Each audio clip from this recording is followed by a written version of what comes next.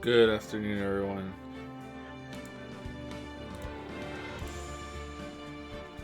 Good afternoon.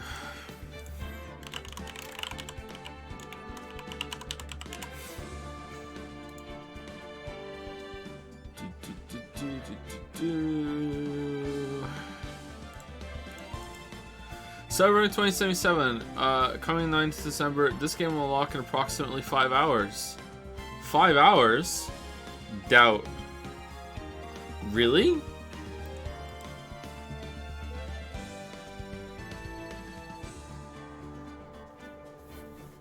Sounds like a tired Joe to be honest. Yeah, I'm really tired. Yeah, sorry I didn't sleep well. Oh, lots of people are streaming it. Huh.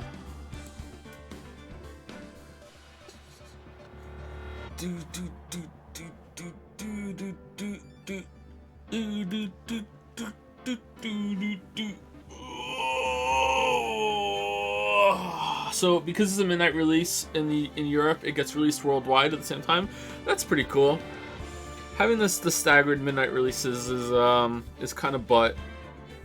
It kind of feels bad, but I understand why they do it. Oh man.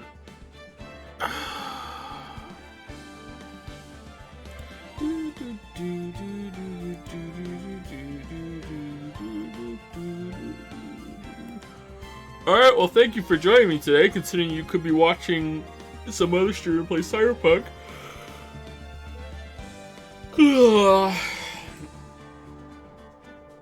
Joe, is that your mating call? No, if you heard my mating call, you would know, because you would instantly be aroused.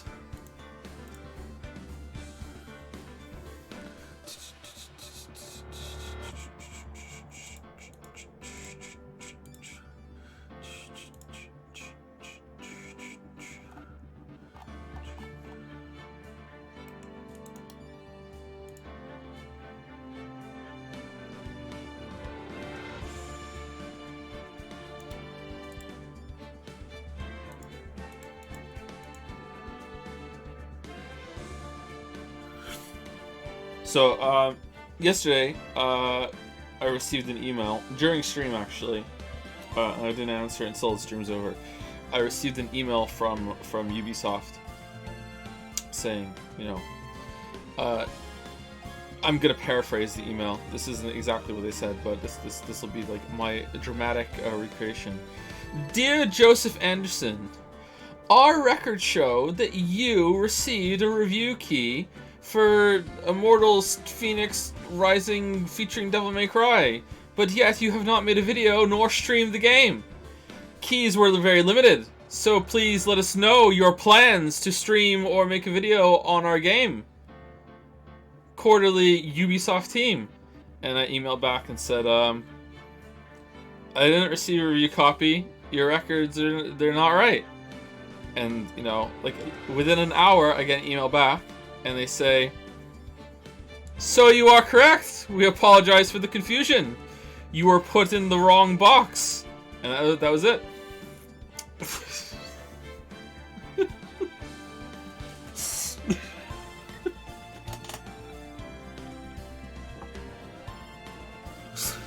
and that's my only interaction with Ubisoft ever.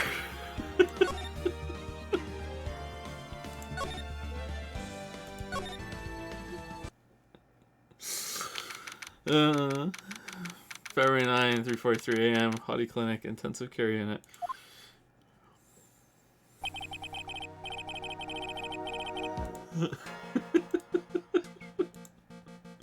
Oh shit! I forgot the big news.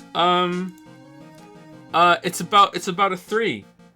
A 3. I know you've all been waiting for more information about this 3. It's the third something. It's the third something. All right. So today, I'm happy to announce that I got my third Duloc on Genshin Impact. I got a third one. I got it on the Zhongli banner. I got a third Diluc. So I have 2 constellations on Diluc now. 2 constellations. Yeah. It's Dilucs all the way down. No Bamboozle. Legitimately did get a third Diluc.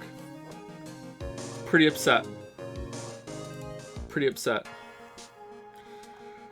Joe, you still only spent 90 on the game. 90 USD. I think it was around 90 USD we paid before. But I think there's been 2 or 3 of the monthly subscription things since then for the 90 Primo Gems every day.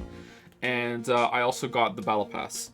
I actually I unlocked the whole Battle Pass this round, and I unlocked it today after getting the whole thing unlocked. I paid for the song or whatever to have footage of it being unlocked. I actually used Shadowplay and OBS to do it because it took so long to unlock it. I didn't want to have to do that again because I didn't have like the whole bottom row was like the whole top row was claimed and full up to level 50, and the bottom row was completely untouched, like completely locked. And I got footage of it like being unlocked like all at once, and also going through it. And I recorded it with Shadowplay and OBS, and I'm glad that I did because Shadowplay didn't record it properly. Like I thought I was being overly paranoid and cautious, and it turned out that it's good that I did because Shadowplay did not record it. So yeah, it's good.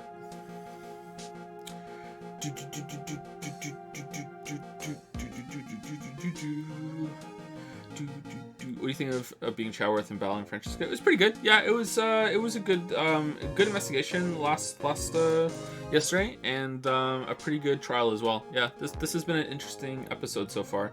If there's a really good payoff for it, then I would might take the top spot over 1-4 for me, but we'll see.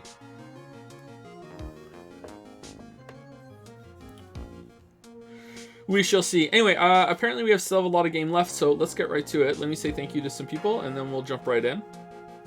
Thank you, Supreme Cool, for the 4-month 3 sub. Thank you, Pitba1 for the 4-month 3 sub as well. Thank you, Bumblebee851 for the 16-month 3 sub.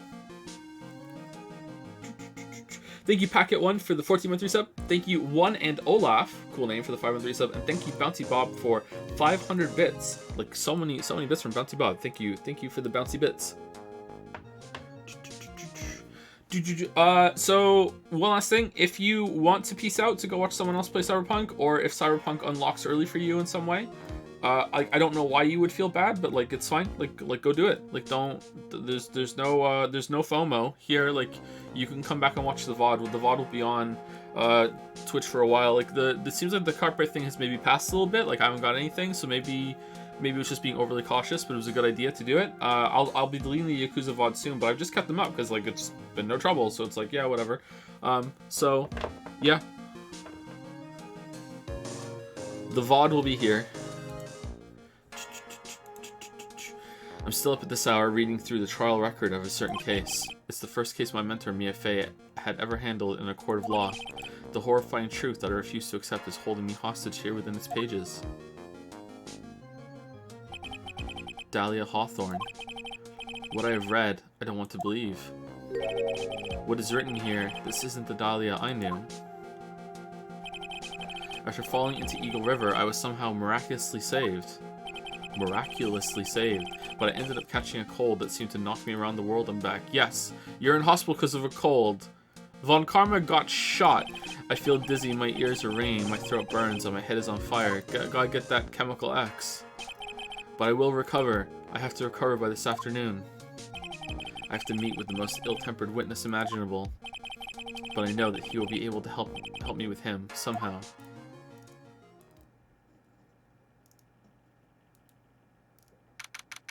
Whoa. February 9, 2:43 p.m., Dusky Bridge. Right. Are you sure you're well enough to be doing this? You still look a little green in the face. Or maybe Viridian in artist speak. Actually, my fever has gone down quite a bit. How's your temperature now? Only 102.2 degrees, nothing to worry about. What's that in science? Shit, man. Cough, cough, cough, cough. Anyway, I read today's trial record. You weren't bad, Chadworth. Pretty impressive despite the circumstances. There's a lot of repeating elements of the previous trials in this one. I really like it. He's sick again. He has a cough, just like it was with Dahlia before. Like we spoke about the prosecutors and the defenses switching roles for this one. It's pretty good. We're not in the clear yet. The main point of contention tomorrow is going to be the murder weapon. Yeah. In the end, the sword did not deliver the deadly blow, which means there must be another sword hiding out there that we don't know about. Another sword, huh? Don't you worry about a thing, pal. I'll dig up the murder weapon myself, or I'll eat my coat. Thanks again, Chadworth. I'll handle things from here. Ooh! That is probably for the best. Actually, I was thinking about paying the old precinct a little visit. There's something I want to look into. And that is our client's background. Naturally. You mean Iris, sir? Damn, we're all on the same team now. I like this. I like all on the same team. Everyone be friends. Work together. I have the feeling that we've met before. All I want is confirmation, one way or the other. And since I probably won't be getting that from you... I'm sorry, Chadworth. I bid you adieu, right? Take care. Guess I should get moving too. Why? Do you need to be somewhere? Yeah, I've got to get to work on this bridge, pal. I'm rigging something up so we can get across the other side. What do you mean you're rigging something? What? That's right. Maya's still stuck over the inner tunnel. Yeah, Fine, what the fuck? But don't you worry, pal. As soon as it's all set, you'll be the first to know. Thank you, Gumshoe. Cough, cough, cough, cough, cough. No problem, pal. Just try not to give me that cough of yours, okay? Alright, I'm off. Gumshoe out. Hang in there, Maya. We'll get you out, I promise. But in the meantime, I've got to continue collecting evidence. Now it really is more of a dusty bridge than a dusky bridge. Oh, I was foreshadowing that kidnapping incident happened here 11 years ago, so maybe it's cursed too. Hazakura Temple doesn't have a single private phone line, and there aren't any houses in the area, so I guess Bikini is the only one who uses this. I really wish I had brought my cell phone with me. Would you get reception out here? There's a narrow path going off in a different direction than that of the main hall. Listen to someone's signpost. Okay. That thing looks like it's ready to collapse, at least more than it did before. According to Bikini, Eagle Mountain is very prone to earthquakes. Uh-oh, which reminds me, if my memory serves me correctly, Chadworth isn't exactly a fan of earthquakes. Nope, he's not. Looks like it's about 20 yards to that cliff over there, but I can't see the inner temple from here. Why does he keep talking about the distance? I really hope Maya's okay. She's dead. Dead. February 9, Heavenly Hall. How did he see the bridge from lying in there? Is there another door, or was it like artistic license? Looks like no one's here. Larry! Laurice! Bless you, Laurice. I was sure he'd be hiding here. Guess I'll try again later.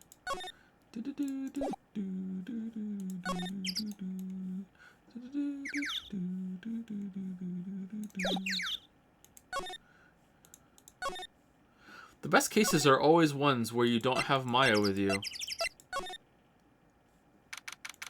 February 9, Hazakura Temple, main gate. Come on, please. It's for art sake, I swear. There's only one guy I know who could be this persistent and high strung. I'm talking about the heroine here, the heroine in my book. I'll make you famous. Arg. Enough! A fool's who foolishly accepts the foolishness of a fool's... They're just like, fuck it, we're just gonna go all in on this shit. Wouldn't you agree, Phoenix Wright? Huh? Me? Wait a second, I know you. Yeah. Your reflexes and mine need to shape up. My brain's frying like a sunny side up. Like a sunny side up? And you want me to grill over an egg? Sunny side up egg? I don't think you can call them just sunny side ups, can you? Franzi, you can't do that. Even as you speak, Nick's on the brink of death, or so I'm told. We've a dead horse. Isn't that one of your American sayings? No, it's not. I'm not on the brink of anything. Come on, Nick. Tell her, would you? Tell her she needs to model for my new picture book, Franzi's Whippity Whip Trip. Oh man, what a perfect couple. Before you ask me to model, learn to give me at least semi-coherent testimony. And before that, you'll have to learn how to live a semi-coherent life, Larry. I don't care what anyone says. I'm telling the truth. I saw what I saw. She flew, I'm telling you. Whoosh. Just like that dude with the red underwear. I don't think I'm... What? Don't think I'm gonna forgive you guys when you come back... come crawling back to apologize. A Superman? Superman has red underwear. He thinks it's underwear over another over clothes. Who wears underwear over their clothes? So off he goes. Humph, it's amazing how little has changed with you in the past year, Phoenix Wright. Have you been in Germany all this time? That's right, extending my perfect win record, naturally. Oh joy, sounds like she hasn't changed a bit. But you don't... Maybe you have a perfect win record in Germany. Has it really been a year since we first met? I'm Francisco von Karma, the prodigy. I see. I gave up a promising career in Germany and came to this country for one sole reason. Revenge. Francisco was born and raised in Germany and became a prosecutor at the age of 13. Because that's a thing. Her father was a legendary prosecutor, Manfred von Karma. He had a perfect win record for 40 long years, but now he is gone from this world. Oh, he died? Don't tell me you still hold a grudge against me because of what happened to your father. Phoenix Wright, you will fall before me. This, I promise. But it will be from my sake, not my father's. Are we clear? Yes, Crystal. No, I'm Francisca. In truth, I was shocked. I came back to America with the intention of defeating you. Instead, it was my little brother who was leading the defense. What? Oh yeah, okay. Von Karma, like they're step siblings, aren't they? Okay. Well, kind of. Edgeworth, come to think of it. Chadworth was pulled into being a prosecutor by Manfred von Karma as well. Miles Chadworth told me something very interesting, you know. He said this case has a special significance to you. Because it does. And that's precisely why I am here. Your personal involvement will make crushing you into teensy-weensy pieces all the better. It's probably the fever, but she's so openly hostile that it's almost kind of cute. Whoa! Ow. No smirking. How about no whipping the guy who just fell off a bridge? No whipping the yeah! That foolish fool doing such a foolish favor for such a foolishly foolish fool. Chadworth. Make no mistake, Phoenix Wright. I came here for one thing, and one thing only, to pulverize you. I came to eat ass in glass, and I'm all out of glass. It's not like I thought you were here to bring me some Cold Killer X. You know. Oh, it's come back, Cold Killer X. Yeah, give us some. I went over the whole case file on the flight over. You read the whole thing? Yes, every last word of every last sentence of every last paragraph. All the ridiculous things you did made it a very interesting read, you know. Attempted to cross a burning bridge. Did you even consider the dangers? No. The only thought in my mind was, I have to get across. A fool who doesn't think is more foolish than a fool who foolishly thinks. Sure.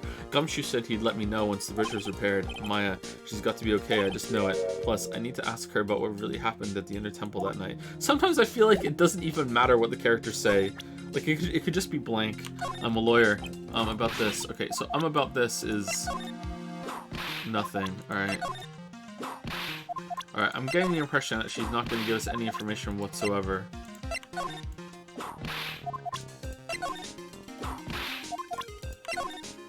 But it will only take 20 seconds to confirm that. And then we don't have to worry about it for the rest of the investigation. Alright, I think maybe 2 more and I'm almost there. Alright, here we go.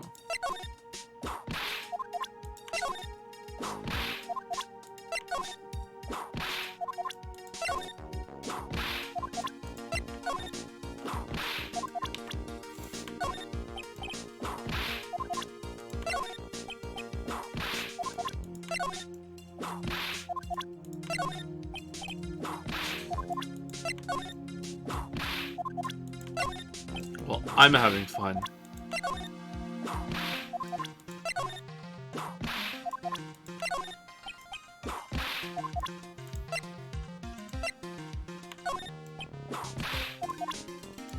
Nah, she'll have nothing to say about Chadworth. Alright,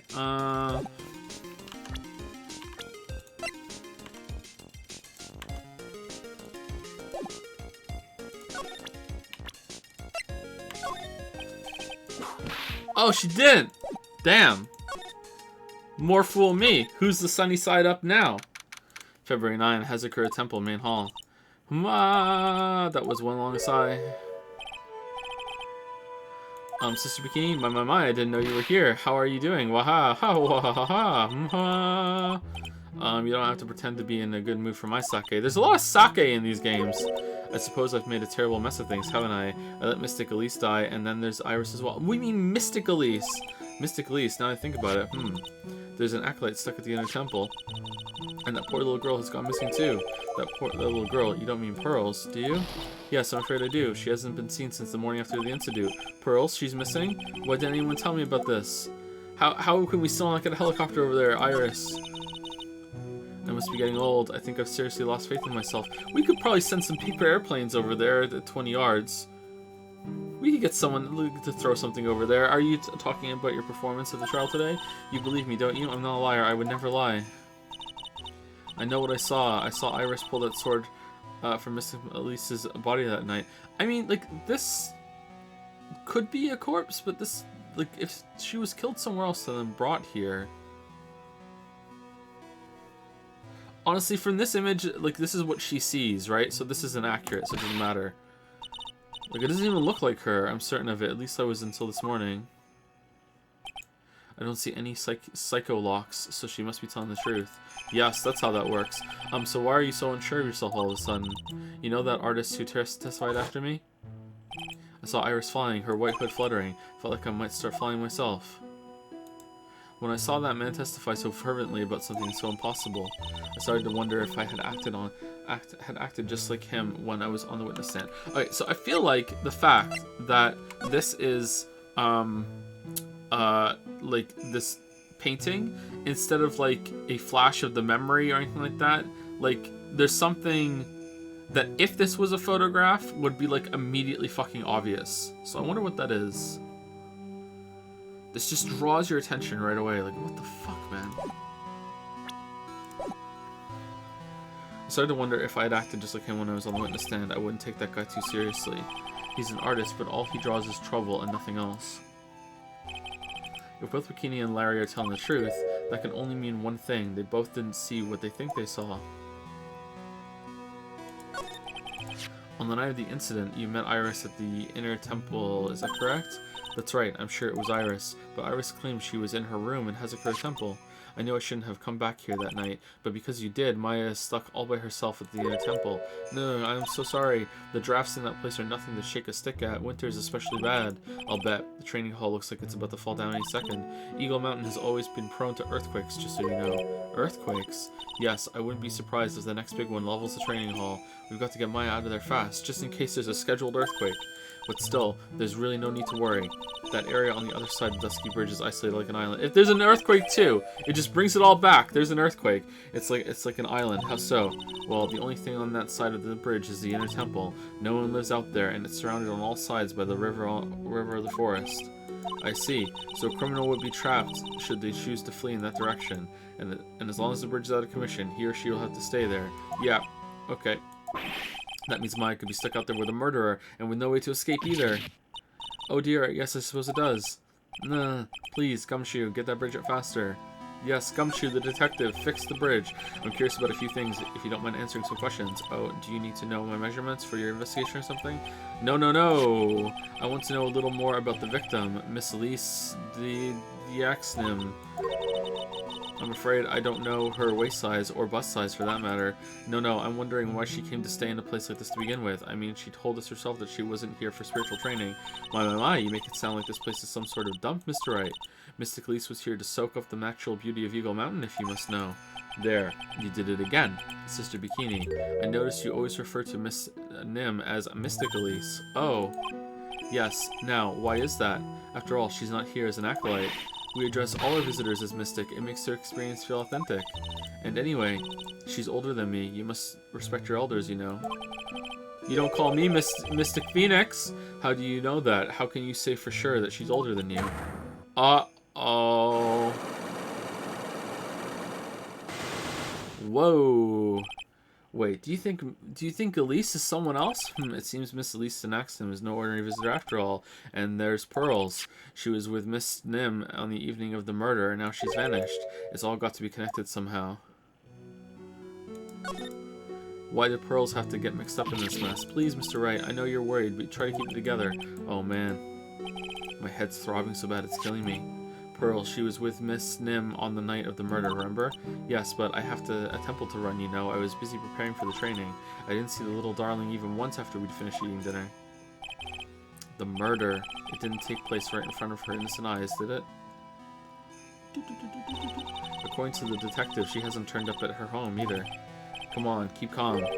There's one place left where pearls could be. She just has to be there. Come on, Gumshoe, tell me you'll be done with the repairs. So at no point Maya hasn't been like standing on the other side of the bridge, like waving, like, hey, look, Pearls is with me, pointing down, like, look, we're here, we're okay. Like no one's been standing on that side of the bridge the whole time waiting for that to happen. Like, what? What's going on the other side of the bridge? That does not bode well at all. Like, holy shit. This crystal sphere is not from a demon warding hood, but I would guess it serves a similar purpose. If it's not from a hood, then I guess it really is from Miss Nim's staff. Look at the blood on it. Oh, poor Mystic Elise. Honestly, it's like the end of the world. It's not a good thing, that's for sure.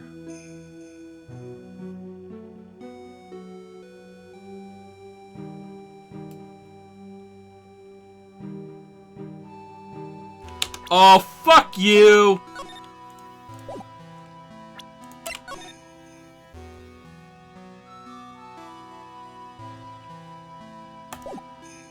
Larry, you dumb fuck!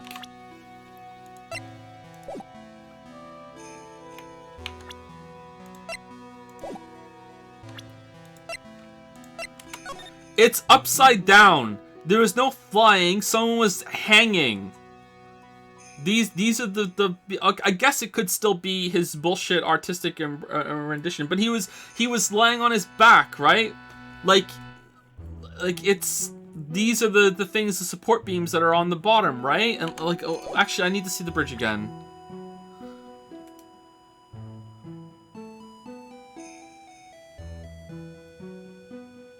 How would she be hanging upside down, but like her hair would be? What? How did that? Okay, maybe I'm wrong. It's a good thing, that's for sure.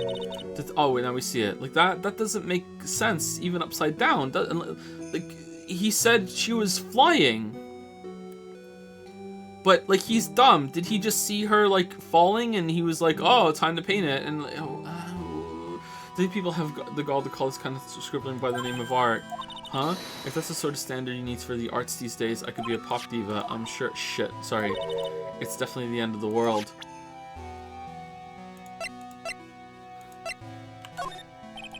I was wondering about this. About this photograph.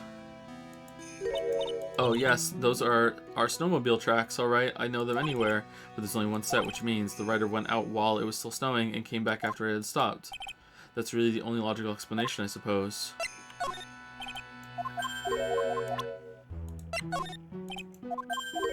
Okay, everything else, I believe, we presented to her last time. I don't think there's going to be any new information. Okay, so I don't think we can break the Psycho Lock yet. Let's go... Oh, let's go looking around and see. February 9, Hezuka Temple Courtyard. This is where Sister Bikini witnessed the incident. It's hard to imagine she was lying on the stand, so maybe there are some clues that have yet to be found. Can we go to the detention center and talk to Iris? Miss Nim's staff. I definitely remember there being a crystal sphere attached to the staff. I guess Larry eventually found the sphere near the foot of the Dusky Bridge, but what was it doing all the way out there? If you leave some lunches runs going around the court or with the city glare to compete with, I imagine they would seem a lot brighter. I guess Sister Bikini must light them for now since Iris can't be there. The sword, it's there in Mystic Amy's right hand, but it was proven in court today that it wasn't the murder weapon. Given the design, it must have been used for some pretty gruesome things in the past. He's gonna take you back to the past. They get quite a bit of snow up here on Eagle Mountain. Around here, skis aren't just for fun, they're tools for getting around. But the sled, now that's gotta be for Bikini's own personal entertainment.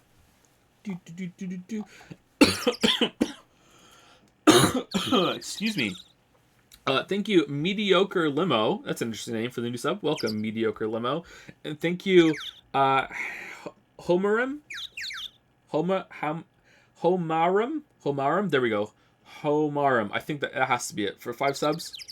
I love how like the third pronunciation. I'm like, yeah, that's got to be it. Thank you for giving us five subs to Ao Hold Up, Cotton Fluffy, JM, Wolfie36, nice Witcher reference, and Reliable Crates. Thank you very much, Homarum. Thank you.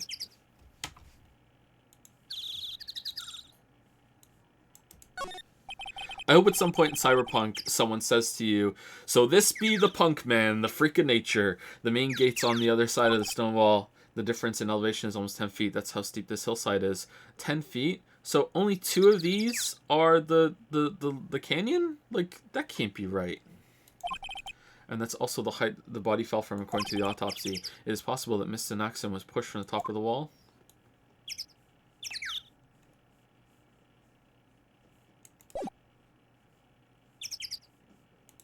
Oh, are we done?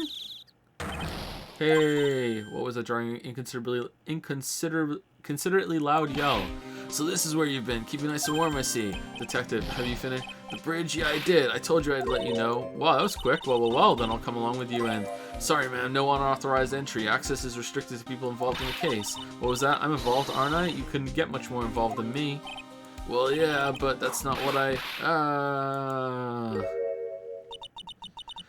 It's been a while, Scruffy.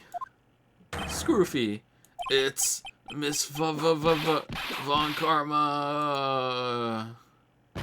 I mean, I hope someone's guarding the bridge right now, considering the murderer might be on the other side. Of course they're not. Sister, please leave the investigation to me. My. Well, you certainly seem to have everything under control. I am on your side. I won't do anything you don't want me to do. As you work to pin the guilt on Iris. What do you daydreaming about, Phoenix Wright? Ow, that hurts, you know. Silence! I, Francisca Von Karma, will personally guide you through your investigation. So you will follow me. She's not seriously going to follow me around, is she?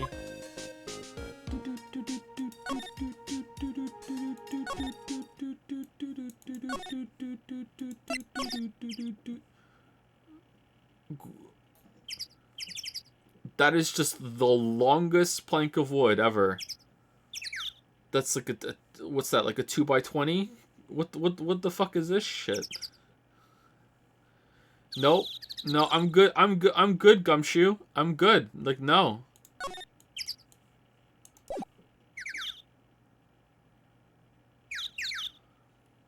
I can't see the suspension wires.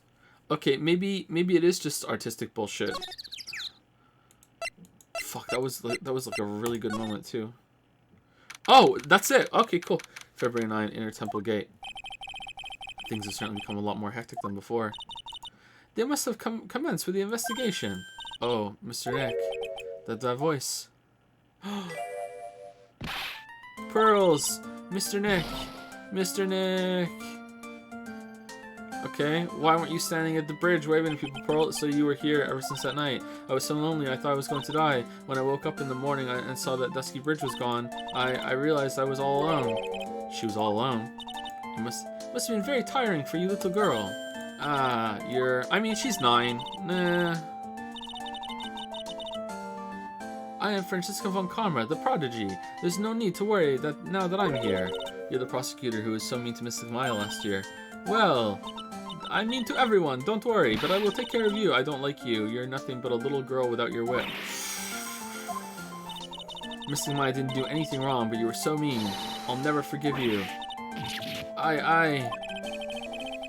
When will you learn? When will you learn that your actions have consequences? It looks like Pearl's words are getting under her skin.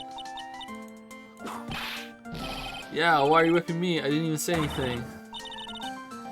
You didn't have to. The smile on your lips gave you away. Anyway, Pearls.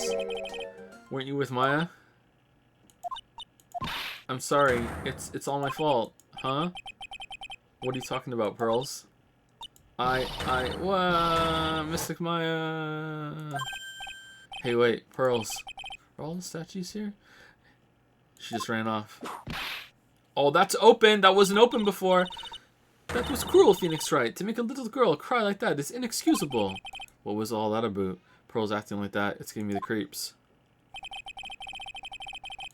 I guess I better take another look around since I finally got a chance, especially since something about this place seems different from 2 days ago. There's a weird smell coming from that incinerator. The door is also open, almost like it's begging me to look inside. Well, let's see what stunning clues concealed in here, shall we? It's a sneaker. It's empty. How naive of you, Phoenix Wright. But it's a bit strange, don't you think, Francisco and Karma? I seem to remember. Maybe Pearls used it to eat something or something. I don't know. There was snow on the incinerator the first time I saw it. In other words, someone's been using it to burn something recently. Listen, Phoenix Wright. It's important to call people by their full name. I was only copying you. A lot of snow has been cleared from that. What? Phoenix Wright. I made a sword out of chocolate to stab the victim, but then I was going to eat it. But after I stabbed the victim, I realized that now the chocolate's covered in blood and I couldn't eat it anymore. My plan was gone. I could have thrown it in the river, but you know what? I decided to melt the chocolate in the incinerator. All according to Kotaku. It's done, Phoenix Wright. What? Would you stop calling me by my first name like that? I think there was an episode of CSI where someone made a bullet out of frozen meat. And it worked, which I don't think it would. But like frozen meat bullet. Was this once a prosperous port? A port. Yes, that metal hook is a mooring post for boats, you know. And I think Grissom figured it out because there were some like insect eggs that only are found in this kind of meat, and they found them inside the person's skull. And that's how they figured it out. It had to be a meat bullet because there's no way that these insects could be in here. Look, there's some beef in this guy's head. That's an anchor for one of the wires that's used to hold up the bridge. I think the wire that was tied to this one probably snapped when the bridge burned down. Oh, wait, how is the bridge still up then? I mean, there's no way there was ever a port all the way up here.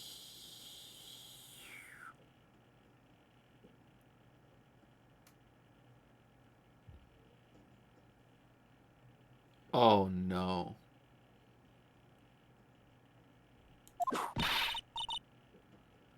Don't get smart with me, Phoenix Wright. But I didn't see anything.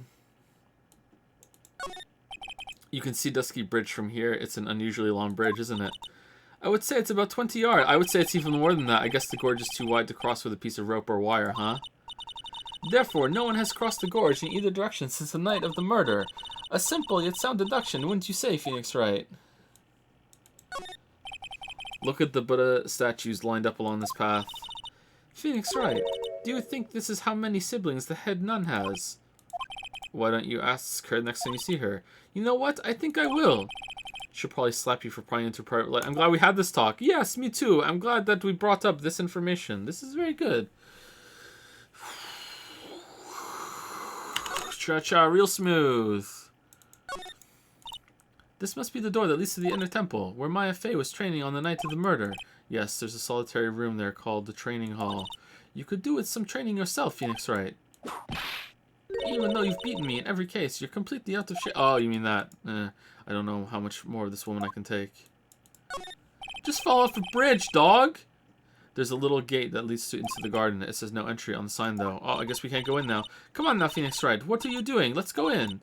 It's half open anyway. What harm could come of it? But it says no entry. It's a crime scene, Nick. That's what we're here for. We're trying to find a missing girl. Don't you Americans enjoy doing whatever you like and then simply say, whatever? That's got nothing to do with anything. And who told you that?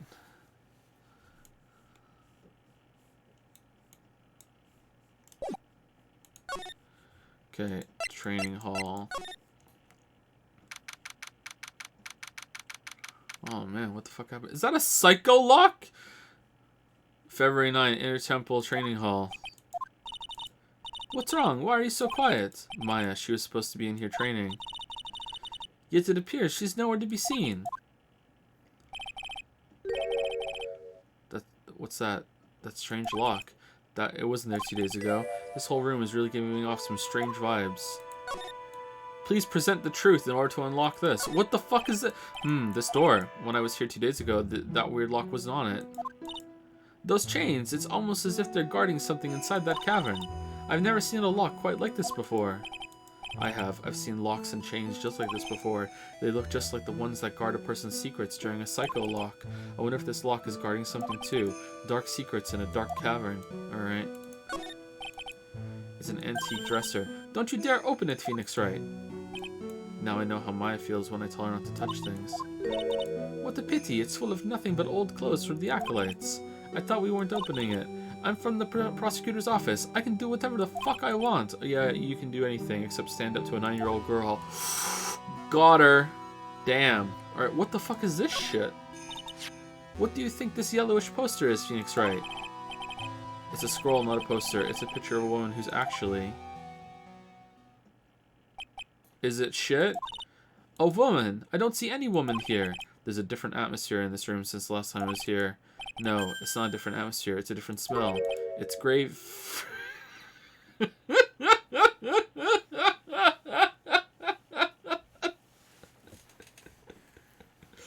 Curds and gravy, eh? So someone threw a poutine on this poster. Oh no. What a tragedy. Waste of good gravy. What's the matter? This scroll that's been completely covered in gravy. Fucking gravy! What do you mean gravy? Were they making like stew or something? Is it stew? What are you fucking talking about? Gravy, Phoenix? Ah yes, there's a very appetizing smell in the air, but gravy is a type of sauce. So when you run out of paint, you Americans use gravy as a substitute. I see. Is gravy a sauce? No, no one does that. For starters, it stinks. I guess it is. This must be the gravy that we had with the roast on the night of the incident. But why would anyone do this? Why this scroll? Hanging scroll updated. Touch to see before and after view under the check screen. Oh, that's cool. Misty face image is obscured by gravy. What took you so long? I thought even you'd manage to get here faster than this, Mr. Trite. Prosecutor, good. What do you mean? We were here before you, bro. I didn't know you were here. Prosecutor, how come you didn't show up at the trial today? How come you didn't show up at the trial today? Ha, I could ask you the exact same question. Huh? But I had a cold. I had something slightly more important than a common cold to deal with, the importance of which is something you have no hope of ever understanding. Enough! I believe I have the measure of you. You are the very worst kind of prosecutor. What could be more important than a trial? Who's the wild mare, Trite? I had to roast some coffee beans. This is Miss Von Karma. She was the acting prosecutor in your absence today. Huh. Well, I guess I owe you one then.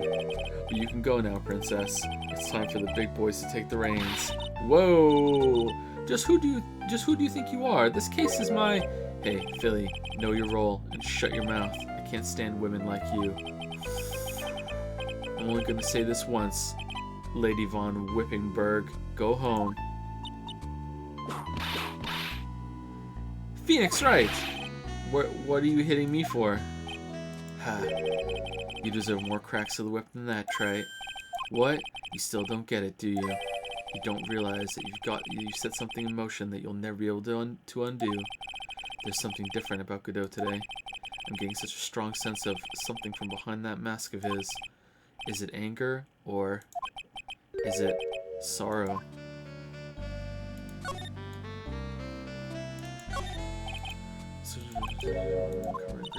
I can't make out what's drawn on the scroll at all. I'll never understand you Americans and your so-called artists. Yeah. Okay. What's going on with you, Godot? You had some important business and that's why you were in court, huh? So what was it? I told you once before, but perhaps you don't remember. I've returned from the depths of hell to do battle with you. You see, Trite, I've experienced something most have not. Death.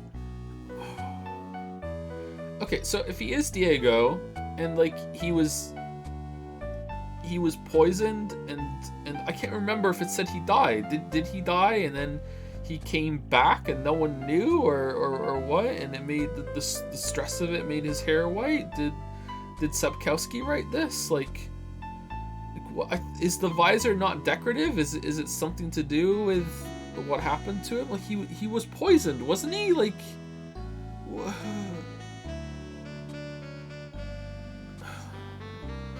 You see, Trey, I've experienced something most of not death. You died, of course. Being extradited from hell is a tedious affair. The meticulous regeneration and adjustment of all your internal organs is, well, let's just say modern medicine allows us all to live to a ripe old age. Aw man, you're like Shepard, even someone like me.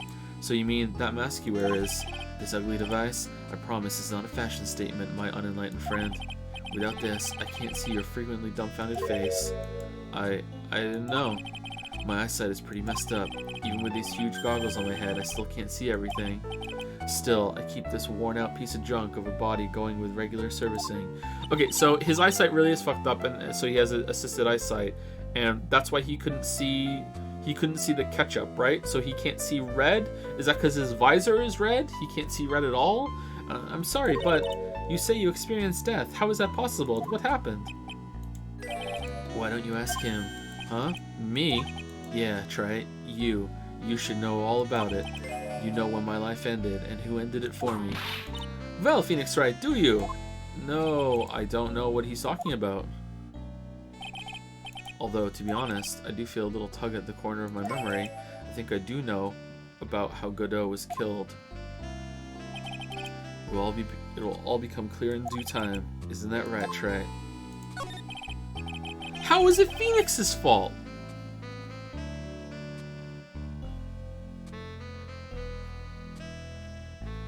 The only thing Phoenix is guilty of is being involved in Dahlia's scheme to get away with it. How is it Phoenix's fault? What are you talking about? Earlier you said I've done something I can never undo. What did you mean by that exactly? The inner temple here on this side of Dusky Bridge is an isolated island. That's what Sister Bikini said too. And I wonder, Trey, do you know what the police are doing here today? What do you mean? They're searching. Searching for any trace of an acolyte who went missing. Missing? As leader of the search party, I can tell you this with absolute certainty. My Faye is not on this side of Dusky Bridge. Huh? But that's impossible. She came here that night and... I won't say it again. The chances of her being here are nil. Excluding, of course, one very unique place. Behind you? One. Where's that?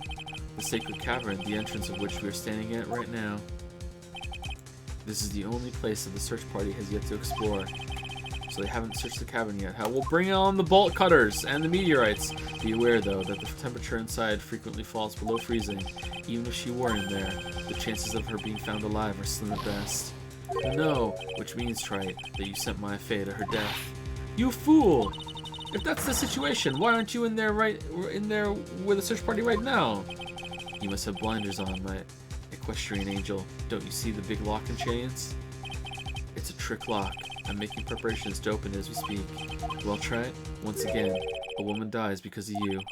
Once again? What are you talking about? Oh, wait. That wasn't his fault either. Don't tell me you've forgotten. It was only 2 years ago, after all, when the last unfortunate woman died because of you. Because of me? And how'd you know who that was? Did you know who that was? It was my Faye's sister. That's right, Mia Faye. Mia? You killed her. No, that's not how it was. It was 2 years ago. Mia Faye was pursuing someone, a man, but she bit off more than she could chew, so she made a very dangerous enemy. Yeah, that's one case I'll never forget. Damn, Coggers, but I got that guy personally. Sure, Miss Faye's murderer was caught. 1 second.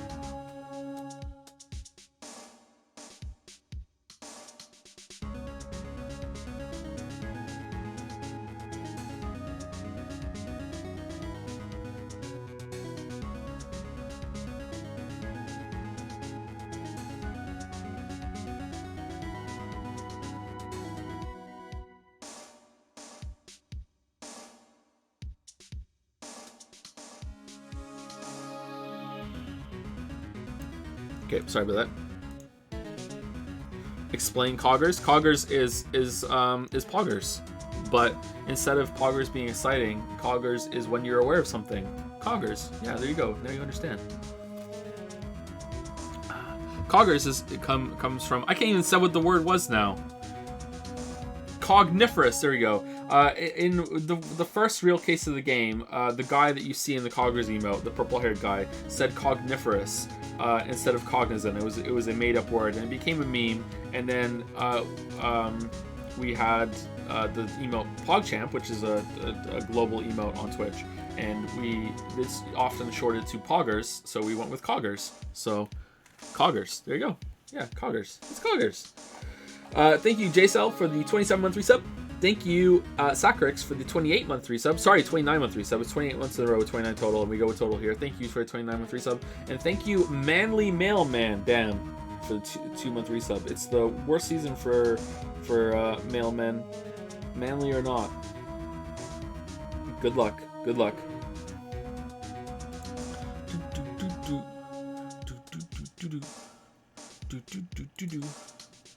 But that won't bring her back. How is it Phoenix's fault that she got killed? Well, no.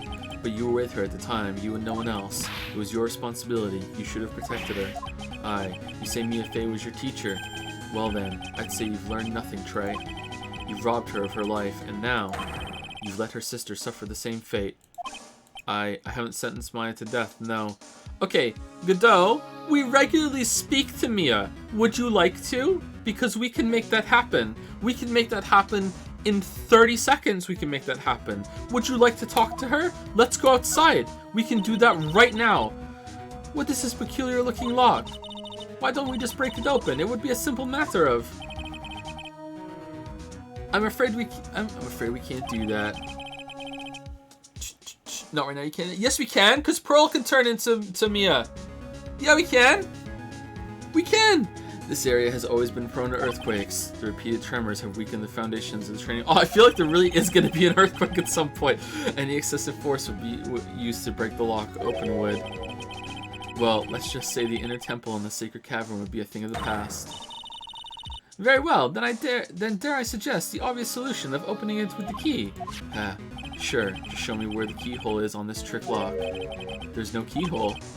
That's right, an interesting puzzle, huh?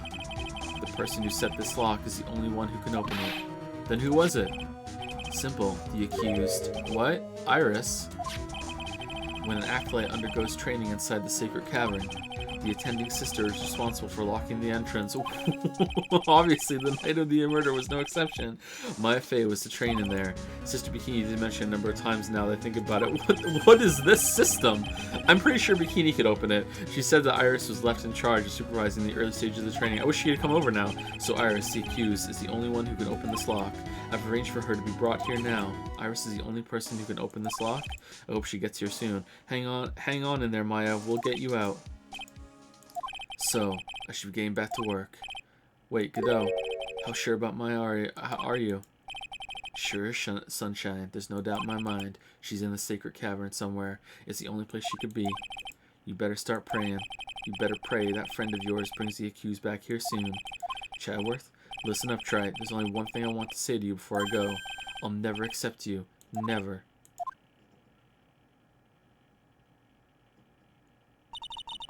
What the fuck is his problem? You should choose your friends more carefully, Phoenix Wright. That's what everyone says. It looks like I don't have much of a choice. I guess I'll just have to do what I can for now. Do do do do do do do do do do do do do do do do do do do do. I don't know, should I or shouldn't I? Sounds like someone's talking to himself, but where's that coming from? Yeah, I guess I better wash that off. That's what I'll do. No, but I can't do that. I'm a detective. Arg, my brain. This is driving me nuts. Is something troubling you, Scruffy? I got gravy on me. Please don't whip me all like that all of a sudden, sir. It was merely a simple greeting, a friendly tap on the shoulder with my whip. So what's up, Gumshoe? Is something on your mind? How did you know, pal? Perhaps you were trying to decide. You were trying to decide. Perhaps you were trying to decide. Yeah, it's wrong. Decide if you wanted to wash that off or not. I think that's wrong. How did you know, sir? Oh, yeah, I nearly forgot. You can't go through that little gate there, okay? Because it says no entry. You mean the one that says no entry on it? I am kind of already snuck in there. Is he trying to be clever or something? So what's behind there, Scroofy? A kind of garden-like garden. A garden? Yeah, anyway, it's under investigation right now, so keep out. I'm not telling you, I'm asking you, pal. You got me? Isn't it normally the other way around? Well, see you later. So, shall we adjourn to this garden, Phoenix Wright? Of course, what else would we do? I really want to know what Gumshoe was thinking of washing off. Damn. fucking whatchamacallit, Von Karma and Phoenix are like going at it.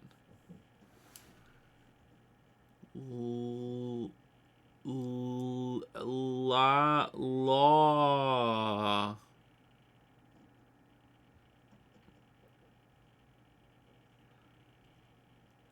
I am. February 9, Inner Temple Garden. There's a strange feeling in the air. I wonder what it is. A strange feeling. Forget about that. What's that strange writing on the stone lantern? Ah, what are you doing here, sir? I thought I said you can't come in here. Don't you know, Scruffy? A Von Karma will always show up wherever there is a clue. And there are plenty of clues to be found here. I can smell them. But...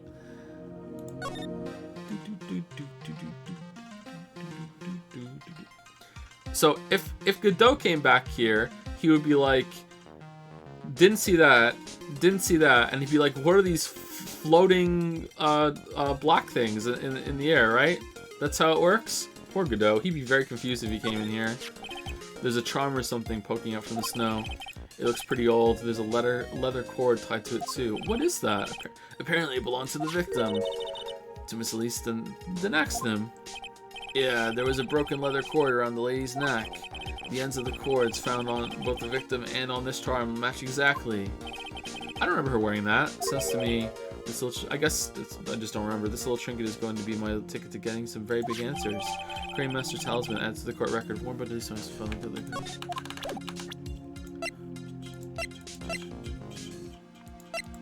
Wait, where is it? Maybe she wore it under her cloak?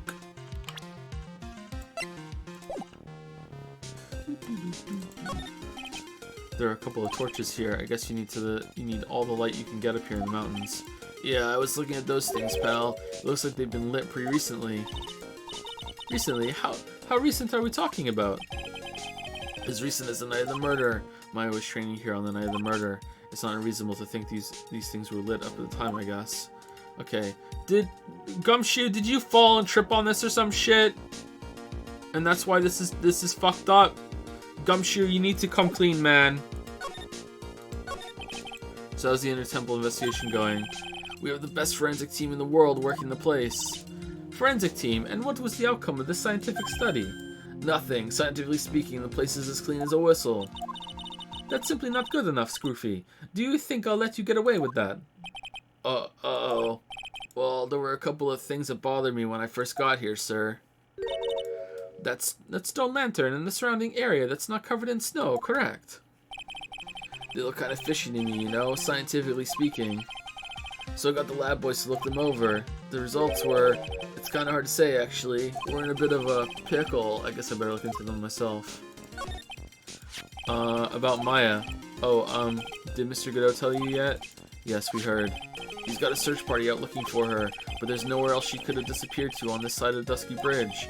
All we can do is wait for Mr. Chadworth to get here, pal. Chadworth? He's escorting Iris, the defendant, over here. We'll have to wait, since she is the only one who can open the door to the Sacred Cavern. Oh, I think Mr. Chandler wants to talk to you about something too, pal. Huh? I wonder what it is. It's a proposal, just don't be expecting any good news when you talk to him. When I spoke to him, Mr. Chadworth sounded so down, I felt like I was drowning. Sounds pleasant. Okay, this looks like, was this used to sweep the snow away? Is this dirt or is it stone? It looks like dirt. What the fuck's that? A little lantern, a little statue. It certainly is it is certainly a quaint little garden. Oh, it's got a little shop. I love a little shop. What is this huge bowl there for? Oh, I know this one. It's a water bowl, isn't it? Everything else is completely frozen over, but the ice in this bowl has been broken. That's true. I wonder if this has any impact on the case. Well, maybe Pearl got thirsty while she was here by herself in the wilderness for 2 days. I doused my face earlier with the water in this. I was getting kind of sleepy.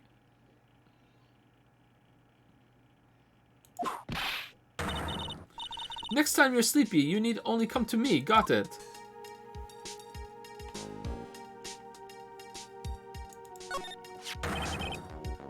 What the heck is that? Uh-oh. You spotted it, huh, pal? I mean, that's clearly Maya, right? It's gotta be Maya. M-A, like Y or an R. Like, it's smudged the shit A, right? It's gotta be. Like, there's nothing else it could be. I hope to God that they point that out right now. Are you kidding me? It couldn't be more obvious. It says Maya. Yeah, okay, good. And before you ask, it's written in blood. You'll answer all our questions now, Scroofy, without exception. Yes, sir. What happened here? And there's no blood. Okay, was there blood in the snow around here, and the snow was swept away because of the blood, the bleeding, or like? I mean, I think that we would still. Would you actually? I don't know. Well, this is odd. There's no snow in the ground here. On the ground here, it's an almost perfect rectangle. It couldn't have happened naturally. Yes, it appears as though someone has carefully cleared away the snow. No doubt it was you, Scroofy. No, it wasn't me, sir. It was already like that when my men and I got here to start the investigation. If it wasn't the police, then who did it? Oh yeah, there's something I need to tell you. Just between the three of us, okay? What is it? I really need to go to the bathroom, so I took a piss on this altar thing, and I pissed away some of that blood writing. Sorry. I really need to go. It's top secret. You can't tell anyone, got it? Understood. Well, when I was a kid, I got knocked out of the local wrestling contest, you see? I was so disappointed I just picked up my mouth guard and cried all the way home. Man, I got in so much trouble when I left it on the couch. What? Is that it? That's it. God, whoever cleared the snow away must have had a reason, although I can't even begin to imagine what that reason could be.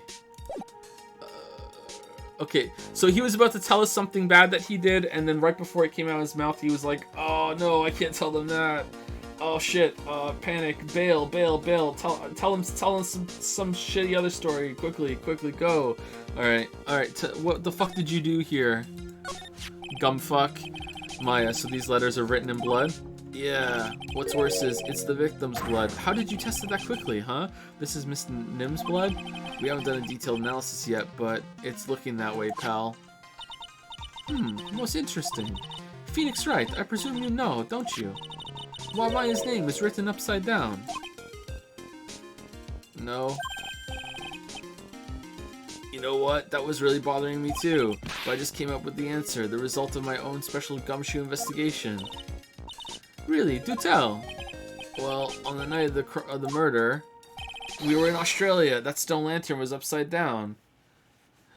She was upside down? How would she be upside down?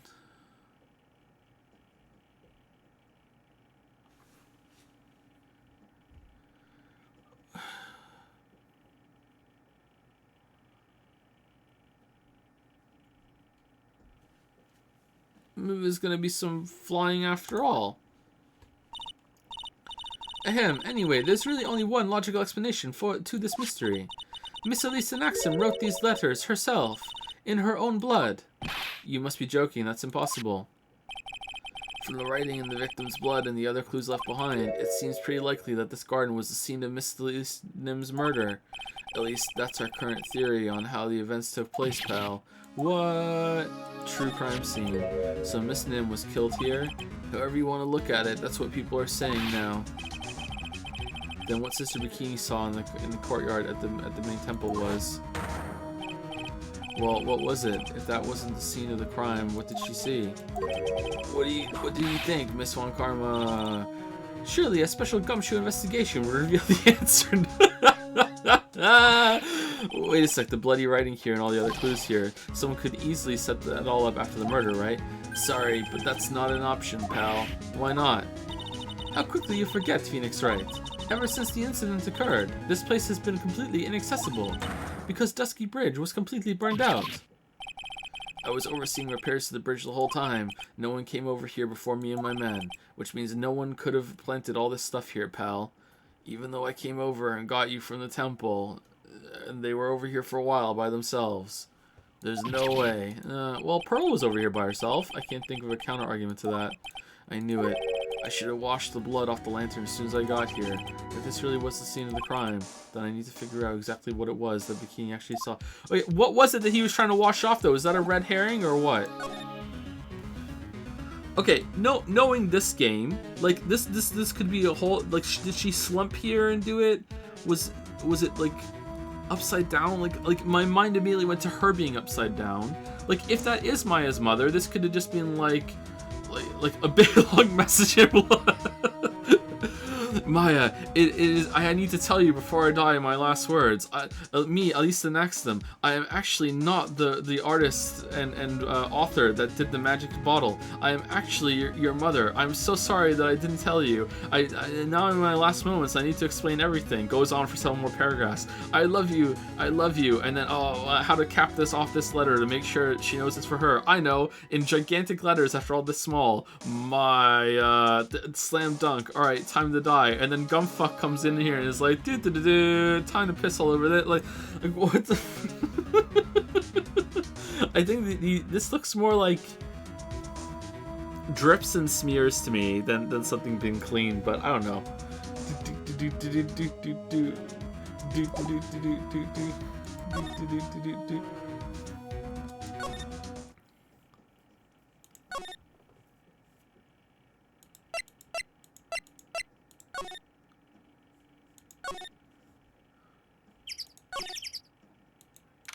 February 9, Hezekiah Temple, main gate.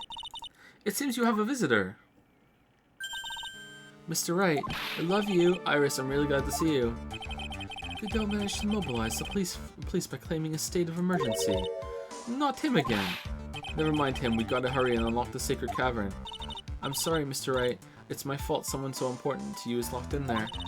Mr. Chadworth, can we finish our conversation later? Alright. Let's hurry to the inner temple then. I'll see you later, Wright. In my swimsuit. Wait, Chadworth, I'm coming with you guys. No, sorry, Wright. I can't allow you to come with us. What? I hate to be the one to break it to you, but Maya could be dead in there, and I don't want you to see that. My Faye is in a rather delicate position. What do you mean by a delicate position? This isn't simply a rescue operation, right? It's also an investigation. That being the case, we can't allow members of the public to interfere. Come on, Chadworth. If anything happens, you'll be the first to know. Please understand, right? Okay, that's kind of horseshit. Come on. But it's Maya, Mr. Wright. All that matters is that Mystic Maya is rescued, correct? Listen to the voice of reason for a change, Phoenix Wright. From now on, consider anything beyond Dusky Bridge to be off limits. We'll be going now. Excuse us. But I'm the defense attorney! This is no time to be standing around, Phoenix Wright. Aren't there other things that demand your attention? She's right. And also I'm right. Thanks for reminding me. February 9, Hezekiah Temple, main hall. Sister Bikini looks like she's shrunk some since I last saw her. Don't be so rude, Phoenix Wright. Oh, you're still with us. I thought you were gonna go back. All right. What's wrong, Sister Bikini? My. Hello, you two. How are you doing? Wow. For the sound of that sigh, I guess she's still pretty down. Iris was just here, you know. She was accompanied by that handsome crimson-clad prince. Is she talking about Chadworth? It was just a courtesy call. I wasn't allowed to talk with her at all. Oh dear, it's all my fault. That's right, yeah. Poor Iris. She was worried about my back, would you believe? What have I done to her? You told the truth. Only what you had to do, sister. You bravely and truthfully testified about what you saw. There's no shame in that. That's true, yeah, there's no shame. That's what you saw, that's what you saw. This was for the kangaroo court to figure it out. I mean, you kind of went off the rails when you were like, maybe she could have went down to the river and thrown a sword in there. Like, maybe. But we'll see this, and we'll see to it that your testimony wasn't made in vain. Well, I don't hear anyone else saying that. Mr. Blue Suits doesn't seem to share your opinion, I see. Huh? Me? Glare. Oh, yes. You did great, Sister Bikini. Absolutely spectacular, even though I wasn't there. Sniffle, you two are the only ones who said that to me. I can't shake the feeling that I just became a shill to a shrew. Do you have a problem, Phoenix Wright? I have several. Sure, she was brave to testify so truthfully like that, but I know she's still hiding something. Guess it's time to break these psycho locks of hers. Alright, I like it when the game tells you when it's time to break the locks. I wish they would do that more often. Or just glowed when it tells you you have it, at least.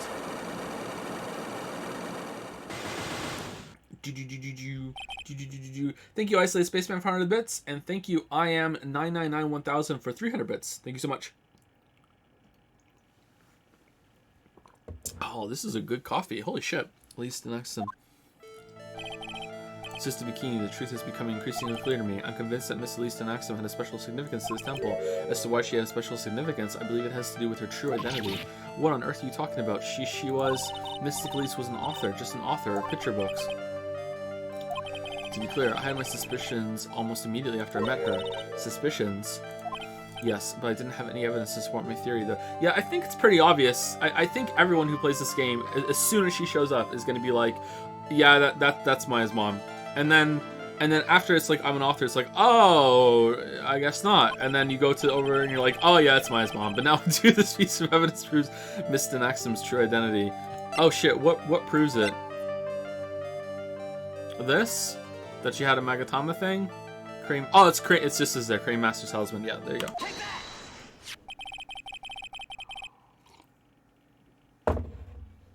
Miss Axum had this charm with her at all times. Krog, where did you... This isn't some cheap good luck charm either. Then, it's not just semi. What do you think it is, Mr. Wright? What could a talisman like that possibly mean? It's a talisman, is it? Interesting. Oops. This thing speaks volumes about who Miss Axum really was. This talisman and one other item unequivocally prove Miss Axum's true identity.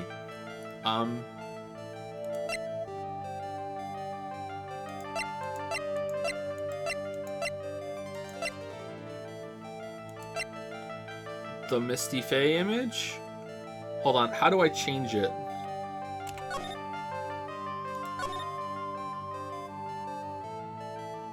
I think it's that.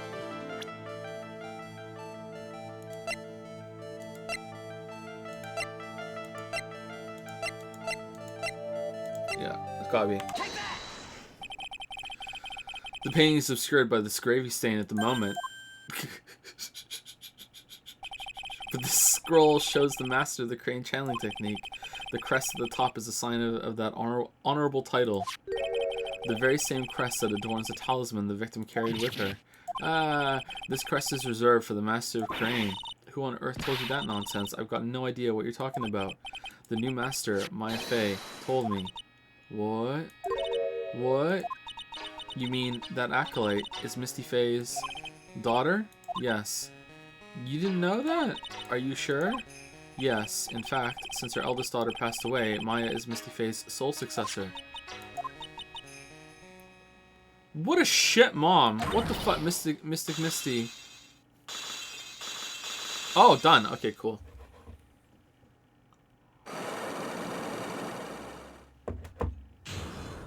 Unlock successful. Mystic Elise graced us with her presence about a week ago. When she showed up showing the talisman with that mark on it, well, I nearly fainted. No one had seen her since she disappeared 17 years ago, after all. What is the significance of this talisman, sister? Still here, by the way. The crane talisman is the symbol of the master of Kurain. The bearer must carry it with them always until their death. Until their death? So Elise Axum was really Maya's mother, huh? She was Misty Fae, the master of the crane channeling technique. The truth comes out at last. It looks like we're making some headway here. Why have this big mystery and have her missing for so long? To bring her back and then just kill her off right away. That's such a strange thing. I guess she can come back as a possessed medium, right? But that's so weird. Tell me, sister, after 17 years, why did she choose to show herself now? Because something happened that called her out of hiding. What happened? Well... Oh no! What's happening? Oh no, it's the regularly scheduled earthquake! My dad, he's back! It can't be. Earthquake. Arg. Oh my goodness, the inner temple. This kind of tremor might... The inner temple! The secret cavern in the training hall. It might very well cave in. What? Maya...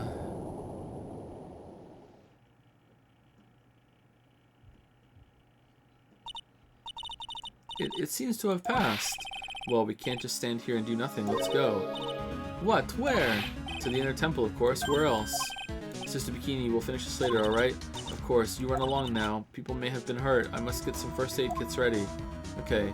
If Gumshoe's rickety-ass bridge survived that earthquake, come on then, Phoenix Wright. They won't bar you from entering as long as I'm with you. Thank you. Right at that moment, I had the worst feeling in my gut. We just had an earthquake. Yeah, we just had an earthquake. People might be dying. It's collapsed. We need help to the rubble. No, you must stay back. You're just a member of the public, Phoenix. You can't be in here. Fuck off. Stay away. It's too important. People are dying, but no. You must stay back. No, you're not involved in this, Phoenix. I wonder if he's alright. You look worried. Are you thinking about Miles Chadworth? Come on, let's go. We gotta hurry to the inner temple and... Right. Quick, the snowmobile. Ah, what are you doing here? Gah. How could I have... How do you expect us to understand if you don't speak up? Oh, man. Did she just whip Chadworth? Hey, why am I the one... Oh, never mind. She's gone. No. The defendant, Iris. She's gone. Gone where? She fled. She escaped. What?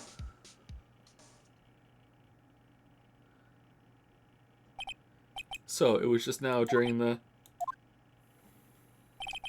It's easy to see Chadworth's one and only weakness.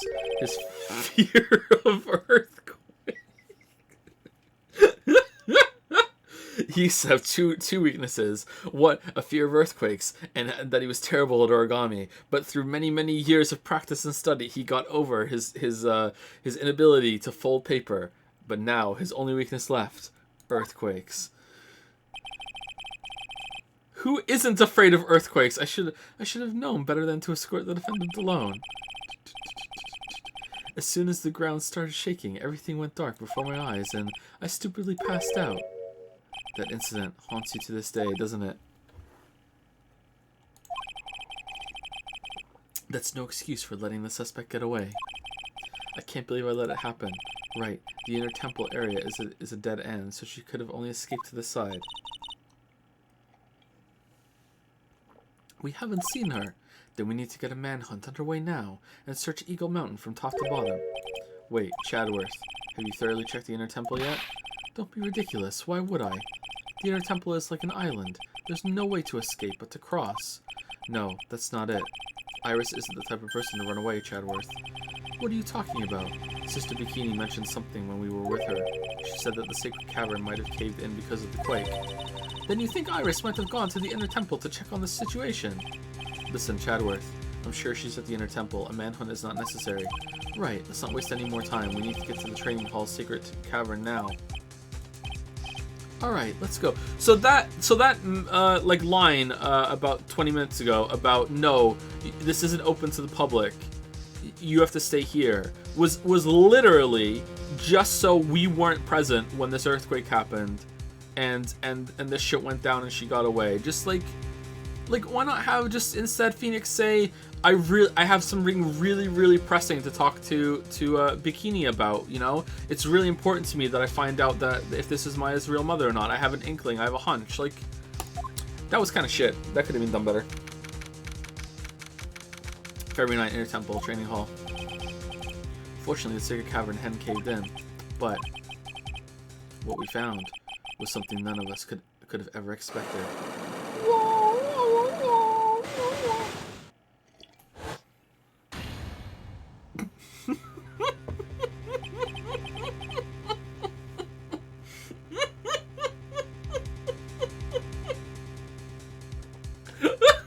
Alright, you know what? That's true. That is... I would never have expected that. Like... Wait, can Godot even see most of these? Like, I guess because not all of it is red, he would just see this as he would see the shape, he would see it as gray, right? Because it's not like the parts of the apron that had the red on it were invisible to him. He just couldn't see the ketchup. So he can still see the shape. So he just can't tell that that's red. Okay, how can there be even more locks? What is the meaning of this? Iris. Iris, please tell me. What the hell is going on? To be continued. Whoa, what? To be continued. Did she put more locks on?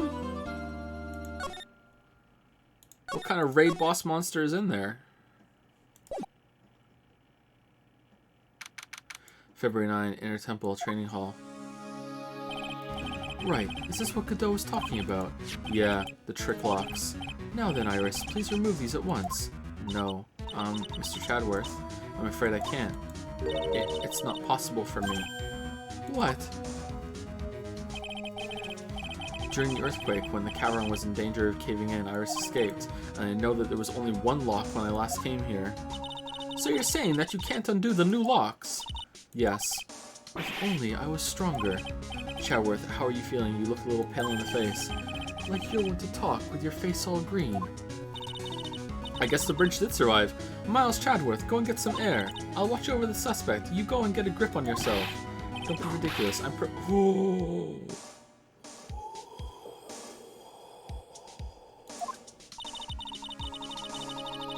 There's no telling what sorts of mistakes you could make in your current status. Nailed it! Go and get some rest. That's your only concern now, Miles Chadworth. Understood. I'll handle the investigation in the garden. You take care of things here. Chadworth. He's got so much pride that he's probably off crying in a corner of the garden. Pride is simply another trap that hinders us in our lives. That said, one must have pride to be effective on the job. At any rate, it seems that this is where we part ways, Phoenix Wright. I'm going to stay here and see if I can't help solve these bothersome puzzles. I see. Well, thanks for your help.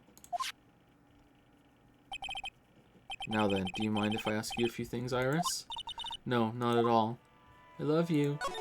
Escape. Why did you make a run for it, Iris? I'm sorry.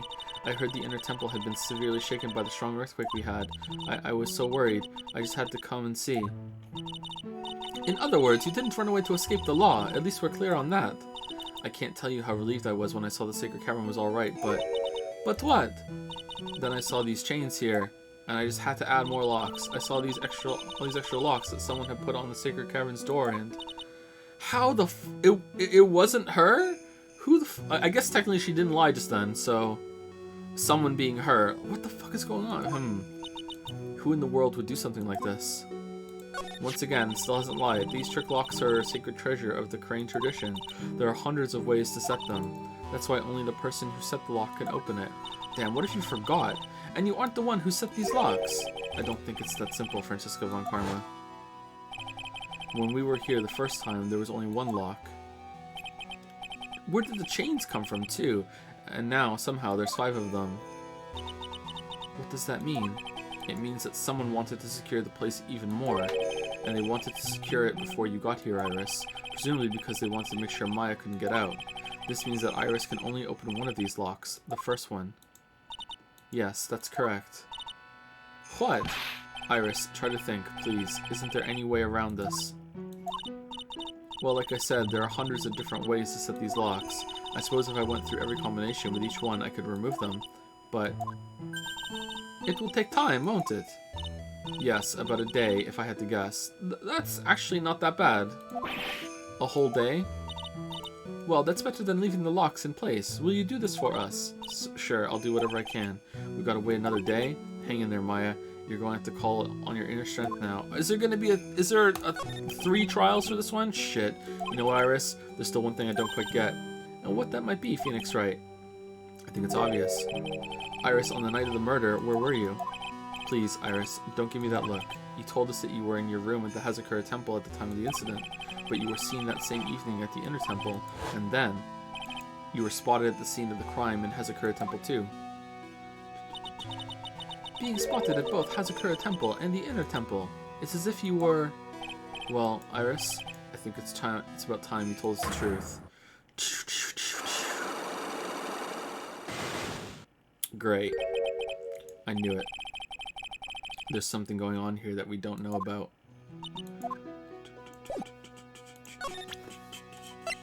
Alright, what do you think about this? you take a look at this? No, locks are more important. Alright, take a look at this. No, locks are more important. Alright, take a look at this. Alright, is she getting whipped or are we getting whipped? Alright, literally nothing? Literally nothing. Alright, cool. Alright. Alright.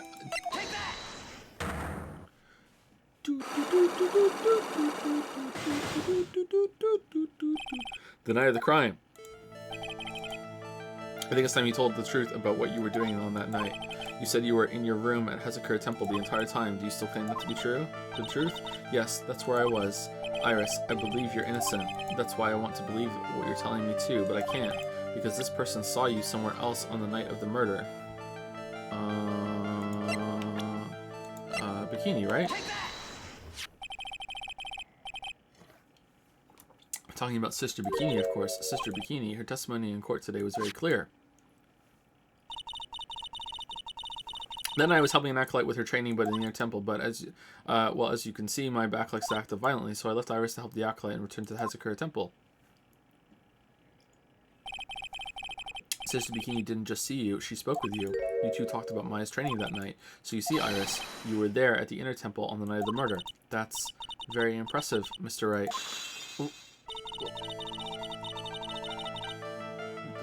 That's it? The acolyte's actual training was due to start after 10 o'clock that night. I left the main hall early so I wouldn't be late.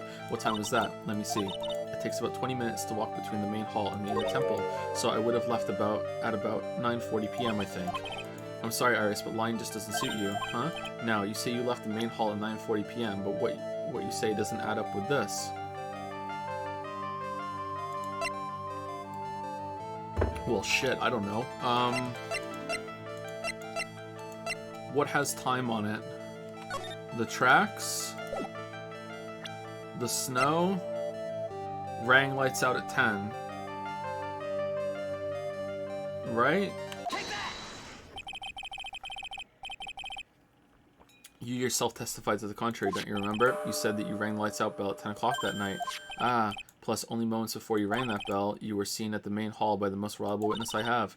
Who's that? Me. Mr. Wright. We even spoke a little that evening. That's when you gave me this. Surely you haven't forgotten. I have. No, that's right. I remember.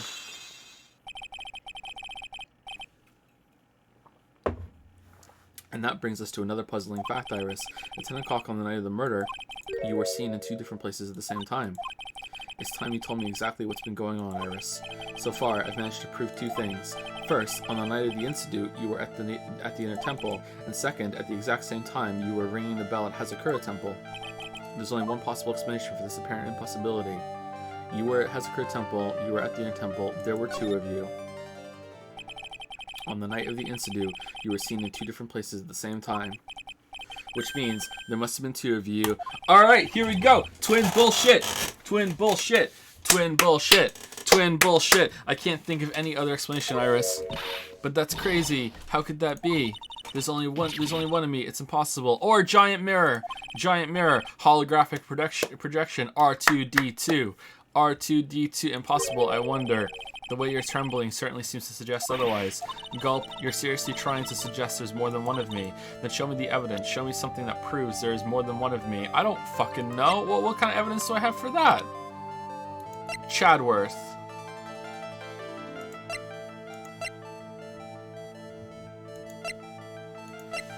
I don't think we have this evidence yet. I think we have to go talk to Chadworth. I don't think I have enough evidence yet. I should investigate. Yeah. Because Chadworth had someone to talk to us.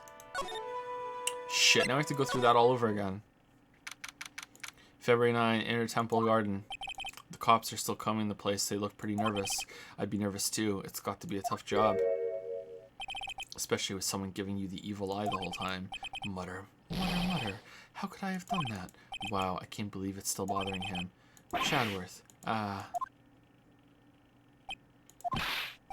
Hey, don't you dare run away. What do you want, Wright? What do I want? If you came here to laugh at me, then get on with it. Go on, laugh away. Sigh, I was ready to hug it out with him, but he's just the same prideful Chadworth. You went back to the Criminal Affairs Department, right? You said you wanted to look into something concerning Iris. Yes. And thanks to what I found, I was reminded of something terrible.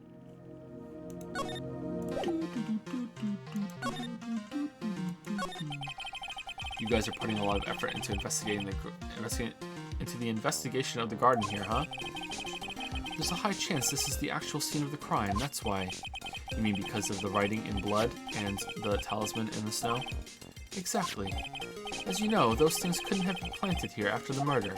But surely, you don't suspect Maya, do you? We have to treat everyone as a suspect, Maya as well as Iris. It's our job, right? So, I guess you still haven't gotten over your fear of earthquakes. No, though thankfully my nightmares have stopped. Aw, poor Chatworth, but still, if the ground gives us even the slightest tremor, I find myself short of breath.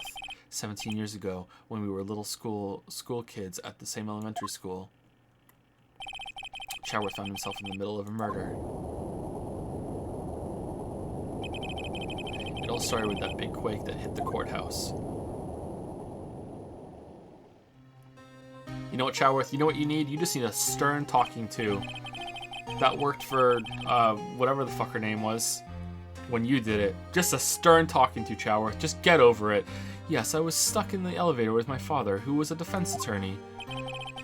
We were deprived of oxygen.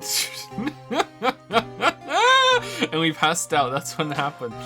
Oh, that single gunshot shattered my whole life. See, let that be proof that even if there's something that's just utter horseshit, that it can still be a good and entertaining story. It's such horseshit. I lost everything that day, all because of that earthquake. My dreams, my family, and myself. It's been more than 17 years now, and that case was finally resolved 2 years ago, right? You think I don't know that? I was there, but...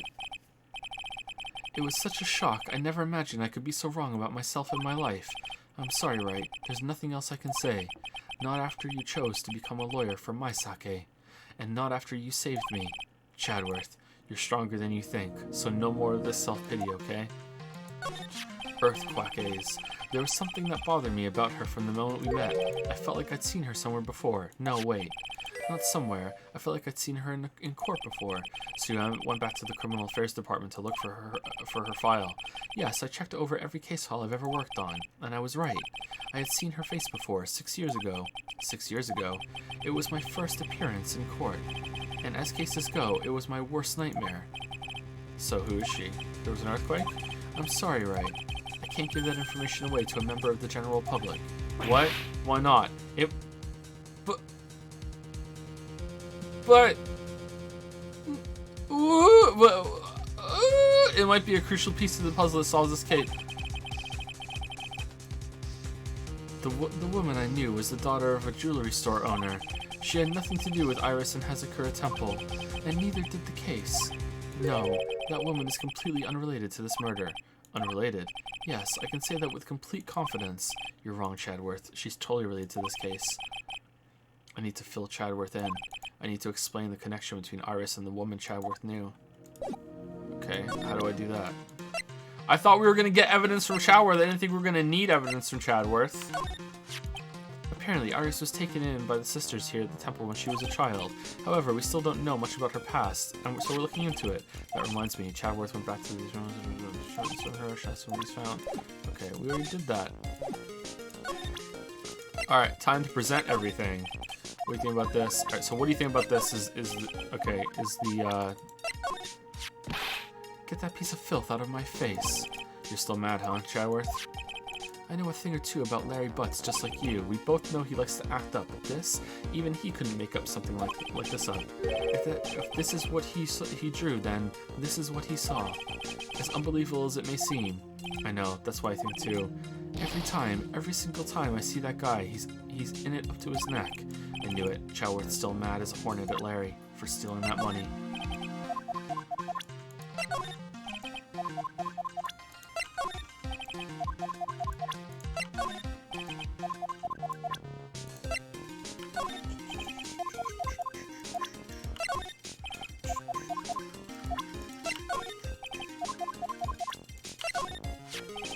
Iris gave that to you, didn't she? Yes, and it really works. It helped my fever go down quicker, I'm sure of it. So you say, but your face is as white as a sheet, and sweat is running down your cheek. Anyway, it seems to me like there's something going on between the two of you.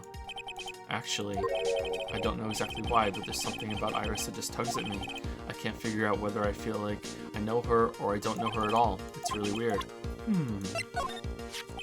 Another victim we know nothing about. Same as always. I hope you'll tell me if you know something about our mystery woman, Ray.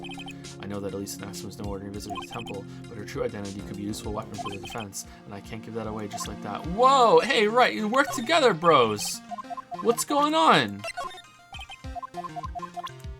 You're putting holes in the ship, man! Stop putting holes in the ship! The ship is gonna sink! God damn it! Is that your attorney's badge? Interesting. I never imagined I'd ever see you wearing one of these, right? It's because of you that I became one, Chadworth. Not that I have any regrets, I really don't. If you're trying to say thanks, you can start by saying it a bit louder. I don't know Maya Fey very well, but it seems to me that the girl's always landing herself in trouble. It seems to me that you know her better than you think. I do sincerely hope she's going to be alright.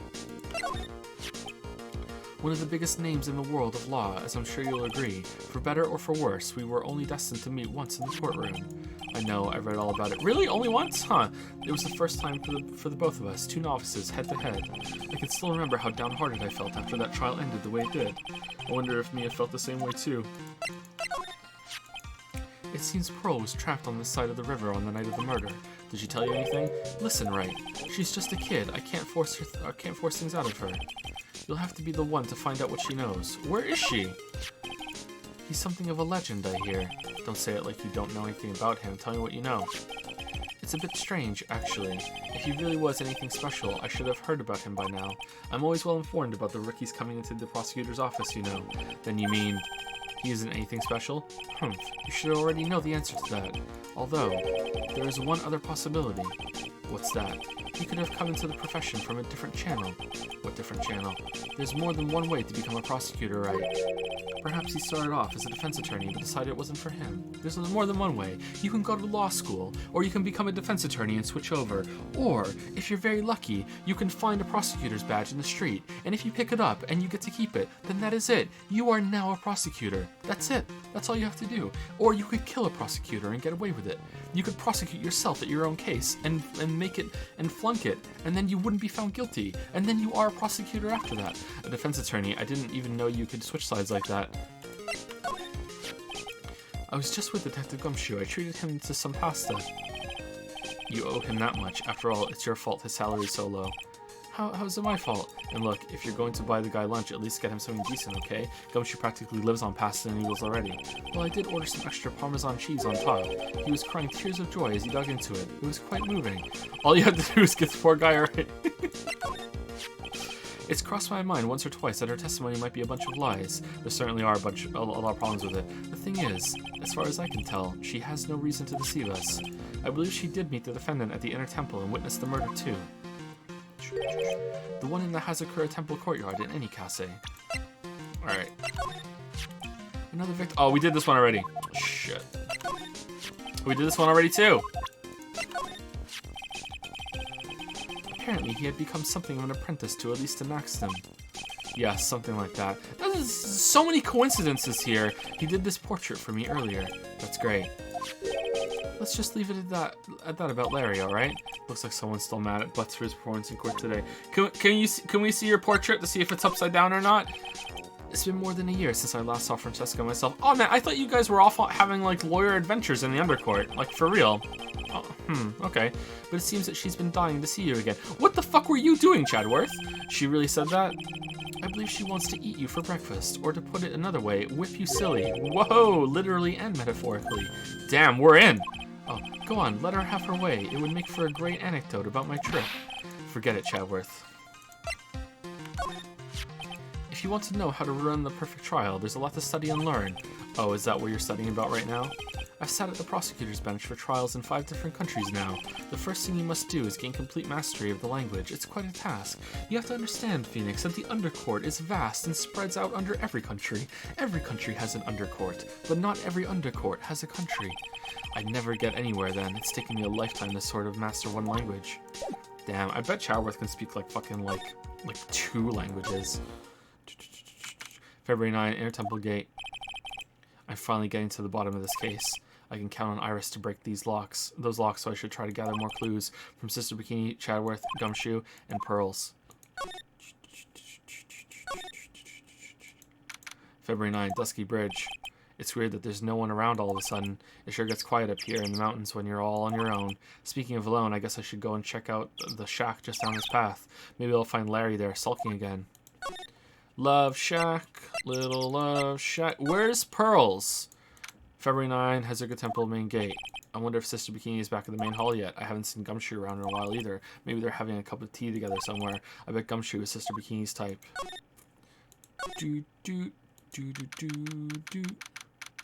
February 9, Hezuka Temple main hall. Looks like Sister Bikini's not here. She must be sorting things out after the quake. Must be hard on her with her bad back. There are a few things I really need to discuss with her. Guess I'll drop by again later and see if she's around. Okay, so we come back after we go talk to Larry, I guess. Just make sure real quick. Uh-oh. Sounds like someone's happy. What tune is that they're humming?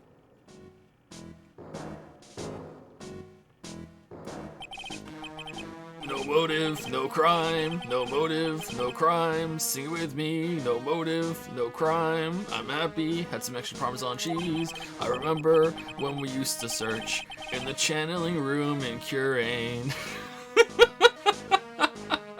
No motive, no cry. It's no woman, no cry. Holy shit. Holy shit. I remember when we used to search in the channeling room in Curane. No motive, no crime. No motive, no crime. Oof, I love my job. Who cares if the clues I find are no good? That's not what investigating is all about. The investigator investigates for the love of investigating. It's a passion. Good cases we have, good cases we lost along the way. I would have never guessed that Gumshoe was into reggae. Damn, who isn't? Every case is gonna be all airtight. Every case is gonna be airtight. Hey, pal. Huh? Who, me? How long have you been there? Long enough. I just got here. Oh, okay. What are you up to, detective? I'm investigating, pal. No motive, no crime. I made a promise to Mr. J. He's adorable, man! I promised I would find the real murder weapon. The real murder weapon. That barbed sword thing turned out to be a false lead, right? I'm giving it my best shot here, but I still haven't turned up any clues. I just found these weird scraps of paper. It looks like a letter or something. Doesn't seem to have anything to do with the case, though. A letter. So how's the investigation going, Detective Gumshoe? I don't know if I should be telling you, pal, but I guess it can't hurt. Looks like the murder took place in the Inner Temple Garden. And they're taking that bloody writing on the lantern pretty seriously back at HQ. What? You mean? I don't have the details, pal. All I know is, if you don't find Maya down in that sacred cavern, we're going to be faced with one ugly situation. What kind of ugly situation are we looking at here? You got me. I don't know. They're not my words, pal. Then who said it? Mr. Godot. Godot? What did he mean by that? No pickle, no jar. No pickle, no jar. About that letter you found. Don't remind me, pal. I'm busting a gut here trying to find the murder weapon. And all I find is some burn up old letter. Burn up old letter? Be careful. Something once night should, as soon as you heat the light? Something? Out bell. The light out bell. You must channel her. Something spirit. Leave everything up to her. Okay, these were instructions? Yeah, it was in an incinerator outside the Inner Temple. The incinerator? I knew it. I knew I wasn't imagining it. Are these the instructions for the training but they were fake?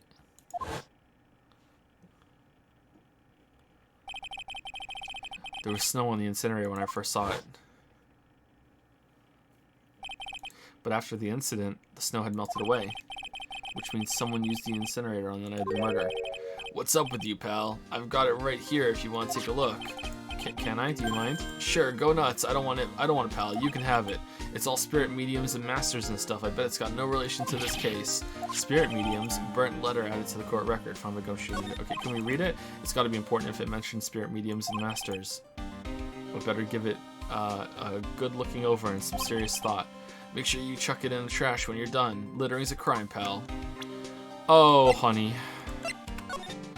Be careful, once night falls, should be there. As soon as you hear the lights out bell, you must channel her spirit. Leave everything up to her. So was this written, or is this like typed just so it's clear to read? Be careful, something once night falls, something should be there. Alright. Her name is the Thinker. She is our ally? The Whole. Here is a picture of her. Use it when you channel her. I know you can do it. Once this is, burn the instructions or something. Once this is done, burn the instructions. Also, make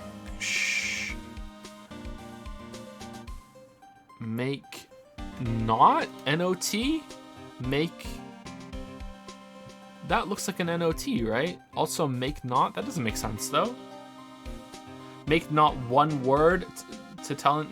Make not one... something tell anyone about this letter? Gravely roast the master in the fires of Hades and bring our vengeance to fruition.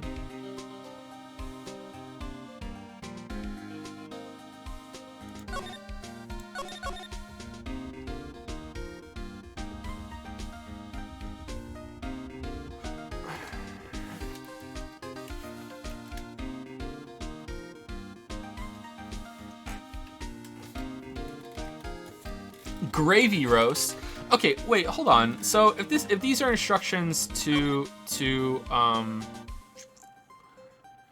okay, so I'm guessing that these were instructions to Maya, and Maya was meant to follow this, and maybe she thought this was part of the training, and she didn't realize that she was being tricked, maybe, or something went wrong. That might be wrong, but I'm just going. That's what I'm going by right now. Okay, that's my theory. So if this was some like sort of like, no, that doesn't make sense. Like revenge, like what?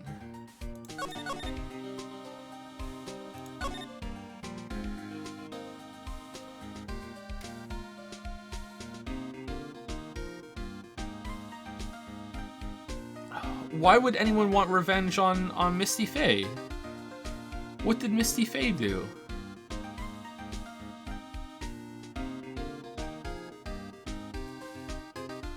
Oh no! Mia wrote this! They're getting revenge on their shitty mother! No, seriously, like my leading theory right now is that Dahlia is dead and is possessing either Pearls or Maya. Or possessed either Pearls or Maya. But like how would this even start before that? Or like I don't think Dahlia is possessing like someone to become Iris anymore because of the fingerprints and everything, and yeah, and what she said about Phoenix doesn't know me but I know him. Why would Dahlia want revenge on Misty Faye? All we know about Dahlia is that she was involved in the kidnapping with her sister and Terry Falls. And then... But then Mia's dead. So is it just about, I'm gonna kill your mom before she has a chance to reconcile with your sister? As a final fuck you? Like, haha, your family doesn't get to come back or something? Like, is it just that simple, or... How would she even know we were up here? Because she's watching over Iris, maybe? Or what? It's been a long time. What would cause all of that? Okay, let's just move on. I'm confused.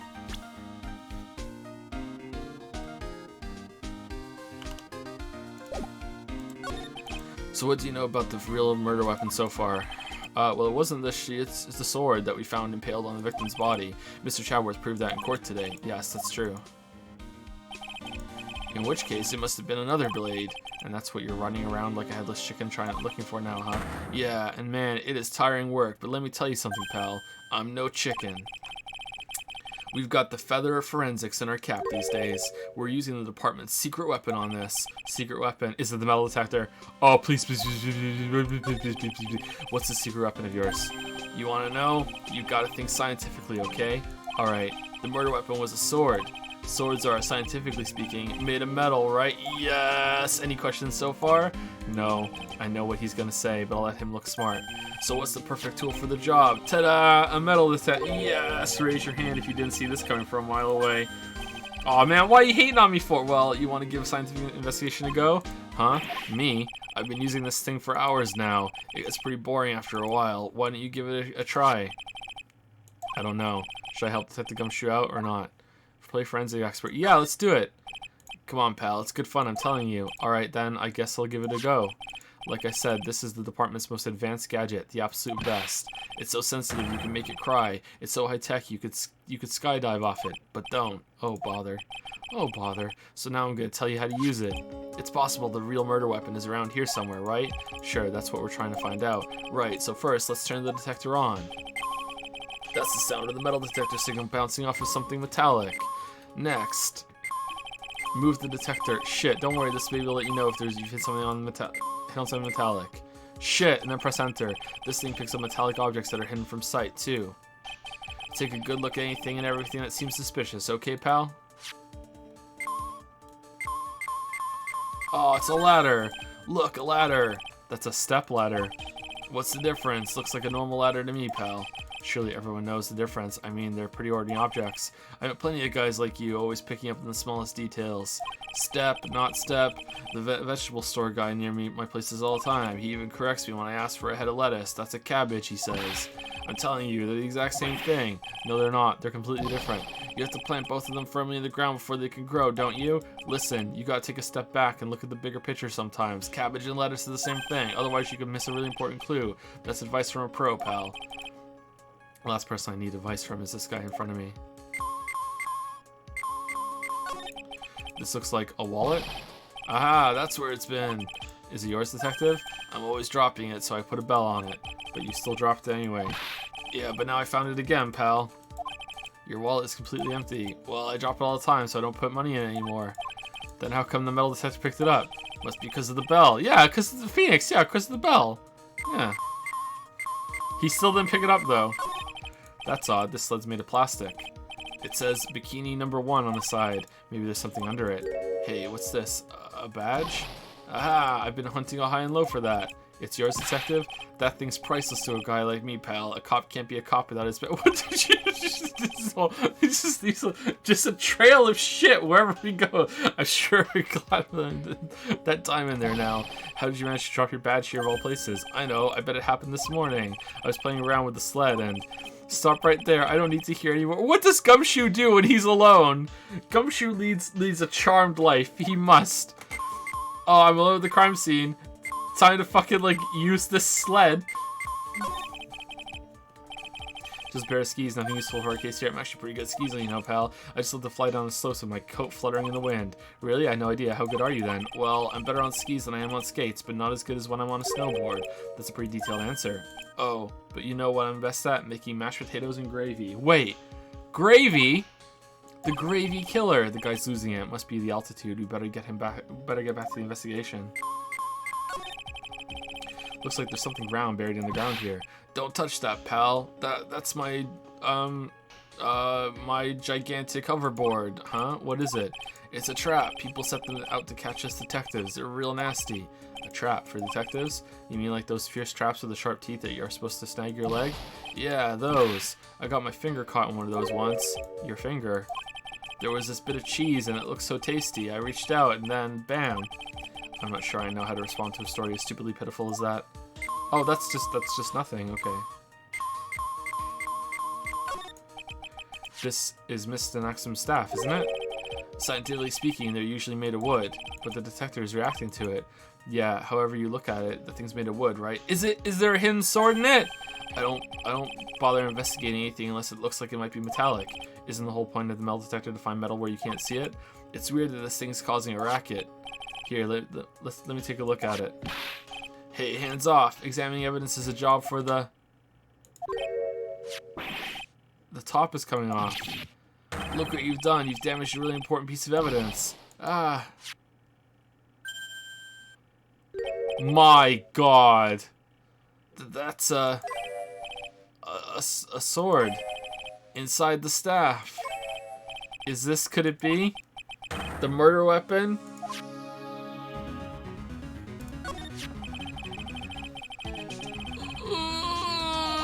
I'd never have guessed there'd be a sword concealed in the victim's staff.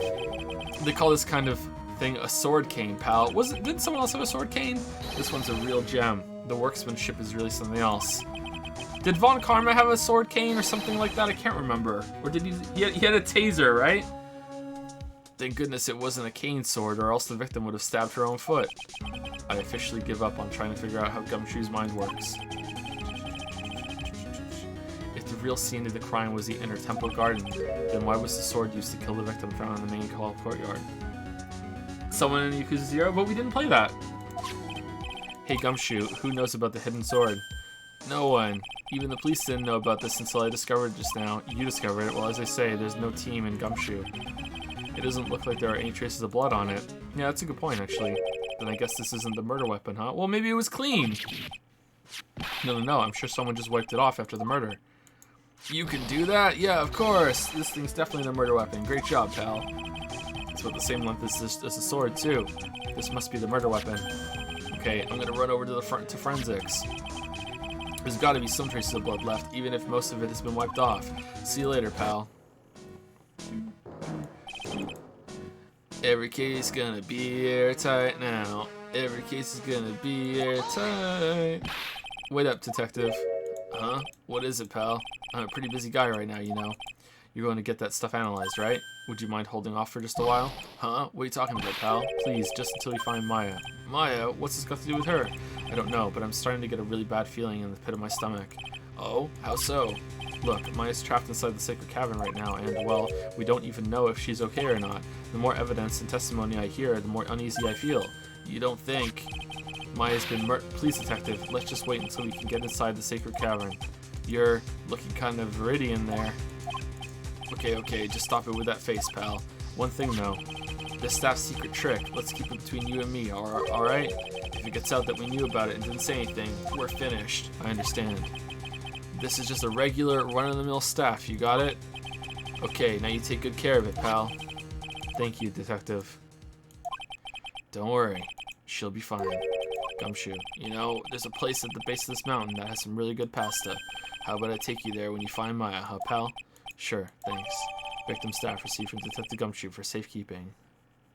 I can't help but wonder, though, what was Lisa Maxim doing with a staff like this in the first place?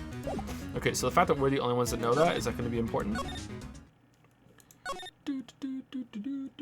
Oh, it's break time. It's the most wonderful time of the stream. Not really, though. Alright, where are we going? Where can we get music? Suspension Bridge? No. Inner Temple. Datapon wants music. There you go. Alright, back in 5-10 minutes.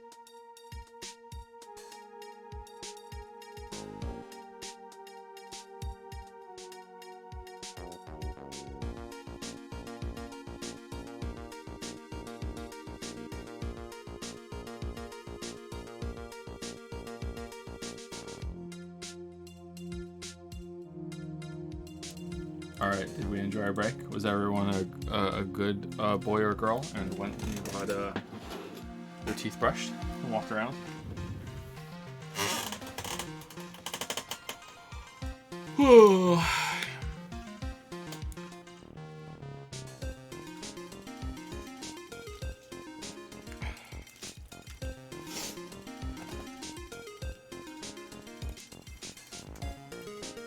More emails. Oh, that's fine. Okay, that's nothing. Do do do do do do do do do do do.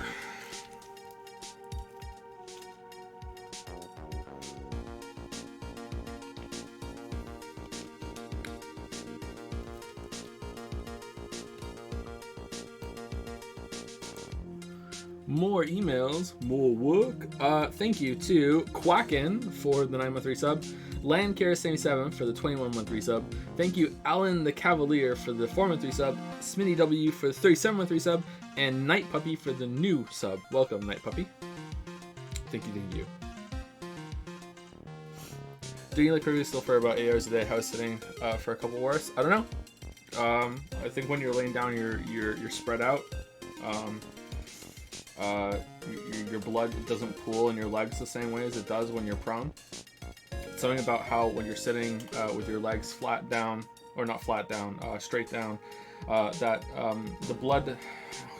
Okay, so I'm going to spread some misinformation here because I don't remember exactly how it works, but basically, to get your blood back up from your legs, your body takes advantage of your muscle contractions when you're walking around. So as you take steps, blood is squeezed up of the veins in your legs to go back to your heart.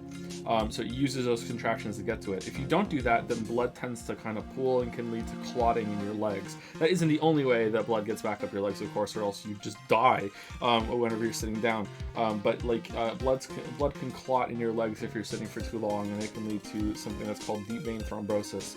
It's something that they warn you about when you're going on a long flight. I don't know if it's specifically because you're going to be sitting for a long time when you're on the flight, or if there's something about the altitude that also makes it worse when you're on a plane. I think that's what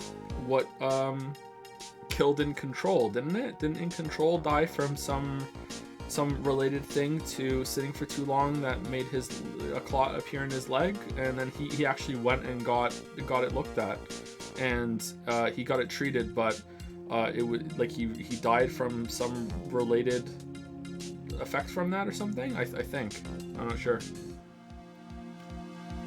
So I try not to sit for a long time. It's good to walk around. I try to remind people to do it too. Yeah.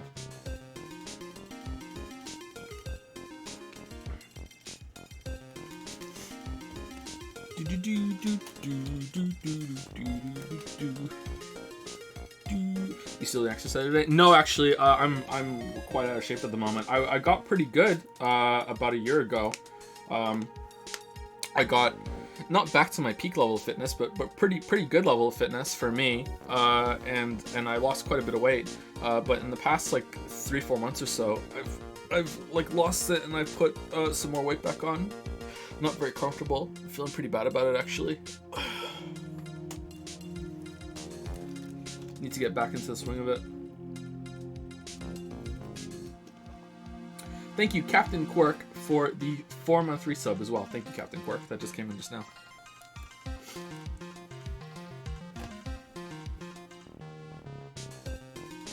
Okay, so I came back here just for the music, right? So we don't need to be here.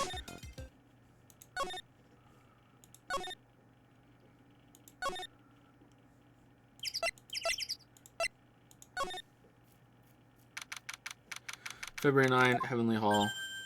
Oh, Mr. Nick. Pearls, what are you doing here? Nothing. What about Mystic Maya? Is she alright? After being alone on the mountain for 2 days, I ran away and needed to be alone for even longer down here at Heavenly Hall. Pearls, come on, man. Well, we don't know yet. Oh, I see. Hey, what do you think you're doing here, Nick? Larry, this is the Loser's Shack, where losers get together and lose themselves. This is the what? Hey, we find comfort in each other's failures, okay? You got a problem with that? Look, Mr. Nick, Mr. Larice did a picture of me. That's, great, Pearls.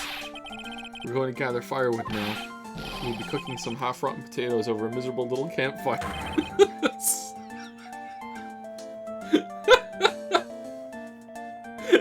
So stay out of our way. I don't believe that. Why can't he try getting fired up over becoming a better man? No one believes a word I say anymore. Listen to me, Pearl. You don't want to trust this kind of guy, okay? He'll only let you down. Oh, Mystic Maya. Mystic Maya, Mystic Maya. Can we go inside? Look at this graffiti scrawled right on the front of the shack. At least he managed to get a pretty good likeness. When I really think about it, I guess art kind of suits him. Anyone else think that Larry isn't that bad? Like, come on, like... I guess these are just altered sprites, so it's not really indicative of his work, but, like, Larry's not bad, man. I mean, his very existence is an art of sorts.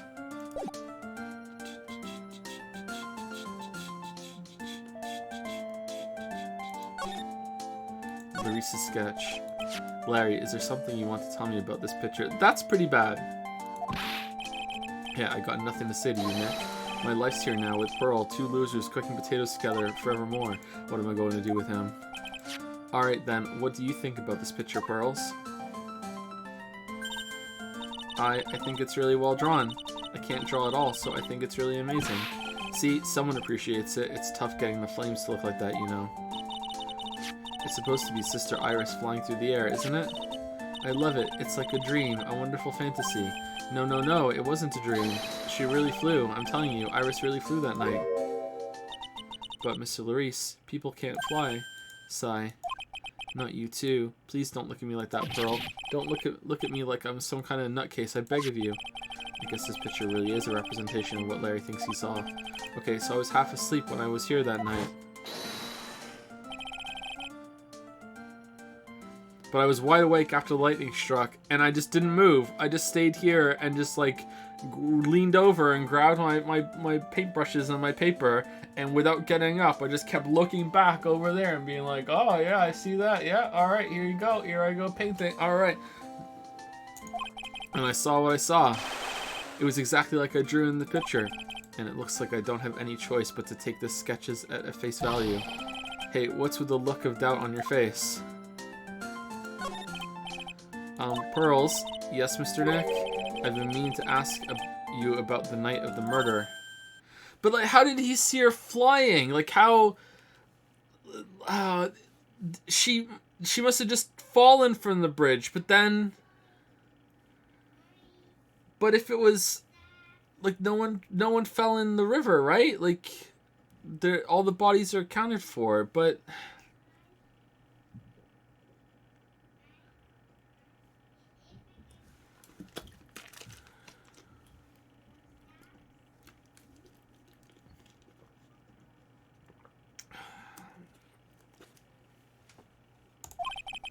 Where were you, and what exactly were you doing when it all happened? I was just, well, I'm just a kid, you know? I'm sure it doesn't really matter what I was doing. Does it, Mr. Nick? Sorry, Pearls, but yes, it does. On the night of the murder, you were supposed to be in Mr. Naxim's room reading a book together, but Mr. Nim was murdered, and you, Pearls, were at the inner temple. Nah, just what exactly happened that night, Pearls? I'm really sorry, Mr. Nick. Whoa! Psycho lock from you? Come on. I've been a bad girl. That's why I'm being punished. What are you talking about, Pearls? My spiritual power, it has disappeared. What? Her powers have disappeared? Poor Pearls. What do you mean your powers disappeared, Pearls? It's all over for me. A spirit medium who can't channel spirits is like a painter who can't paint. Never stopped me. Hey, what are you looking at me for? Pearls, did you try to channel someone's spirit right here at Hazakura Temple? Tried but failed, perhaps? Wow. Way to go, Nick. You made her cry. That's what was really cool of you. Wow. Just as I thought, I'm going to have to break her psycholocks to get the truth out of her. Let's try if we can do it.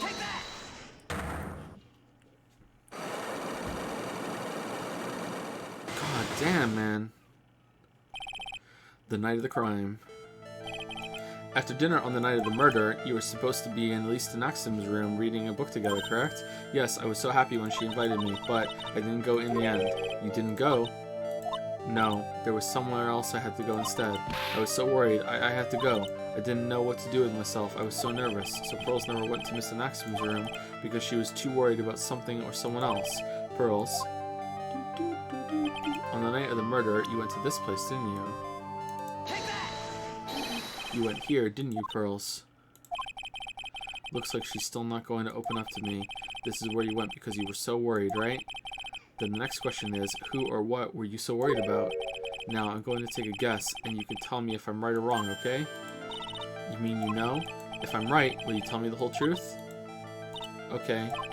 You went to this place for one very simple reason, and that is this.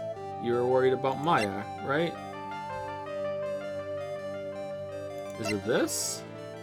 Burnt letter? I think you were worried. Okay, hold on. Is there something about the spiritual channeling? Cult magazine.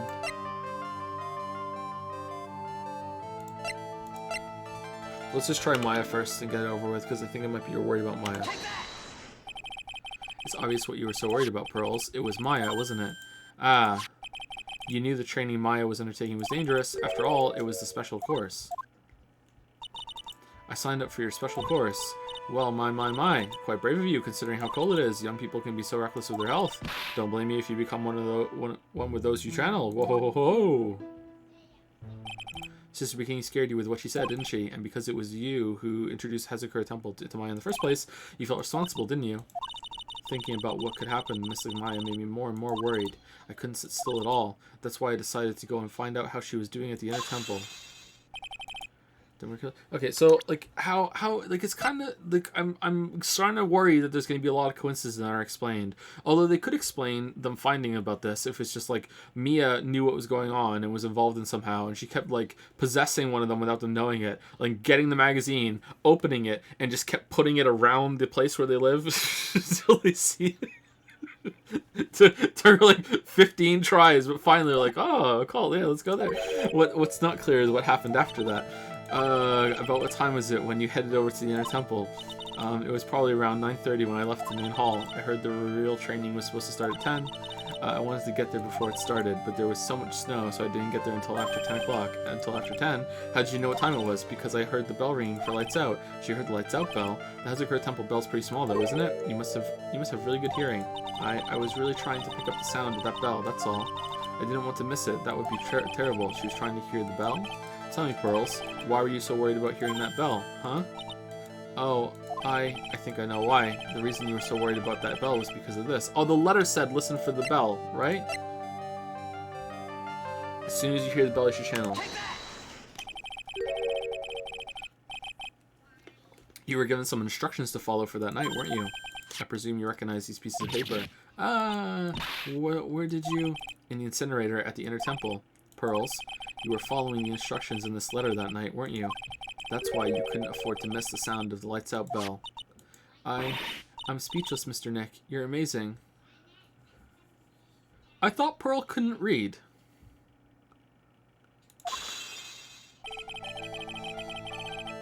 These instructions that were found in the incinerator, I believe they were written for you, Pearls. For me, I know.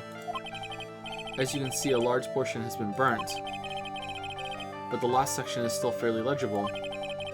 As soon as you hear the lights out bell, you must channel her spirit. Who was it, Pearls? Whose spirit were you supposed to be channeling? Taking into account the author of the note and their purpose for writing it, whose spirit would Pearls have been trying to channel? Don't overthink it, Phoenix. It's pretty obvious who Pearls was supposed to channel. The person you were trying to channel that night, Pearls, was Leon. Okay, well, I guess it had to be Mia, right?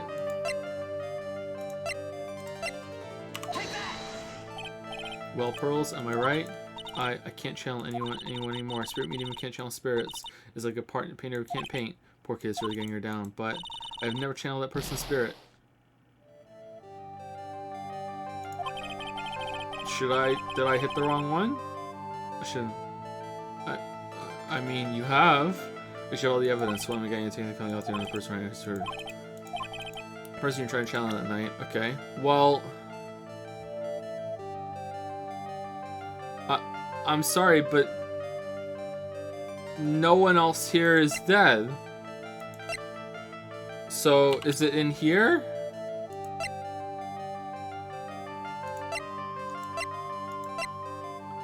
Hold on, am I being dumb?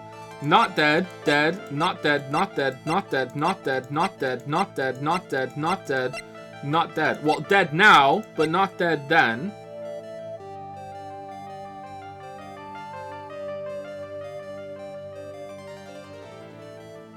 Hold on. Well, Pearls, am I right? Yeah, okay. No. Shit, I don't have enough evidence yet. Oh, do I not have enough evidence yet? Okay, did I hit the wrong one here? I'm pretty sure I did, didn't I?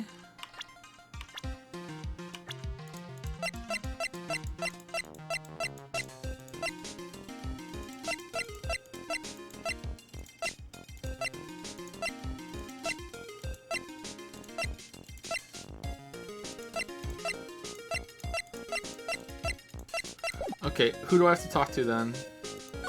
Oh, let's just present everything to Pearl and see what she says. Pearls is no good. Pearls no good. Pearls no good. Pearls no good. Pearls no good.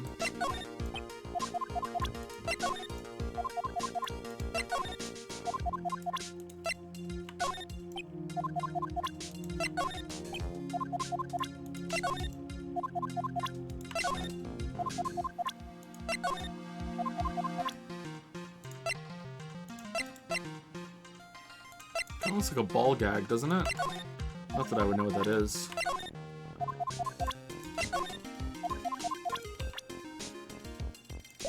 Okay, let's go to back and see if Bikini's back.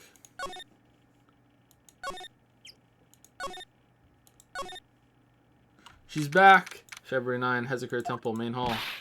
Well, what's the damage? How's the Sacred Cavern? It looks like it survived, but we have a bigger problem now. I told Sister Bikini all about it, about the 5 locks that were stopping us from getting inside the Sacred Cavern. Who the fuck put the locks on? But who? Who could have done that? The only people who know how to set those trick locks are those of the Crane tradition. We have Iris at the Sacred Cavern trying her best to open them for us right now. Actually, there's something I've been meaning to talk with you about, Sister Bikini. Oh yes, we were in the middle of a chat, weren't we? Yes, you were telling me how the Master Crane disappeared 17 years ago. I want to know why Misty Face only appeared at this temple. It was about a week ago when Mystic Misty arrived. After she showed me the talisman that proved she was the Master, she said, "Look at my star, you. Someone is trying to destroy the Crane tradition's main family line. I am here to put a stop to them." Someone was trying to destroy the main family line. There's only one heir to the title of Master at any time, and it's usually the eldest.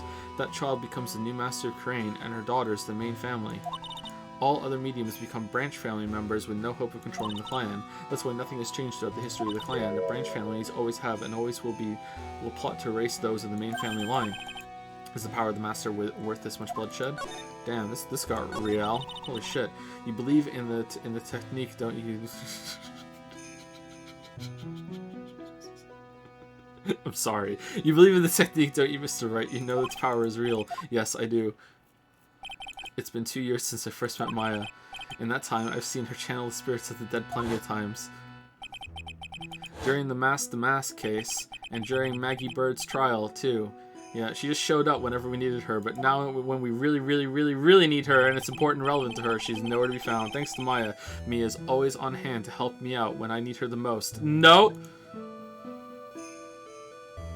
Talk to your mom, Mia. The Crane technique has made a huge difference to the world, you know. I mean, the ability to commune with the dead, that's true psychic power, you know. Members of the tradition have always been there, behind every important leader. Just gonna suddenly just take over Maya in order to flirt with this old man in a park in this waitress uniform to help you out about Phoenix. But no, you've encountered my long-lost mother for 17 years? Nah, I'm good, fam. I'm just gonna stay in the netherworld and not come through. Nah, Fuck that shit. Fuck that noise. Oh, you're interacting with Godot, my boyfriend? Nah, you know what? Nah, fuck that. I'm just gonna stay here. No, we're good. No, old man in a park needs to be like get flirty. I'm in. Tap me in, coach. But anything else? Nah, who wouldn't expect such a tremendous skill? I suppose so, but with all the power and influence, I kind of expected you to be really rich by now. Are you saying we're poor, Mr. Wright? Ho ho ho, you're very direct, aren't you? People don't believe in it anymore, you see, all because of one little mistake. A mistake? What mistake? It was 17 years ago. That's when everything came crashing down. All because of that incident. That incident? Is she talking about what I think she is? The DL9 or whatever. I'm sure the records still exist if you're interested. Locked up, of course. It was called the DL6 incident. That's the name of the file. The DL6 incident. I knew it. DL6 incident. The DL6 incident. I know it well. I handled a related case just 2 years ago. Ah, that's right. So it was you who was the defense attorney on that case.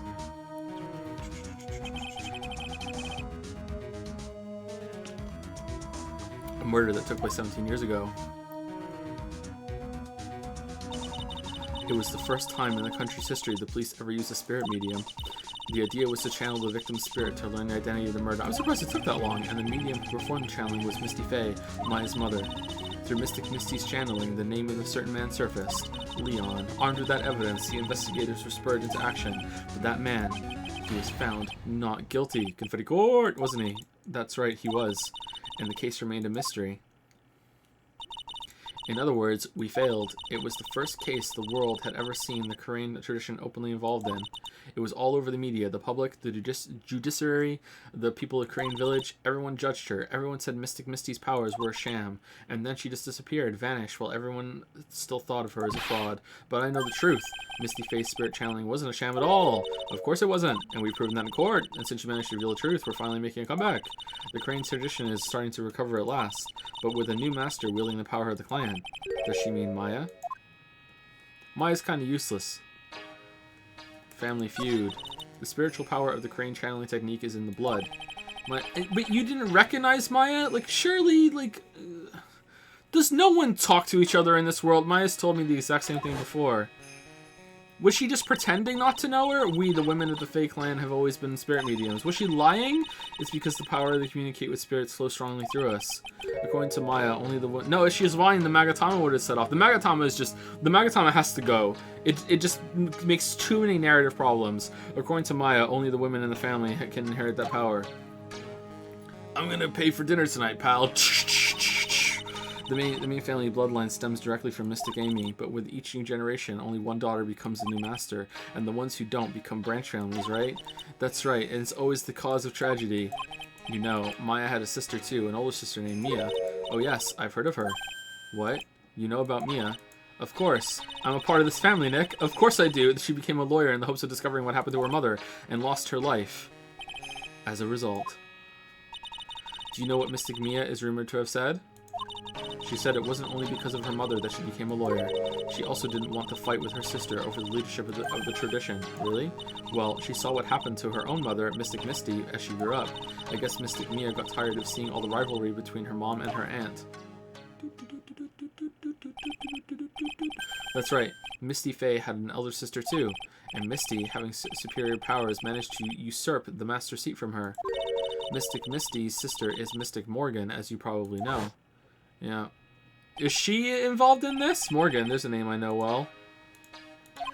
It was a year ago at Maya's home, Korean Village. I could believe that Morgan could fly. For sure.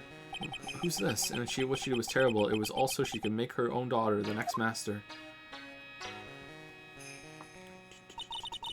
I suppose if you know about Mystic Morgan's daughter, then you must have already realized that Iris... Huh? Iris? What's Iris got to do with any of this? That Iris is...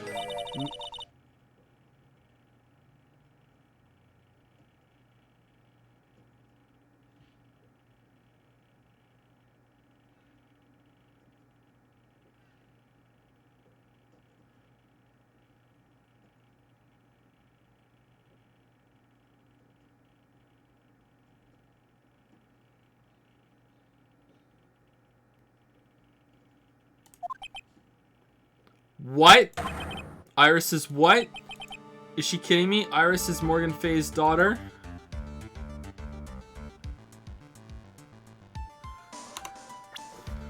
Ooh.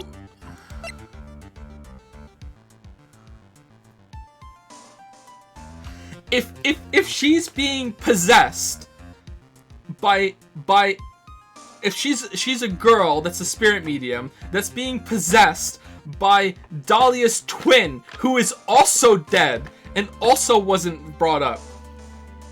Like, yeah, it's two twins that weren't that are also dead. That one's possessed.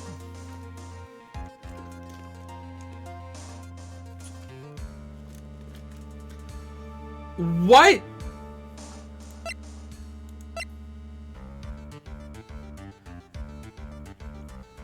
But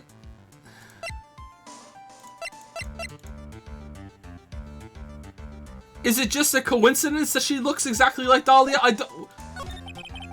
Did you just say that Iris is Morgan Fay's daughter? Oops, I thought you already knew. It sounded like you'd met one of Mystic Morgan's daughters already. I have, I know her very well. Oh, yes, Pearl Fay. But I always thought she was an only child. You jest, that child, she's Mystic Morgan's... I had no idea. Mystic Morgan, she's in prison now, isn't she? Yes, ever since she was found to be a co-conspirator in a murder case last year.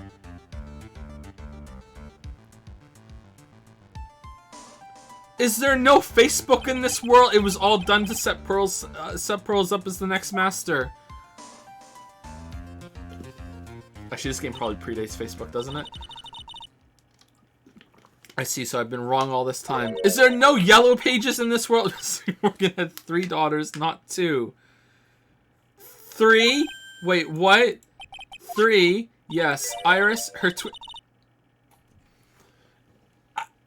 How is... What the fuck? What do you mean? What about... What's her nuts? Fucking Jill Valentine. What? She was her sister too. Yes, Iris, her twin sister, and Mystic Pearl. What? Her twin sister? Oh, didn't you know? It all happened 20 years ago. After the clan leadership was taken from her by her sister, Mystic Morgan's life crumbled. It wasn't many years later that Crane's reputation hit an all-time low. When Mystic Morgan's husband realized his wife would never become the master, he left her and the village, taking their twin daughters with him. How awful. He was a jeweler, you know. In the end, he remarried, and that's when it happens. He decided to give one of his girls up to be looked after by us here at the temple. That was Iris, you see. It's unbelievable. If Iris has a twin sister... So Mia's first case, the guilty party was her fucking niece that she didn't even know it was her niece, who was involved in some like death thing early. Oh god. Oh my god. Oh my god. Not her niece, her cousin. Shit. God, no. Oh, this is bad. Oh, this is bad. I hope they bring this back around. I hope that they fucking swing this back around with some good shit. This is bad. It's unbelievable if Iris has a twin sister. Could it be? Could you tell me one more thing, Sister Bikini? What was the name of Iris' sister? I'm sorry, Mr. Wright. I just can't remember. All I can recall is that her father was a jeweler. Well, that's a clue, I guess. A jeweler. Thank you very much. You've helped clear up a lot of details. Pearl's... There's only 20 people in this world. Pearl's had 2 older sisters, huh? Yes, that's right. No doubt it was all because of Mystic Morgan's anger toward their main family. Anger? What do you mean? Well, they had a lot of anger because they had another sister that was, you know, the red sheep of the family. She was cast out like early on, you know, because they had her a lot later than Misty and Morgan. They didn't even give her an M name. They gave her a name that starts with L. Lot of heart, lot of heart, Mystic, lot of heart, Mystic Heart. Here we go. Yep. I'm the long lost sister, a lot younger than Misty and Morgan, but like I'm next in line. Here we go. Her twin daughters were taken from her by her jeweler husband. And even that couldn't destroy her dream that a child of hers would one day lead the clan. That's why she had pearls. It seems that the incident here was a result of Mystic Morgan's anger. It was able to break free of the bars that confined her. It was able to... So Iris has a twin sister. The plot thickens. But this information will be useless unless I can flesh it out a bit. I need to ask more questions and get some more info.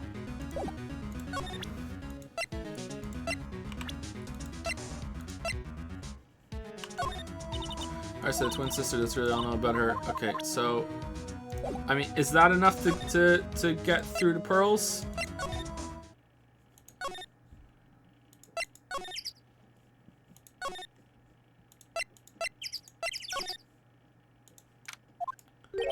I was expecting Larry and Pearls to be here. I guess they must have gone to collect firewood. I suppose I'll have to check back. I mean, I guess that's helping you out. You're like, you're not ready for this. Come back later. Alright, so now we go across the rickety bridge that Phoenix has now mastered. Alright, hey, let's talk to someone about this shit now. What did he have? I don't think he had a Cyclock, did he? Hey, Chadworth, you know that Iris had a twin sister? What? A twin? You can't be serious, Sister Bikini told me, but the problem is she didn't know the name of this twin. There was nothing about Iris having a sister in the files I checked. Well, Iris was taken in by the temple when she was really young. Apparently her sister was raised by her father, a jeweler, I think. A jeweler? Right, I just might know who this twin sister of hers is. I had a feeling you'd say that. Let me guess. Her name is Dahlia Hawthorne, right? Yes, exactly. Please tell me what you know about her, Chadworth. Please. It was my first court case 6 years ago. I was a greenhorn, and due to my inexperience, the defendant died. You're talking about Terry Falls, right? You know about that case. You're not the only one who noticed something about Iris and Dahlia Hawthorne. I checked one of Mia's old files from 6 years ago. Just coincidentally, the guy I went to school with was also the prosecutor in that case against Mia, who's the cousin of the girl that I ended up being in a relationship with when I was in the courthouse at the right time to get her fucking alibi for the poison that I then went into a relationship with, and then I ate it, and then I ended up becoming the apprentice of that same person who was the cousin of the girl that I dated, who had a twin sister who I was also dating. I didn't even realize I was dating two girls at the same time. I'm a Chad, I didn't even know it, and then I became her apprentice, and then she died, and now I'm stuck with Maya, who's her sister, who's also the cousin of my ex-girlfriends, who I didn't know were ex-girlfriend.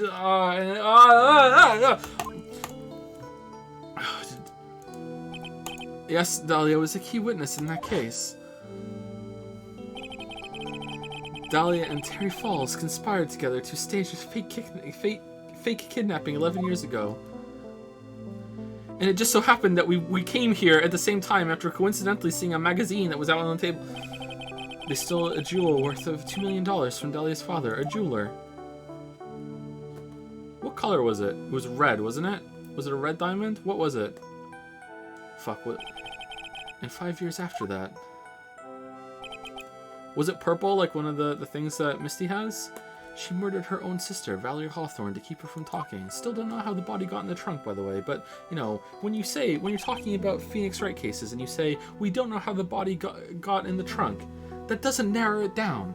That's a common problem. Her sister. Well, her stepsister, actually. They weren't blood related. Oh, thanks for just bringing that up right now. Valerie was the only daughter of Dahlia's father's second wife. Oh, and this is when she entered my life. Wait. Okay. The woman who tried to kill me.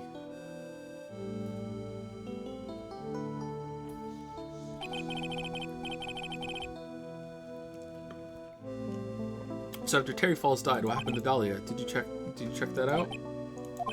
Does it really matter? Like I said, Dahlia isn't connected with this case. Why are you so sure about that? It's simple. She's fucking dead, Nick. Dahlia Hawthorne is dead. What? Well, her metabolic processes are a matter of interest only to historians, so to speak. What do you mean by Dahlia Hawthorne is dead, Chadworth? I mean, she's dead. She's an ex-human. She's deceased. Right, I must confess that in reading her file, I came to know the murder case you were involved in during your college years. Did you really eat some glass?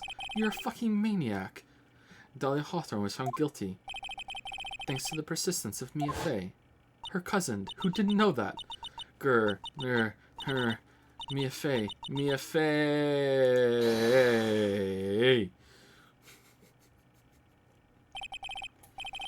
At the time, Dahlia. It's like she was possessed by a demon or something.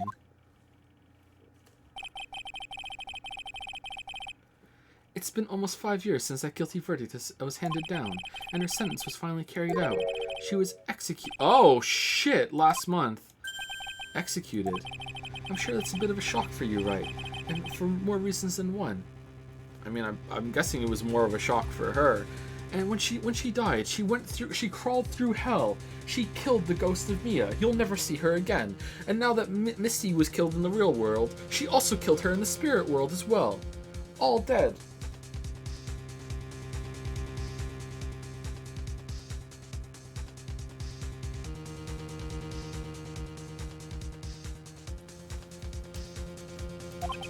But you understand now, she can't possibly be connected with this case.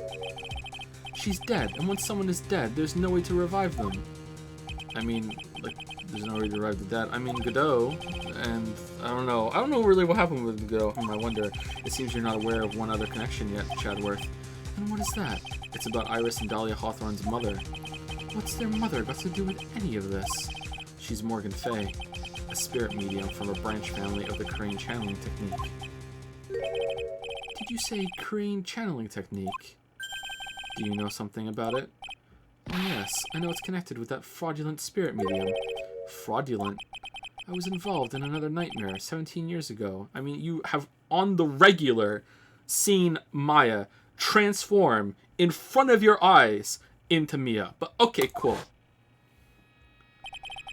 I was caught up in the middle of a murder investigation. The police didn't have any leads. They were stumped. That's when they called her in. She was a very famous spirit medium and the master of her channeling school. But you know what happened?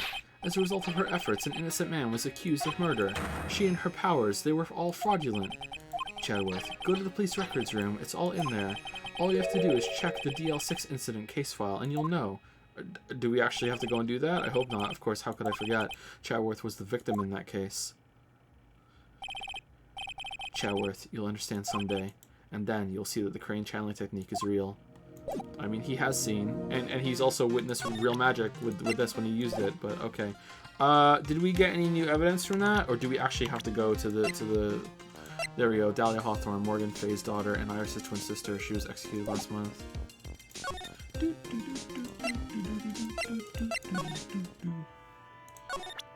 Hey, take a look at this, yo hoser. Can you take a look at this from that? Von Karma, this is kind of important. Okay, whatever.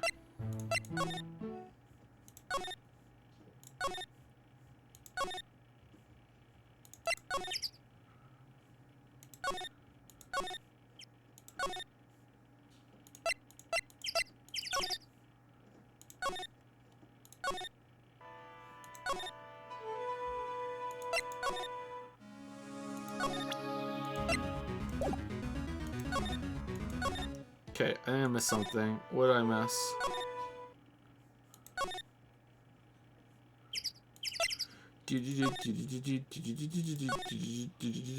Okay, so what is there left to do? I guess we can't go to the police records.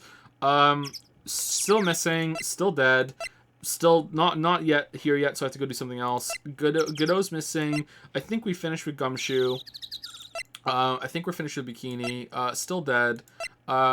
We can go and do her Magatama lock thing, I think, but I thought we had to do that last with Pearl first, but I guess not. Larry's missing with Pearl. Von Karma is whipping Iris. I think we're done with you. I don't know where you are. Is in solitary confinement. Okay. And you're dead. Alright, cool.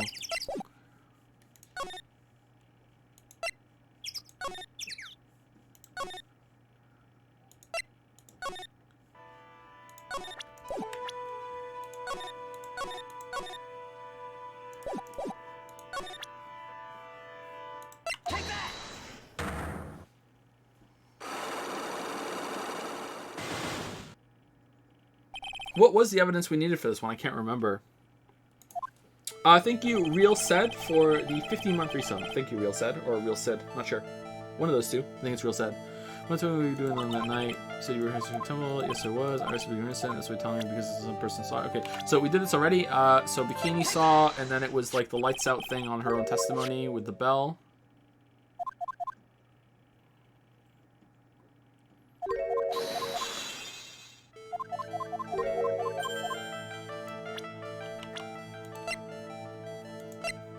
Not weather data, bell testimony.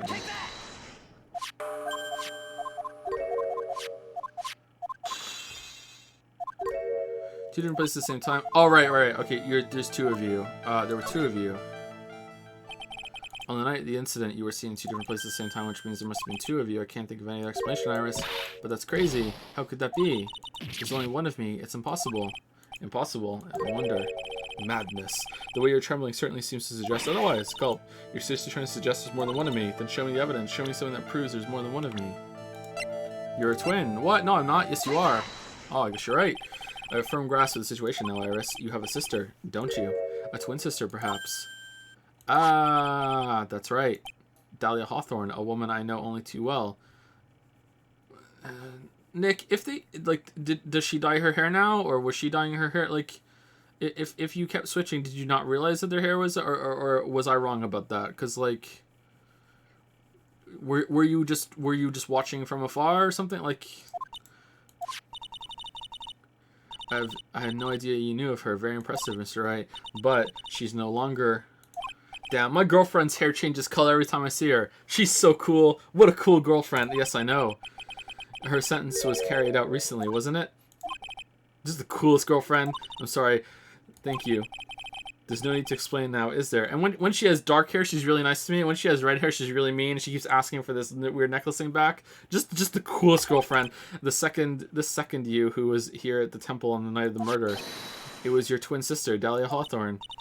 But you just said it yourself a second ago. My sister's dead. Have you forgotten that? Have you forgotten this, Iris? This is a channeling dojo, a training ground of the Crane channeling technique. That night, someone channeled Dahlia's spirit, and you knew about it. And that's the secret you've been trying to hide from me.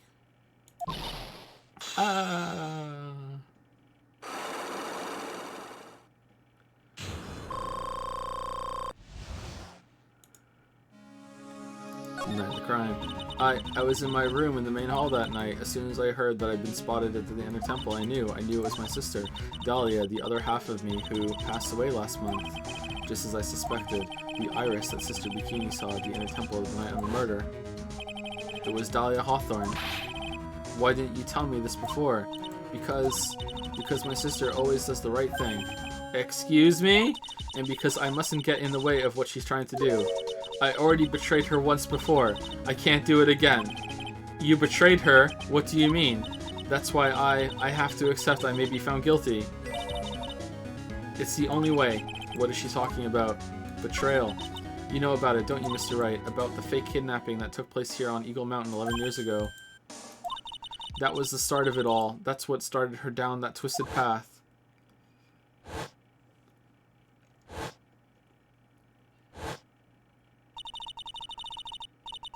She started to commit crime after crime, and in the end, she lost her life. It's all because I betrayed her. How did you betray her, Iris? It was no coincidence that Eagle Mountain is where the exchange was to take place. After all, I helped plan the whole thing. What? But I got scared, so I ran off. What are you talking about? Why would you help her? She's my twin sister, stealing $2 million from your own father. That's awful. But I promised that I'd help. And she didn't do it for the money. She did it for the thrill, huh? It was revenge on our father. Revenge? Revenge? What do you mean by revenge? He was a hideous man. He threw our mother away and then sent her to hell. Her mother? She must be talking about Morgan Fay. Our mother was the eldest daughter of the main branch of the Fay family. Also a piece of work, the main family had a lot of influence in many business and political circles at the time. As the eldest daughter, our mother was set to inherit all of that as the next master. That's the reason our father married our mother in the first place, for power. But his plan backfired, because our mother's sister took it all from her. She took over as the master of the Crane. How could she? That would be Misty Fay, Maya's mother. But before long, the credibility of the Korean tradition hit rock bottom. The new master, Mystic Misty Faye, made a terrible mistake. It was during the investigation of the DL6 incident, in that magical elevator that's airtight. After that happened, our father took me and my twin sister away, leaving our mother and our home behind. He hated the place. He said it was a hick dive and that he had no reason to stay there. That's when you came here to Hazakura Temple. Yes, the woman my father took as his next wife already had a daughter, Valerie. I had no place in his new family, you see. Oh, and I haven't seen my mother once since then. Having the master's seat stolen from her and being rejected by her own family. I've heard she's been very battered, spiritually and emotionally. I think I'm finally beginning to see how the pieces fit together. I've been here the whole time. I have asked her everything I can in my capacity as a prosecutor. This institute, everything related to it, goes back to the history of the Faye clan. That's what it looks like.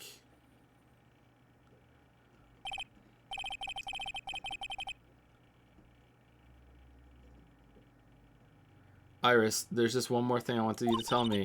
What is it? During the incident in which your sister, Dahlia Hawthorne, poisoned a lawyer, she began a relationship with a certain college student in order to hide the evidence. That college student, have you heard anything about him? Well, I did hear one thing. I hear he has a big... She said she hated his guts and that he eats...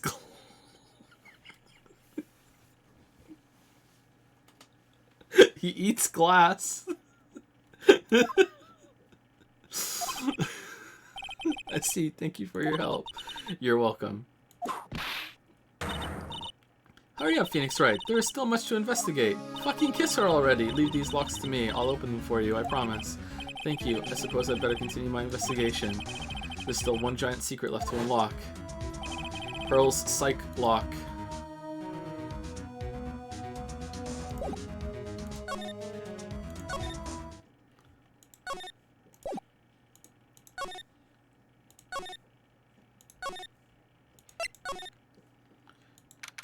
February 9, Heavenly Hall. Look at that, they really did make a fire right in front of the shack. Oh, Mr. Nick. Ha, you're too late, Nick. If you came here for one of our potatoes, we've already polished them all off. I think I've pretty much got all the evidence I need. Now I just need to find out what Pearls is hiding. Alright, here we go.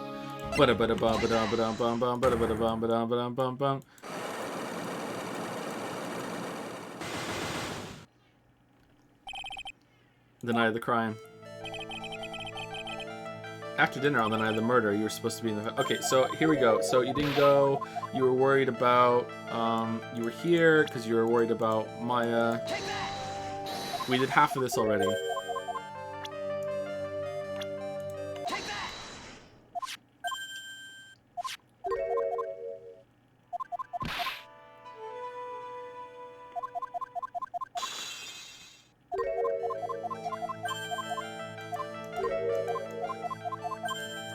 You were trying to hear the lights out bell because you received this this burnt message, and you were trying to channel Dahlia. Why would you just go along with that, Pearls?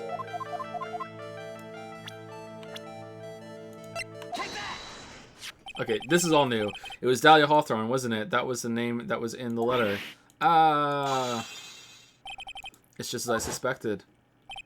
It wasn't Iris whose sister Bikini met at the Inner Temple that night. It was Dahlia Hawthorne. Do you know anything about her, Pearls? Do you know what kind of woman Dahlia Hawthorne was? No. I've never heard of anyone by that name before reading those instructions.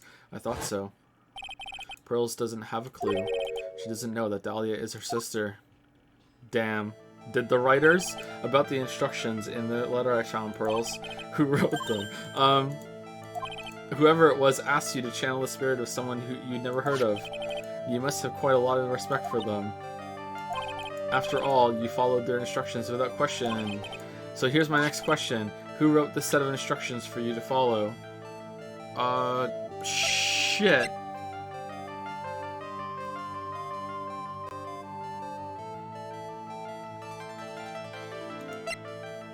Nim?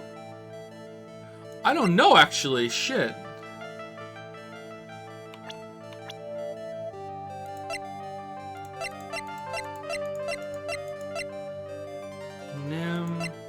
Iris? I don't think so. I don't think it was Iris.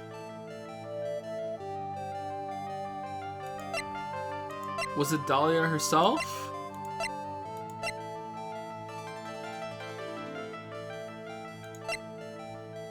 Why would Nim want Pearls to go and channel the sister?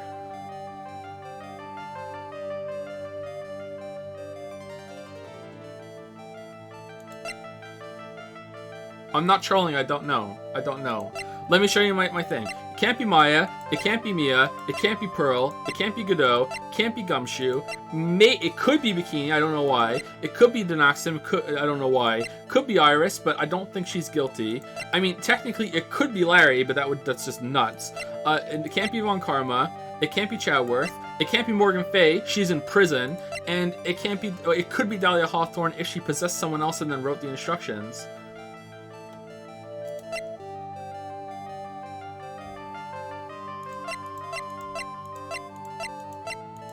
Where can I read it? Be careful, once night falls, you should be there as soon as you hear the lights up. Belly must channel her spirit, leave everything up to her. Her name is, she is our ally, the whole something. Here is a picture of her, use it when you channel her, and there you can do it. Once this is, burn the, also make her name into the letter, gravely roast the master in the highest heat and bring our vengeance to fruition. Now that we know that it's involved with a family, that does sound like something that Morgan would say about revenge, I guess, but like, I don't understand how the letter got here.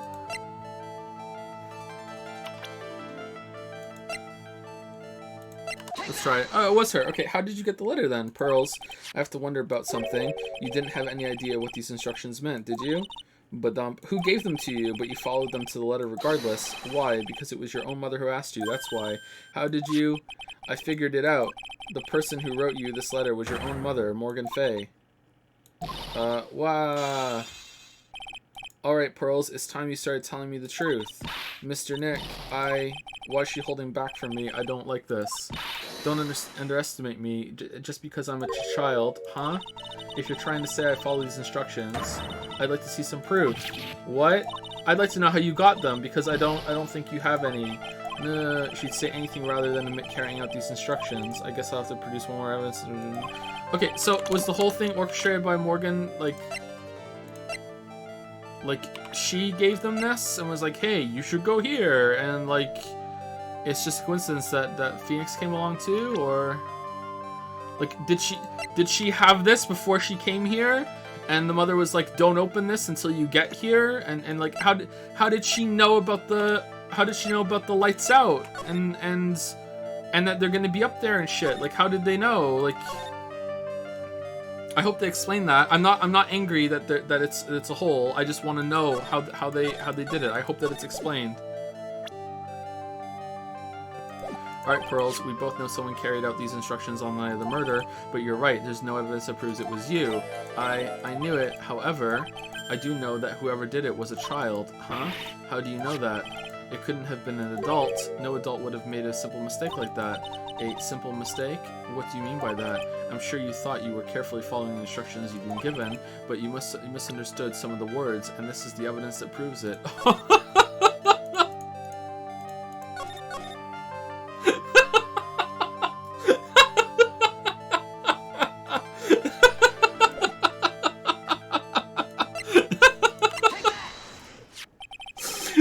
You splattered gravy on this hanging scroll, wasn't it?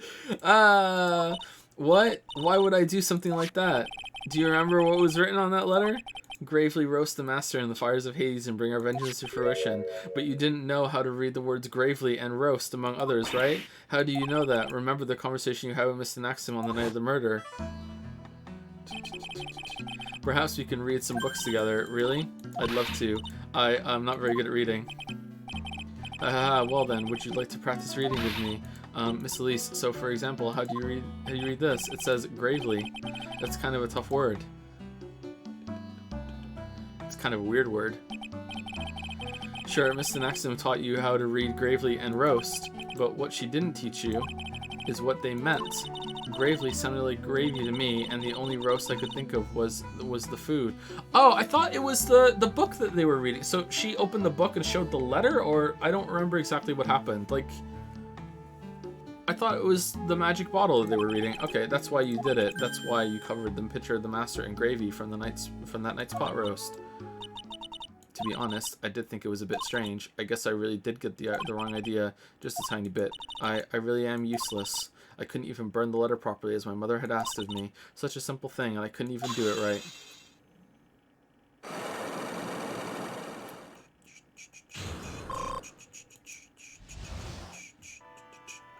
The night of the crime. After dinner that night, I did go to the inner temple with a pot full of leftover gravy. The gravy? I saw the picture on the hanging scroll near the sacred cavern.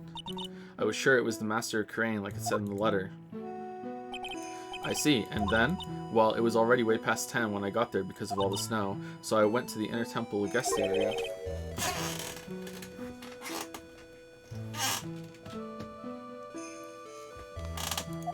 Yes, I thought I could wait there until the training was over. Why didn't you just go to the training hall? Because Mystic Maya's main training had already started and I couldn't interrupt it, so I just stayed where I was and prayed for her to get through it. But then Pearls, did you fall asleep? I'm sorry, I didn't mean to. I just couldn't help it. Hey, don't worry about it, Pearl. Who cares if you fell asleep? I fell asleep waiting for Iris too. It happens.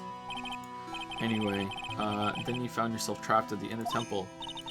Yes, when I woke up, it was morning. I tried not to cry, but Dusky Bridge wasn't there anymore, and there was no one in the training hall. I thought everyone had left me because I overslept. I threw the letter into the incinerator, and then I heated up the leftover gravy, and I let off some steam by chucking the gravy on the scroll while you cried. Poor Pearls. I mean, she's kind of a traitor, but you know, she's just a kid. It must have been pretty scary for you, Pearl. I know what it's like, Nick. I know it's like Nick used to leave me behind when I fell asleep at school, too. Don't equate something so trivial with her experience, Larry. It was written right in my mother's letter. It said, as soon as you hear the lights out bell, you must channel her spirit. I was on my way over to the inner temple when I heard the bell ring. So you channeled Dahlia Hawthorne's spirit? No, I tried, but I couldn't do it. You couldn't do it? I've never failed at channeling someone. This is the first time it's happened. I tried and I tried and I tried. Yesterday, this morning, the whole time, but I just couldn't do it. Don't let it get you down, Pearl. It'll all work out. If you want, I'll come flying through the sky for you. Whoosh, just like that. So she never managed to channel the spirit. Is that why you think your spiritual powers are gone? Yes, I don't know what to do. Isn't there any other explanation for why you couldn't channel a spirit? I suppose there's one other possibility. If the spirit was already being channeled. It's not very likely, though. Could you please tell me what it is anyway? It could happen if someone else was already channeling the same spirit. Someone else? What do you mean? Well, there's only one of each spirit, right? Yep, it's like dating a girl, Nick. You can't see a hot chick if she's already taken. Then that would mean on the night of the murder, someone else channeled her spirit before Pearls could. Someone else channeled the spirit of Dahlia Hawthorne. I'm a failure. I couldn't even grant my mother's final wish. Her final wish? Yes, this letter. This is my last wish, he said. So make sure you follow the instructions carefully. Damn, the manipulation. This letter. I definitely need to find out more about it. Morgan's letter. My mother has gone to a place called a penitentiary. Yeah, I know, Pearls. I visit her every month, and last month she told me. Same guard. The time we've been waiting for has come, Pearl. There's something I need you to do for me. I hid a letter for you at our home before they brought me here. What? I want you to read it and do exactly what it says. What? It's for the good of the Fave clan, my angel. You'll be doing a great thing. Now, are you gonna rip off your face and it's Shimano? Or is this Shimano? Like... Oh man, what do you mean you wrote it? But now listen carefully, and I'll tell you where the letter's hidden. My mother is always nice to me. I love her very much. Yeah, moms will do anything for their kids, right? They're also tough. She said it was for the good of the Fae clan, so I knew I had to help her. I mean, Mystic Maya is part of the Fae clan, so it had to be good for her too. You know what? Someone flying is suddenly looking pretty fucking plausible. That's right, isn't it, Mr. Nick? I guess so, yeah. There was a picture with her letter too. Invisible jetpack! A picture of Miss Dahlia Hawthorne. Usually, a picture is enough to channel someone's spirit, but this time, pretty weird, huh? Like Larry knows anything about this stuff. There's something else that was strange about my mother's letter. Maybe Dahlia's not dead. Maybe that's why. She escaped. She snuck out. Also more plausible, the seal on it was broken, as if someone had already opened it once before. That sure is pretty strange. Someone had opened it already. Burnt letter updated in the court record. Opened once before. Thanks, Pearls. You really helped me out. You're very welcome. You noticed that? I don't know if you would notice that, but okay, whatever. My mother is watching over us. I'm sure Mystic Maya will be all right. Okay. Look at the innocent smile on her face. What am I supposed to say to her? Ha. Finally figured it out, have you, Trey? You finally realize how terrible a crime being painfully oblivious is. I mean, considering that whatever. Godot. The entrance to the sacred cavern looks like a freaking puzzle workshop. I guess he's talking about Iris and the lock-breaking effort, but it's all a waste of time. Why do you say that? Because Maya Fey isn't coming back. What? You don't know what you're talking about. How can you say something like that? It was your job to protect her, Trey. Just like it was your job to protect Mia Fey. Two sisters caught up in the worst circumstances. I realized that, and you were the only one who was by their sides. Shit, you were the only one who could have saved them. But I didn't know anything about what was going on. Ha, what did I just say, Trey? Being oblivious is a heinous crime in itself. Tomorrow, we'll settle everything in court tomorrow, once and for all. Mr. Nick, is what that man just said true? It'll be alright, Pearls. I'm sure Maya's alive. You'll see for yourself tomorrow. Whoa, he said that in front of her, too? God damn, Godot. What the fuck's your problem? Yeah, that's right. I know I can trust you, Mr. Nick.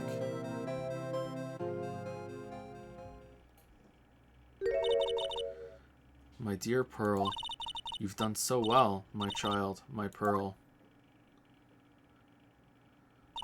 It's better that you don't know what you've done. I knew this day would come for you. The blood of the main family is no more. Now, finally, after all this time, Morgan's in charge. The master seat is yours. My last great wish. It seems I was just in time.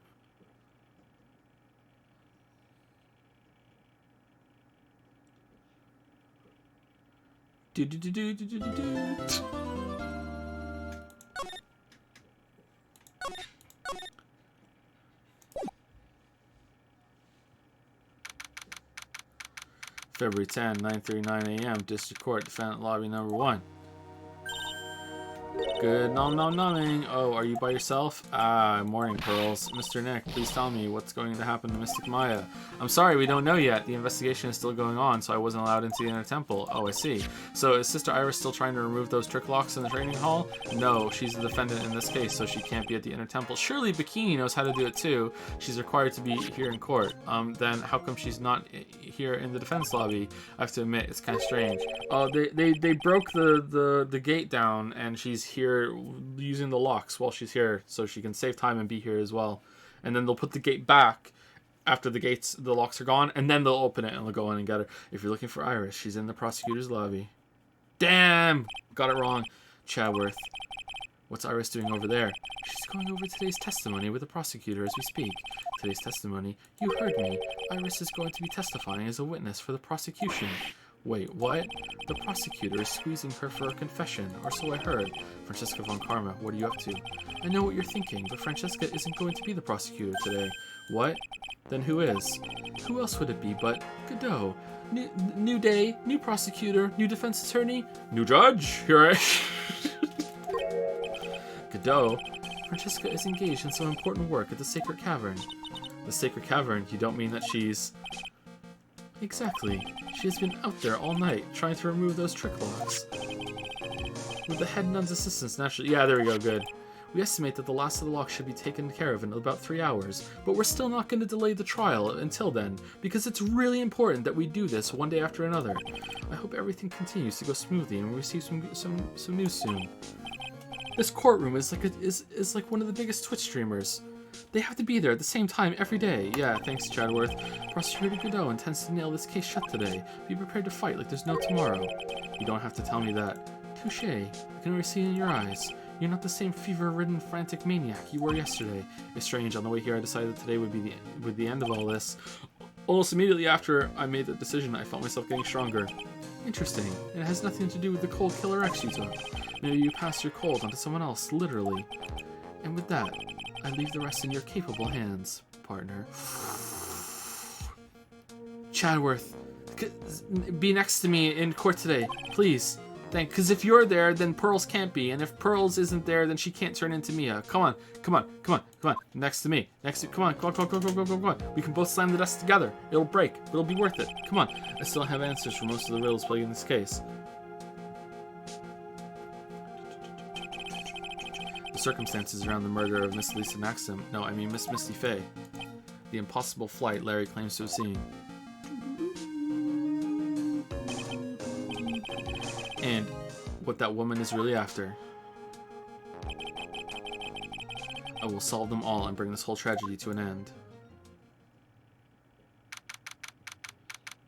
February 10, 10 a.m., District Court, Courtroom number 7.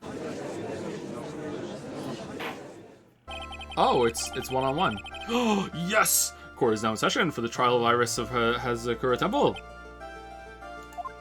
New day, new judge. Your Honor, what are you... Who, me? Well, my little brother came to visit me in my chambers earlier this morning. All of a sudden, in the blink of an eye, he developed a scorching fever and fainted. Therefore, I'll be standing in for him. Nice. I see, Your Honor, so they're brothers. That explains a lot.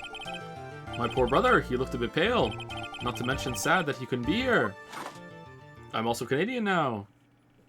We're twins. It is impossible to predict what the future has in store for any of us. This is precisely why people feel the need to judge the past, and we of the court have been charged with the solemn duty of passing such judgment. Well said, Mr. Godot. I understood exactly what you said, at least up until the end anyway. Now then, Mr. Godot, please proceed with your opening statement. Humans are fragile, but not that fragile. Fickle, but not that fickle beings. Our hearts change with the shifting of the tides. There's only one thing that remains a constant in this crazy world. Coffee. The bitter darkness that lies at the bottom of this mug. So then you mean... Forget it. What do you mean? During yesterday's trial, the accused refused to admit her role in the crime. But today, she's had a change of heart. Sister Iris of Hazakura Temple has a confession to make. Confession? The defendant? Iris, why didn't she discuss this with me first? Why didn't she discuss anything with me first? Very well. This court will now hear the defendant's confession.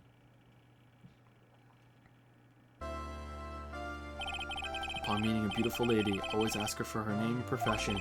That's one of my rules. My name is Iris. I am but a simple nun undergoing training at Hazakura Temple. Witness, is there something that you want to confess to? Yes. But first, I want to apologize to Mr. Wright. I can't continue lying to everyone anymore. It's alright. What is it? Mr. Wright, I have to admit that I did play a part in this terrible incident. Are you actually confessing? Are you saying that you were the one who murdered Miss Elise de Noxnam? No, I'm not, Your Honor. But I dealt with the cover-up after the murder took place. After her spirit left, I took the lifeless shell of Mystic Elise and carried it to the Hazakura Temple courtyard where I desecrated it. What? That's a crime! But we only find murderers guilty here. Order in the court. Order. Witness, are you saying you were an accomplice to the murder? Yes, that's correct. What?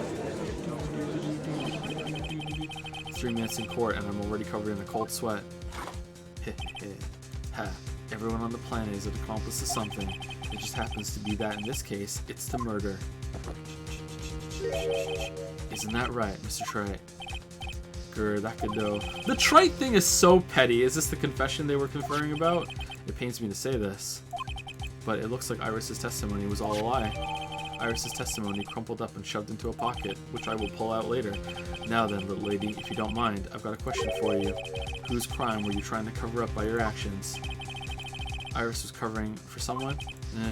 Now I'm definitely up the creek without a paddle or a life jacket. I've been at Hazakura Temple ever since I was a little girl. Hazakura Temple is run by one of the branch families of the Korean tradition. One of our missions is to protect the main family. I'm sorry, but main family? Yes, that's why I would dirty myself, if need be, to protect her. The daughter of the master of the crane channeling technique, Mystic Maya Fey. Huh?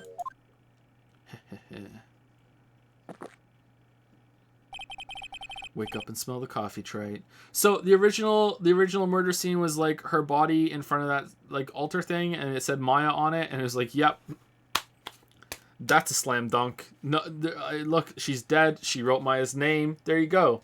There's no way that anyone could see through this. She's naming Maya. Order in the court. So not only did you witness the murder, you know the name of the murderer. I'm terribly sorry, but it's true. I saw her commit the crime with my very own eyes, and then I cleaned up the area to try to protect her. Oh, okay. That's different than finding the crime scene. That's ridiculous. Maya would never do that, I think. The defense will refrain from commenting until the appropriate time. Oh, sure, now you care about etiquette. Yeah, sure. You've been whipped multiple times and the coffee bullshit. Yeah, okay. Oh, okay. Now, witness, let's hear your testimony. What exactly happened on the night of the crime?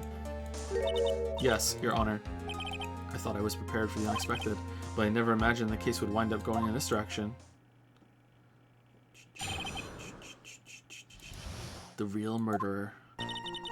I went to the inner temple that night and saw it all happen in the garden. I saw Mystic Elise strike Mystic Maya with her staff. While Mystic Maya was still stumbling, Mystic Elise moved in to deliver a fatal strike.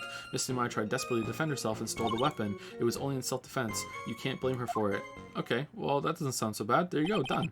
So it was self-defense. Yes, Mystic Elise was the one who attacked first. Then why did you tamper with the crime scene? Just come and say that. Nothing could go wrong. That's why I try my best to protect Mystic Maya. You moved the victim's body to the temple so that Maya wouldn't be suspected. Isn't that right? Not bad. You've got the instincts of a true criminal. Something's not quite right. I'm sure it was established yesterday that Iris never went to the inner temple that night.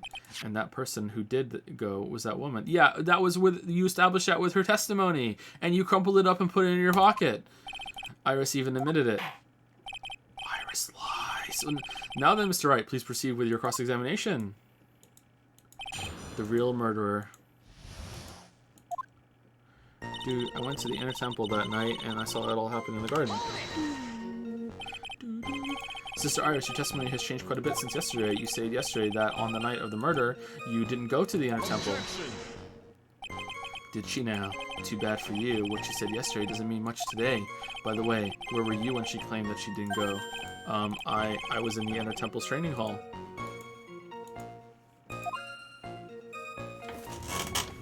Maybe it was you.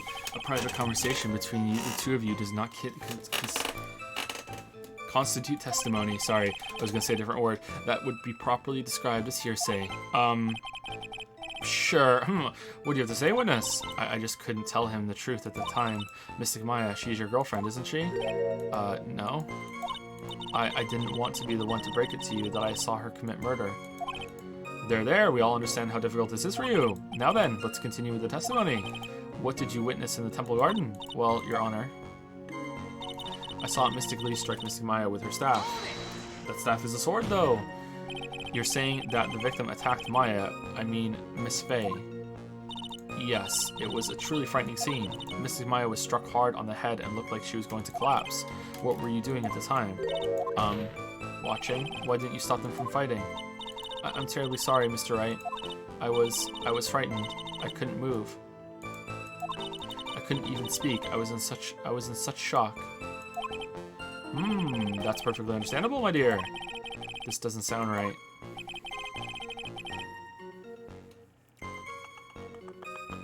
So is she the only person in the whole world that Dahlia could possess and she wouldn't change? Because the hair color keeps her the original, right? So if she was possessed, we would never be able to know. I don't believe this testimony for a minute.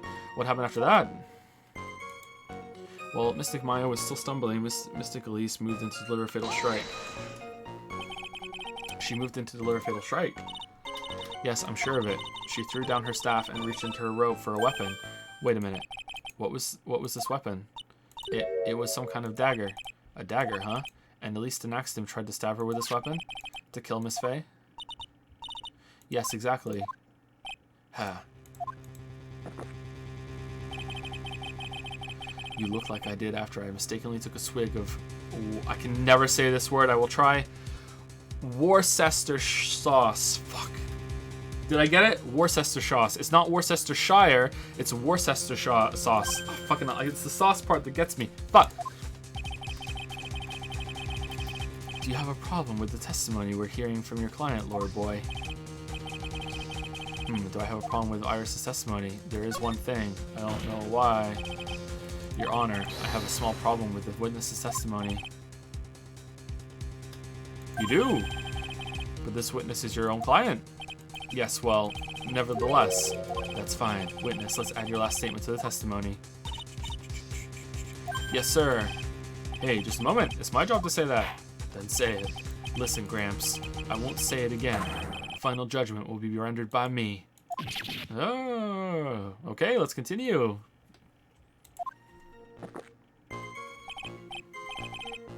Okay, now, let's continue. She threw her staff away and pulled a dagger from inside her robe.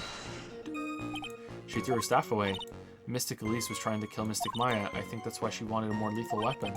It's true, it's not easy to inflict a deadly blow with a staff. Sister Iris, let me make sure I've got this straight. The victim herself chose to throw away her staff. Yes, that's what I saw. Is there anything odd about that, Mr. Wright? Yeah, it's odd, alright. Mystic Elise attacked Mystic Maya with the dagger, I'm sure of this. It was only self-defense, you can't blame her for it.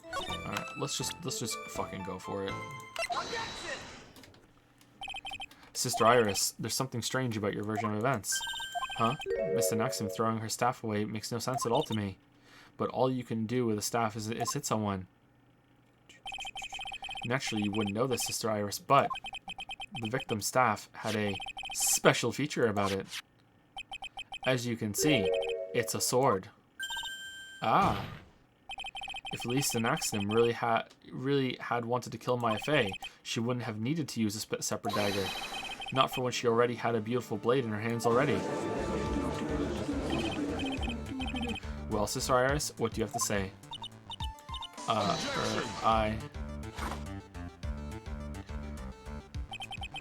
That was an impressive bit of investigating, Trey. I never would have thought there was a sword hidden in that staff. But even so, how should I put this? A long sword is unwieldy and thus quite ineffective in close quarters combat. What? Maybe that's why she chose a dagger over her blade. Yes, a sword, the long-range weapon of choice. Well, anyway, the type of weapon she chose to use isn't what's important. It's important. The important thing is that she tried to kill Maya Fey. As long as there's nothing strange about that, there's no problem with her testimony. But there is something strange about this whole testimony. Well, Mr. Wright, the prosecution has a point. Very well, Your Honor. The defense will now present evidence to back its argument. Mr. Wright, I have here another piece of evidence that shows that this testimony can't be trusted. Because Miss Elise Naxim would never attempt to take the life of Maya Fey. Maya Fey is Misty Fey. Elise Nim would never have attacked Maya Fey. How can you be so sure? Because the victim's real name was not Elise Naxim. Her real name was Misty Fey. Fey? No, not Misty Fey. Who is this Misty Fey? Is she related to... Misty Fey is the master of the crane channeling technique. She is also the mother of Maya Fey. Mothers would never attack their daughters. Never in a million years. Are you serious? Is it really true, Mr. Wright? Was Elise Nim actually the great Mystic Misty? There's no doubt about it. It looks like Iris had no idea. It was your aunt. I can hardly believe it. The idea that she would try to kill her only daughter, one she hadn't seen in 17 years. Well, again, hadn't seen in 17 years. Pretty fucking plausible. Perhaps the prosecution can offer some explanation for why she would do such a thing.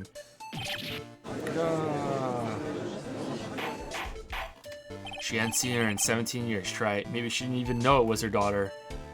Maybe she didn't even give a fuck. Order in the court. Upon first hearing the witness's testimony, it seemed natural enough. However, in light of some facts that have just been presented. 1, that the victim supposedly threw away a sword during a fight. And 2, that the two people battling to the death were mother and daughter, despite the facts being believable when taken on their own. When taken together, the entire story seems difficult to believe. Listen, there's nothing in this world that is impossible, except for one little thing, people flying over bridges. Yes, what is the one little impossible thing? Ha, me having respect for Phoenix, you still don't get it. You think maybe my beans are under-roasted, but you have no idea, Gramps. Could you get to your point? I heard this witness's confession this morning, just as I had taken the first sip of my 8th cup of morning coffee. You're going to ruin your health, my friend? Anyway, after hearing this woman's confession, I had a detective who loves to investigate sent to the scene of the crime. And he discovered this little beauty. Oh, shit! Is that the dagger the witness testified to seeing? Obviously, Your Honor. Planted evidence, but do you not notice anything else?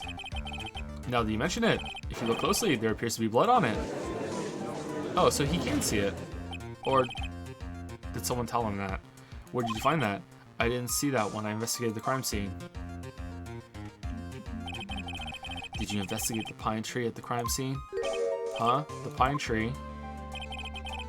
This dagger was stuck in the backside of the pine tree. When the last blow was struck, ending the violent battle between the two women, this little baby was thrown in the direction of the back of the pine tree. Which means the blood on the dagger belongs to the victim, correct? Ha, it must, but we didn't test it. Were you even listening, old man? I first heard this confession this morning, just as I had taken my first sip of my 13th cup of morning coffee. Whoa. Did you say it was your 8th just a few minutes ago? I didn't have enough time to get the blood analyzed on such short notice. In any case, the court will accept the dagger as evidence. But even though you should have that analyzed because it's important, we're going to continue on with this trial. It has to be done today. Let's go. Furthermore, I order that a blood test be performed on it immediately. This is my sweetheart. Make sure you treat her right. It's unrelated blood. Bailiff, get this piece of evidence to the crime scene for crime lab for testing immediately. Dagger, add to the court record. Found behind a tree in the garden of listening analyzed now. It's ketchup. Now then, the testimony we've just heard had numerous unbelievable aspects to it. However, after having found the very dagger the witness spoke of, I believe we can consider her testimony to be credible. Really? Okay. Cute girls never lie. Ever. If she lies, she's no longer cute anymore. In any case, witness, if you could please testify again to this court.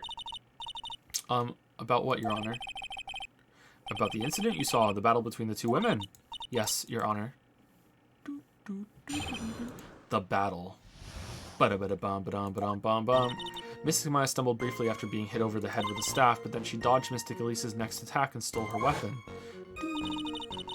Suddenly, Mystic Elise was the one on the defensive, with her back to the stone lantern. Shouldn't we give the sword over to get blood tests analyzed too while they're doing it? Phoenix? That's when Mystic Maya stabbed Mystic Elise. Mystic Elise managed to fling the knife away, but then she collapsed. That was a very heartbreaking story. I don't know if there were any bad feelings between them, but it had been 17 years since Mystic Misty's disappearance. Perhaps they simply didn't recognize each other anymore. That seems reasonable. Now then, Mr. Wright, proceed with your cross-examination. The battle. Mystic Maya stumbled briefly after being hit over the head with a staff. Iris, where were you standing when you witnessed all this? What do you mean? What was the blood on the staff?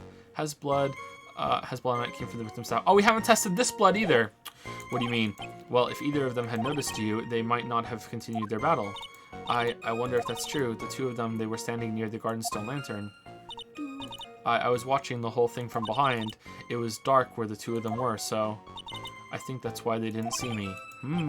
So it was dark in the garden when the murder took place. Tell me, what did Miss Maya Fey do after she was struck? And then she dodged Mystic Elise's next attack and stole her weapon. Nah, Maya could never dodge. No. What happened to the victim's staff then? I'm not sure. The area was very dark, so I really couldn't see. I think it got knocked away somewhere as the fight escalated. That makes sense. That would explain the need for the dagger. Mystic Elise raised the dagger to strike, but Mystic Maya dodged it at the last second. The dagger struck the lantern and fell to the ground. And then at some point, Mystic Maya picked it up. Nothing sounds especially strange yet. What did the victim do when the weapon was stolen from her? Suddenly, Mystic Elise was the one on the defensive, with her back to the stone lantern. You're saying that Maya Fey turned the tables on the victim? Yes. But Mystic Maya wasn't herself at the time.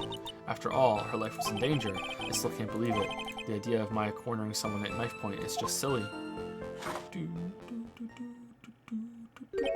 As they say, a cornered fox is more dangerous than a jackal. I believe the correct description of a cornered fox is scared and petrified. Your animal analogies have grown tiresome. You were the one who started. Anyway, so after Maya Fey backed the victim into the stone lantern, what happened next? That's when Mystic Maya stabbed Mystic Elise. Where? Are you absolutely certain that's what you saw? Yes, I'm almost certain. Almost. Almost certain means you're not certain. Okay, but then if the knife was in the tree, but then we have witness from Bikini, eyewitness testimony from Bikini saying the murder weapon was being removed from the corpse. But like, there's no way she could see a knife like that and mistake that for the big sword. So, and then how did it get back to the tree? Like, no, this is bullshit. Almost. The garden was dark. I couldn't really tell who was who. What did she just say? So in other words, it could have been someone else entirely. We know that Maya Fey was at the inner temple that night, and that the woman that was killed was Elise de Naxnim. No, we don't. No, it wasn't Misty Fey. Isn't it fairly obvious who attacked who? That's not even a real name. No, I don't have anything to counter that yet. Well then, witness, please continue with your testimony. Yes, Your Honor. The two of them faced each other for a moment. Then Mystic Maya rushed straight into Mystic Elise. Then Mystic Elise doubled over and fell to the ground. So she was stabbed in the stomach, huh? Yes. Okay, that was weird. This image was fling life away, but then she collapsed. Where did that dagger go? I have no idea. It was dark and I couldn't see. According to the detective who found the dagger, it was stuck into the pine tree in the garden. Most likely it was flung towards the tree after the struggle. This is the most likely explanation, yes. After being stabbed in the stomach, did the victim collapse right away? Now that I think of it, she seemed to stare at Mystic Maya for a while, and Mystic Maya stood there not moving an inch. It felt for a moment like time had just stopped. But then, suddenly, as if the spell had worn off, Mystic Elise fell over. It seems like a reasonable story at first, but there's one thing that is completely impossible. The very idea of Maya stabbing someone, that alone is impossible, which means this faulty testimony must contain another contradiction in it somewhere. Well, I can think of 3, I think, but, like, where's the autopsy? Body fell 10 foot... Oh, it's after death. Okay, never mind. When did she do the falling? Mystic Maya stumbled briefly after being hit over the head with a staff, but then she dodged Mystic Elise and his weapon stole her weapon. The other one was, like, about the eyewitness testimony with the sword. How do I do that?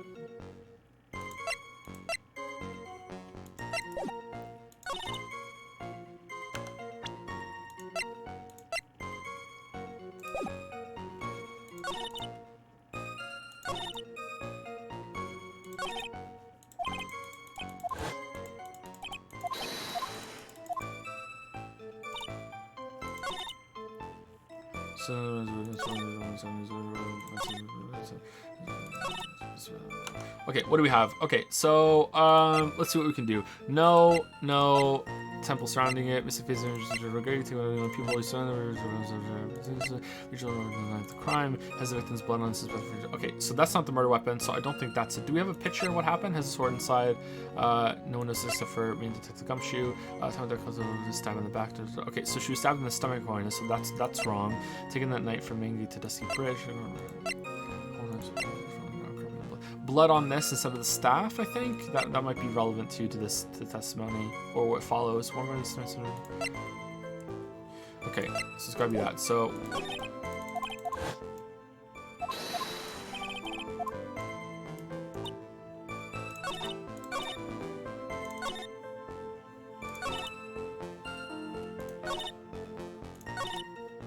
where did it say that she was stabbed in the stomach? It was in the follow-up testimony to this, right? Okay, let's try it and see if it works. Oh, wait, shit, Cyberpunk comes out tomorrow. Oh god, Cyberpunk comes out in 1 hour, I think. Something about you just isn't right today, Iris. Huh? Until now, I didn't think you were the type to make such a careless mistake. However, this testimony you just gave contains quite a few contradictions. What do you mean? What's so wrong about my testimony? According to you, Maya Fey stabbed the victim while she had her back to the stone lantern, correct? Yes, that's right. But in that case, the victim would have been stabbed in the stomach, right? Yes, I think so. But according to the autopsy report, the cause of death was due to blood loss from a stab wound in her back. Ah, that proves that the victim was stabbed from behind, not from the front. Sister Iris. I mean, well, considering the huge, gigantic sword has fucked with that, like, real hard, I feel like we need a, like, no joke, no memeing, we need an updated autopsy report. Or that's just tampered it to the point that it doesn't even matter anymore. You know what I mean? Like, I don't think you could determine. I don't know. I'm not a doctor. It appears another seed of doubt has sprouted from your testimony.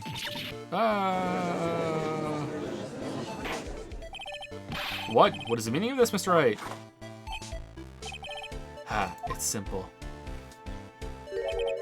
People are like books. We've all got a front and a back. You get my drift? And a spine. Is that all you have to say? I can also say that darkness loves to play with the human mind. Could you please knock it off with the cheesy proverbs and illogical metaphors already? The point is, too much of this testimony just doesn't make sense. Throwing away useful staff, the people fighting being mother and daughter, and now she falsely claims the victim was stabbed in the stomach.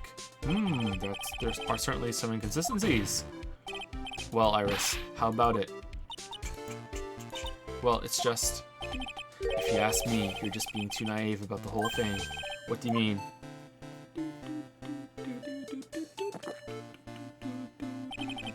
There are 253 distinct types of bitterness in the coffee. If you loved Mia so much, why are you wanting to convict Maya so much? Surely you should be helping us for the sake of Mia. Do you hate Phoenix so much for your bullshit reason that your beloved's sister is gonna go down for a murder that she didn't do because you're just that much of a shit?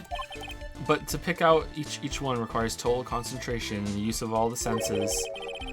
Were you really concentrating on what this witness actually said? Prosecutor Godot, explain yourself. The witness was quite unambiguous about her own ambiguities when she said that the garden was dark and she couldn't see clearly. And so that means that her testimony is flawless. You can't criticize it at all. It was dark, Forehead. It was dark. She saw something happen and now someone's dead. Just don't question it, Forehead. A human needs one thing to see clearly, and that is light. Light?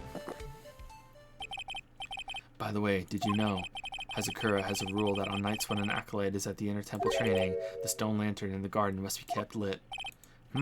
I did wonder what that stone lantern was there for. Well, if that's true, shouldn't the witness have been able to see the crime more clearly? Normally, yes, Your Honor. But according to the head nun, Sister Bikini, on the night of the crime, it was impossible to light that stone lantern. Impossible? It hadn't been used in a long time, and the wick was no good. In other words, it had to have been nearly pitch black in the garden that night. There could have been a faint light coming from the training hall, but that's all. How are they fighting then? Most enlightening. Yes, that illuminating fact has chased all the contradictions away. If the staff was dropped, it would be difficult to see. I mean, it would be difficult to see anything at all. This is bullshit, Godot. It also explains why they didn't recognize each other. We can't see the demons that lurk in the night. That's why humans are weak. Isn't that right, Trite? No.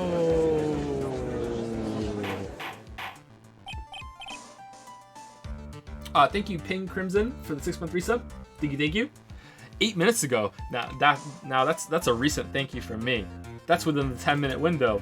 Good job. Thank you, Ping Crimson. Thank you. Order. Here, Your Honor. Let me present the stone lantern into evidence. Maybe it will rekindle the flame of truth in your mind. Stone lantern added to the court record. A lantern from the inner temple garden was not lit the night of the crime. Why is the judge just sitting there with that look on his face? What's wrong, Your Honor? Was that flame too hot? This lantern? There's something written on it. Really? Why? It's written in blood? Oh boy. So the judge didn't know about that yet. Written in blood. It says Maya upside down. What the? Oh yes, that's right. After being cornered and then stabbed by Mystic Maya, she turned around and used her blood and wrote Maya on it, and Maya just stood there and let her do it. Mystic at least didn't fall down right away. In fact, it was actually Maya that did it. Maya dipped her finger in the blood and signed the murder. She must have been writing that on a stone lantern behind her, with the blood that was draining out of her body. It certainly looks that way. Pure Danganronpa bullshit. Hang on just a minute. What are you all talking about? What do you mean, what are we all talking about? We're talking about the message written in blood. Humph, nonsense. This lantern, it's as clean as a whistle. Surely you must know that they must have explained it to you, right? Like, could it be? He can't see the bloody writing at all? Now that I think of it, he did say something to me yesterday. My eyesight is pretty messed up. Even with these huge goggles on my head, I still can't see everything. How did you see the blood on the dagger then? So that's what he meant by that. In any case, this is obviously an important clue. We now know that the crime scene was dark, and that the victim scrawled this message on the stone lantern. Well, Mr. Godot, anything further? Oh, Godot's upset. I would be too. Mr. Godot! Okay then, let's move on. Are you just upset that you couldn't see it, like the limitation? Or does this prove something that you don't want us to pick up on? Because, like, surely you should be happy about this. This reinforces your argument. Godot is literally shaking, and somehow I don't think it's from caffeine overdose. I don't think it's possible for him to overdose. I believe it has now been established that Miss Tenaxton was killed by my FA. That's just wrong. Now it's time for you to turn your attention to you. Yes, sir. After the victim died, you did something, didn't you? Let's hear it. We're all ears. So sorry, this is cover up. After Mystic Elise died, I called out to Mystic Maya. I thought it was my duty to protect the future master of the Crane tradition, so I removed the body from the inner temple myself. I dragged it behind me all the way across Dusky Bridge. Then I used the snowmobile to carry it back to Hazakura Temple, and... I used the sword after alter the way to alter. Okay, has this case had more typos than usual, or have I just not noticed most of them up until now, the way the wound worked? No, that's right, isn't it? That's alright. Shit. I'm the one who's dumb. I'm dumb. Sorry. Ignore me. So you move the body. I got mixed up with because it's an altar with a sword. I'm the dumb one. I'm holding my hands. I'm the dumb one. Me dumb. Joe dumb. Joe dumb. There has been more typos this case though, I think, than the other cases. Yes, I was raised at Hazakura Temple. I owe a great deal of thanks to the Fae clan, but even so, I never imagined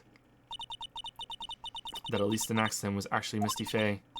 I've committed a terrible sin. A terrible trick of fate. I believe you're looking for a twist of fate, Your Honor. I intended to return to the inner temple after taking care of the body, but you were spotted by the head nun, correct?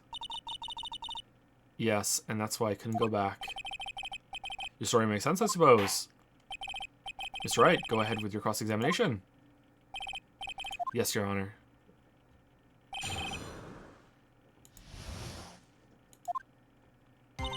After Mystic Elise died, I called out to Mystic Maya. Mystic Maya, Mystic Maya. So you waited until everything was over before making a move. No, it's not like that. It is like that. She saw someone murdered right in front of her eyes. It's not surprising that she was a little timid. Yes, I suppose that's true. Sometimes when I'm watching lawyers argue back and forth with each other, I feel so helpless that I just sit quietly and wait for them to reach a conclusion. It's very believable that she was timid. And then this very timid girl picked up a body, dragged it across a bridge, put it on a snowmobile, drove it back to her temple, dragged it through the temple, put it into the courtyard, picked up a sword from a statue, positioned the body, and then slammed the sword down in its back, spilling blood everywhere. Isn't it your job as the judge to mediate the argument? It wasn't until Mystic Maya saw me that it finally dawned on her what she had done.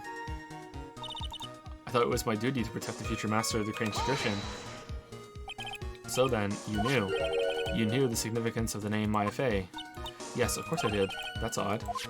I mean, Sister Bikini didn't recognize Maya's name, let alone her position. Anyway, she was a very special person indeed. So I removed the body from the inner temple by myself. Why did you do that? Because I didn't want Mystic Maya to be suspected anyway. Okay, again, like, I'm sorry to harp on about the body moving thing. Like, I'm sure she didn't actually do this, so this is fine, it's bullshit, but they should bring up that it's bullshit. I really don't think someone the size of Iris and Dahlia could move, like, it's really hard to move a body. I would know. Like, it's really, really hard to move a body. Like Like especially like hers more than Dahlia's even. Like Dahlia just had to like move her from hiding into a trunk. Like that's very, very difficult considering the size difference between the two of them. But like she had to drag it like through the snow across a bridge onto a snowmobile. Like holy shit, man. That's really, really hard. The bodies I've moved have all been alive, so you know, there you go. Because I didn't want to, because I didn't want Mystic Maya to be suspected anyway. I thought the best thing would be to remove the body from the crime scene. You moved her body all by yourself? Yes, I did. It would have been impossible if it wasn't for the snow. The snow, huh? I dragged it behind me all the way across the dusky bridge. Okay, did you have a sled? Or even then, like, she's way bigger than you. It's pretty amazing you could make it all the way across. That's a rickety old bridge. It looks worse than it is. It's surprisingly sturdy despite its age. I mean, it was repaired within the last 5 years, but okay, it's like they say idiots are too stupid to catch even a simple cold. But there's one other thing that bothers me. Why not just throw the body into the Eagle River? Oh, it's the same thing again. It would have been much easier than dragging it all the way to the Hazakura Temple. I thought that it would still cast too much suspicion on Mystic Maya. That's why I tried to take the body as far away as possible. Ha, makes perfect sense to me. Does it? For the time being. Anyway, what did you do after you crossed the bridge? Then I used the snowmobile to carry it back to Hazakura Temple and... The snowmobile, I knew that it would show up sooner or later. Yes, I had the key. I used the snowmobile to travel from Hazakura Temple to Dusky Bridge. This is the part that was in question the other day. Should I ask for more details? About the snowmobile, yeah. Let me hear more about the snowmobile ride. Well, it was very cold that night, so I rode it all the way to the foot of the bridge. I'm sorry, witness, but now I've got a problem with your testimony. Whoa, but she's on your side. Excuse me? Godot, what are you up to now? That night, after the head nun left the remainder of the training to you, she said she walked from the inner temple back to Hazakura Temple. Yes, I'm fairly certain that's what the records indicates. Yeah, and she didn't see a snowmobile on the way back. Let's recall her comments on the subject. Maybe, but when I made it back to Hazakura Temple, it was there, by the main gate. The snowmobile, I mean. The snowmobile was in front of the main gate. This is one of those contradictions, wouldn't you say? Fuck is this, Dahlia? Order, Mr. Godot. Why are you pointing out contradictions in the witness's testimony? Let's just say I like things to be neat and tidy, okay? Well, maybe. Sister Bikini missed it. Yes, maybe she didn't see it. You think she missed it? That doesn't sound right. Whatever. Who gives a shit? Even I don't think this is decisive enough to warrant any more time or effort. It's just... You better be careful in your testimony. That's all I wanted to say. A smart little cookie like you shouldn't have any trouble understanding that. Yes, sir. What was that all about? Why would Godot want to give me a hint? Very well then, let's continue with the testimony. So you transported the body by snowmobile all the way to the Hazakura Temple courtyard.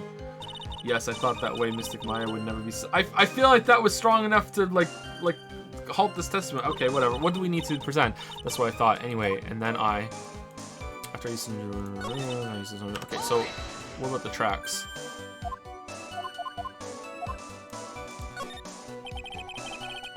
If you really did move her body by snowmobile, then there should be tracks left in the snow, right? Well, yes, naturally you would expect tracks. This picture was presented at yesterday's trial. Are these the tracks from the right? Oh, where are the tracks bringing the body in? Yes, I think they are. But I can only see one set of tracks here. I don't see what's so strange about that. Snow was still falling when I left Hazakura Temple. Oh, I see. Snow was still falling, huh? And then when the murder took place, it had already stopped. Yeah, but where's the tracks of you dragging a fucking body in? Right? Or did you lift it up? And that's why there's such fresh-looking tracks. How about it right? It's right. What do you think about this testimony? It's very important. When the murder took place, the snow had already stopped. That doesn't make sense if you stack it up against the other evidence. Your Honor, I'd like the statement Iris made to be added to the testimony, but does it have something to do with the case? It all will be made clear if you allow her statement to be added to the record. This should be fine. Let's get this snow business cleared up, shall we? Yes, sir. By the time the murder took place, the snow had already stopped. I used to okay, let's press this to see if we get more information. Is that what you were doing when Sister Bikini saw you? Yes, that's right. She probably thought the worst. Probably. More like definitely. I see. So Sister Bikini mistakenly thought you were the one that murdered Miss Nim. I'm so sorry. Please forgive me. It's my fault that this case has gotten so confusing. By the time the murder took place, the snow had already stopped. There have been a lot of contradictions in your testimony so far. At this time, are you sure it's all true? Yes, I am. When the murder happened, the snow had already stopped. According to you, that's why the snowmobile tracks were so clear. That's right, I'm certain of it. I think I've trapped her this time. Have we? I see how you think. Snow, huh? What's going on here? If the snow really had stopped by the time of the murder, I mean, there's a bigger hole in the story than that movie, The Grid Revelation.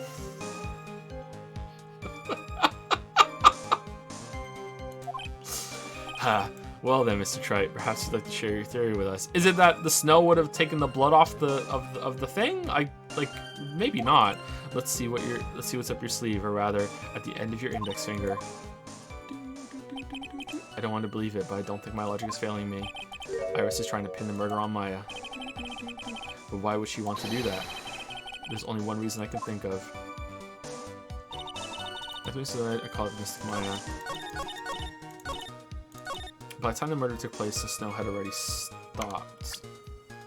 No, that's wrong. Okay, so how can we prove that the snow was still going when the murder took place? The thing was in the snow again? Shit, man. Her time of death, it was still snowing.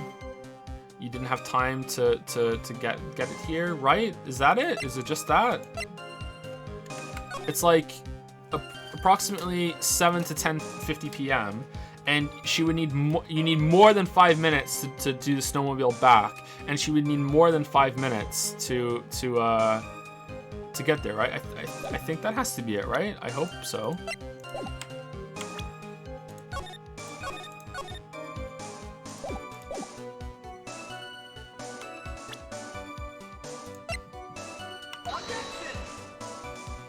No? Okay, Your Honor, that statement contradicts this evidence. It does, really. Okay. Oh, I've misunderstood something. Shit. Okay.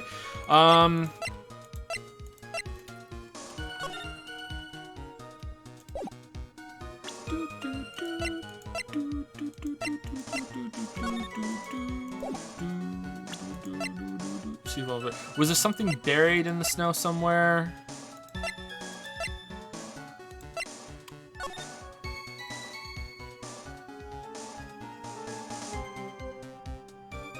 Is it the tracks of moving the body in? Is it just that? No. I think I'm right there, aren't I, though? Like, shouldn't there be tracks? There should be tracks of a body being dragged in here if what she's saying is true, right? Gotta be. Even if she was using a sled. It's gotta be, right? Okay, that's the courtyard, and there's no snow there.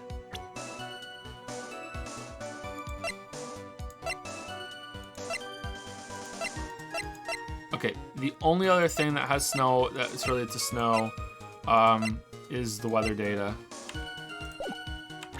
But let's load.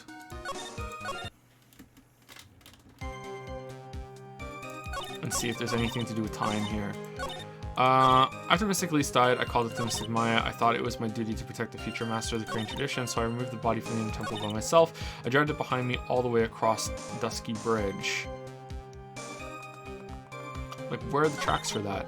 Then I used the snowmobile to carry back to Hazakura Temple, and I used the sword to alter the way the wound looked. By the way the murder took place, the snow had already stopped. Okay. Let's try this to eliminate it. Yeah, okay. So I think I'm missing something simple. All right, let me dig down and see. So I think this is what we have to prove, but if not, it could be something to do with the snowmobile.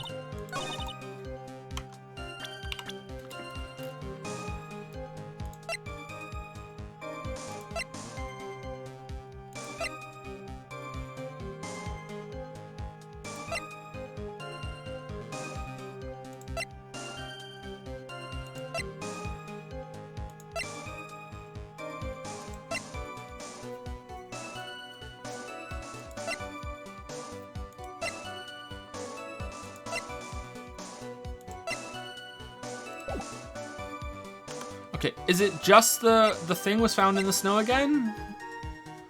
Like, if we had this here, right, and this was in the snow, is it just that again?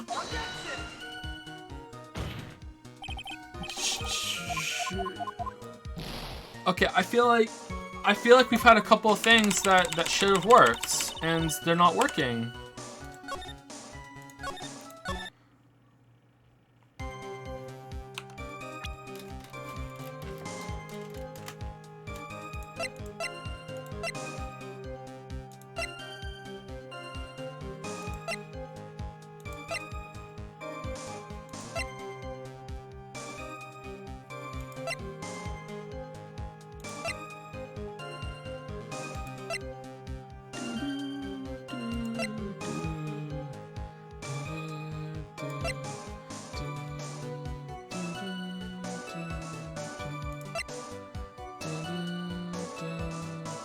Was it still snowing when the bridge got struck by lightning?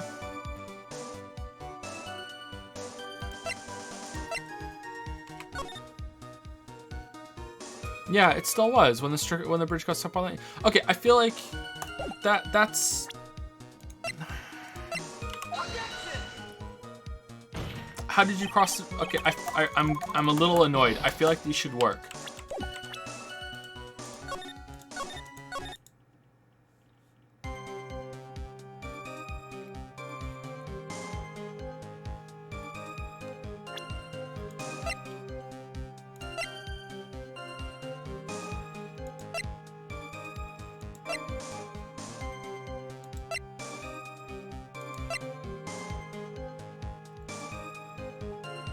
Was this found in snow?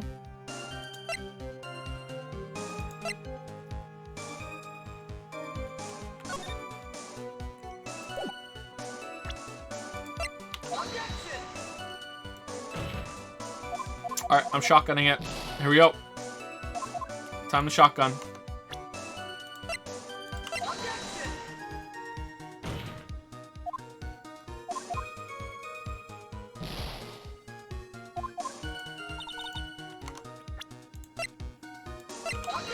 Because it's not about contradicting what she's saying, it's about the specific contradiction they want, and I'm blind to what the contradiction they want because I'm stuck on the contradictions that I found that they're not accepting. So that's fine.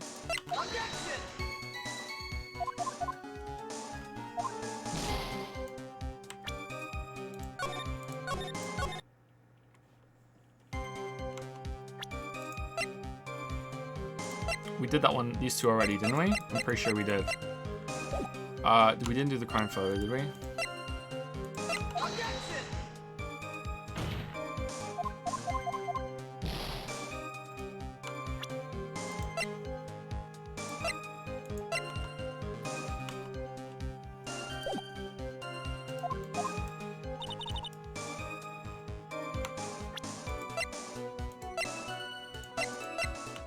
We did that one already too.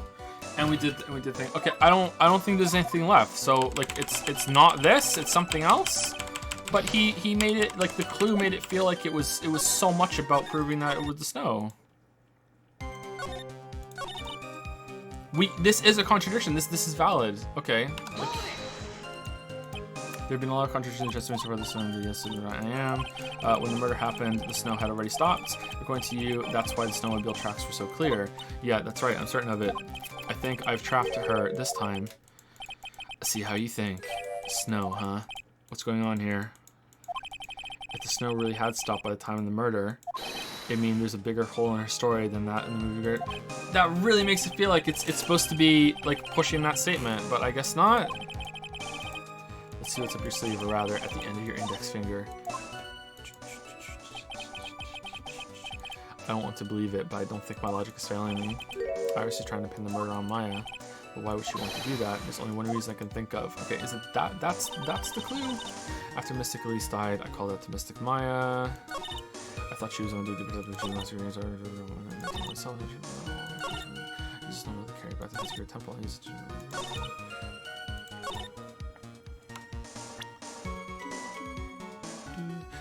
If you think that she was stabbed in the stomach, why would you stab her in the back?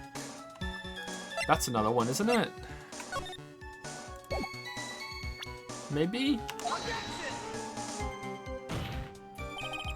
No, again, that feels like a right contradiction too. That's a little forced though, but whatever.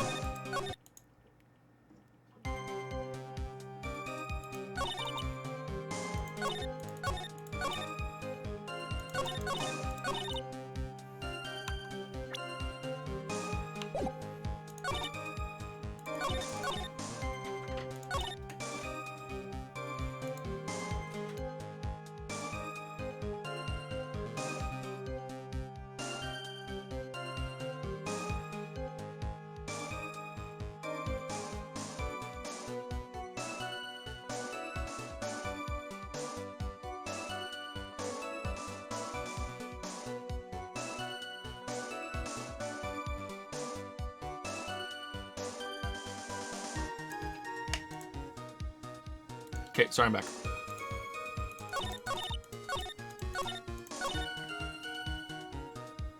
Okay, after Mystic Elise died, I called it to Mystic Maya. I thought it was my duty to protect their master Korean tradition, so I removed the body from the Inn Temple by myself. I dragged it behind me all the way across Dusky Bridge. I then used a snowmobile to carry it back to the Hazakura Temple, and I used to around by the time the murder took place. Okay, so like, if we're supposed to be pressing the snow thing on something else, something that could have happened if it was the snow, well, you couldn't have done that if it stopped snowing because the bridge would be on fire. But if that's the case, it should really work on this. So if that works, I'm going to be a little annoyed.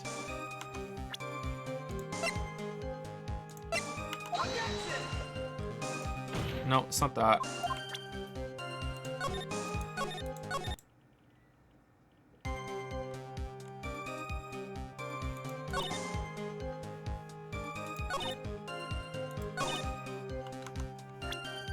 Okay, is it the weather report on that?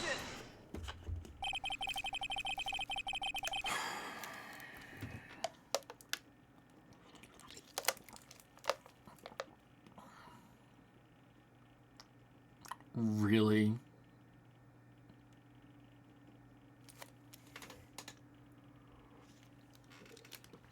You claim the snow had already stopped when the murder occurred, but I'm sorry, Iris, that just isn't possible. What? This is the weather data from the night of the murder. According to this, the snow didn't stop until 10:50 p.m., but you couldn't have crossed Dusky Bridge at that time. Why do you say that?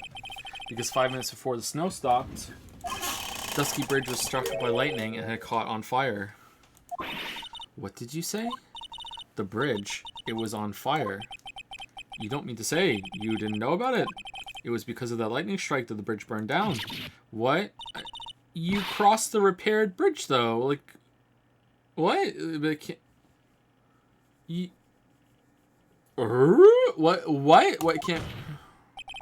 It looks like you still haven't figured it out. No matter how hard you try to deceive or conceal the truth, you can't pull the wool over the eyes of a real defense attorney.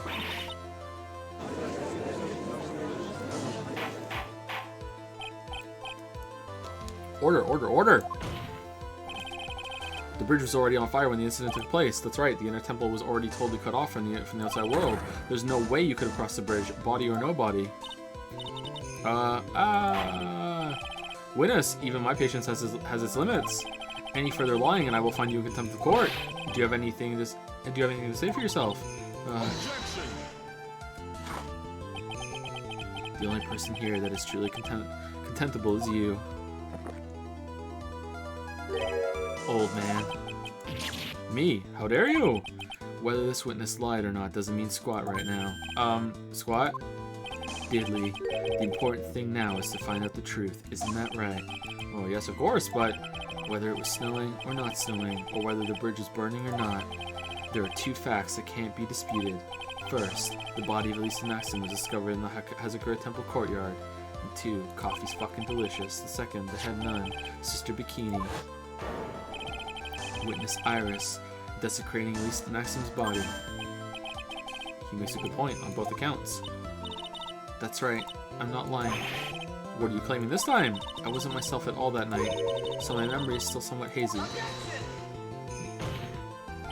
You have stood at that witness stand and testified this entire time. Are you telling us now that your memory of that night is hazy? It is only human to err. If you're so perfect, Trite, maybe you can explain this for the court. What is it? When the murder happened, the bridge had already burned down. But somehow the body traveled across the bridge and was found in the temple courtyard. Perhaps you have some kind of perfect explanation for this little magic trick. Well, if I don't, is that the end? Well, not exactly, no. I know there must be some other way she got across that burnt-out bridge, but unless I can somehow demonstrate it, we'll never know the truth. So the defense is not prepared to offer a suitable explanation. Well, no one knows! You see what I mean? In other words, you're in no position to suggest that this lady's testimony isn't the truth. Yeah, okay.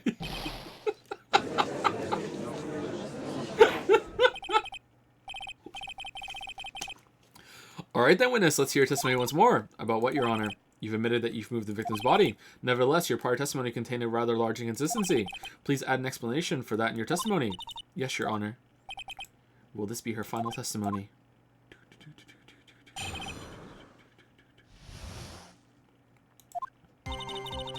Other than walking over the bridge, there's no way to move the body, so I must have just gotten confused, I guess. Was the snow still falling, or had it stopped? Does it really matter that much? Or are you saying that there's a way to cross the burning bridge?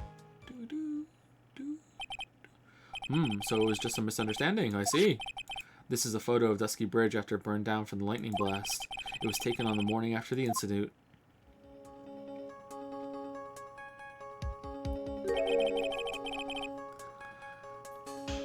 Oh, fuck my life. It certainly was burned to a crisp, and... Oh,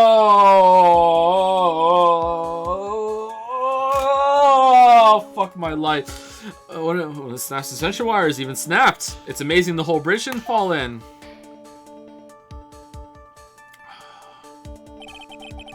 Clearly it would be impossible to carry a corpse across the bridge in this condition. Dusky Bridge photo added to the court record, taken the morning after the crime. Unless I do something to discredit this testimony, it's going to be deemed as the truth, and Maya will be accused of murder. Try it. I'm only going to say it one more time. It is only human to err, and only humans can spot the errors of our ways. The more sense he makes, the less he makes. Alright, Mr. Wright, please begin your final cross-examination. Moving the body.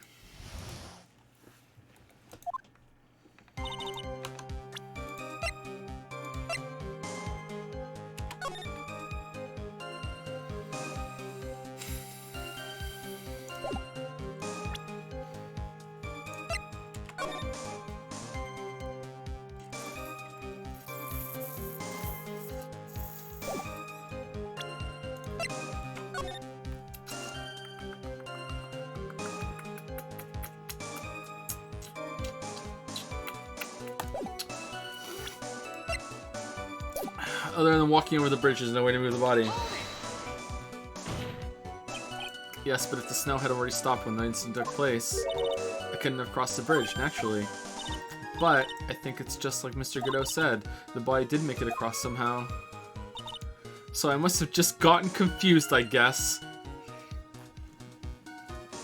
There's no fucking way! There's no fucking way that they fucking Tarzaned over the fucking canyon.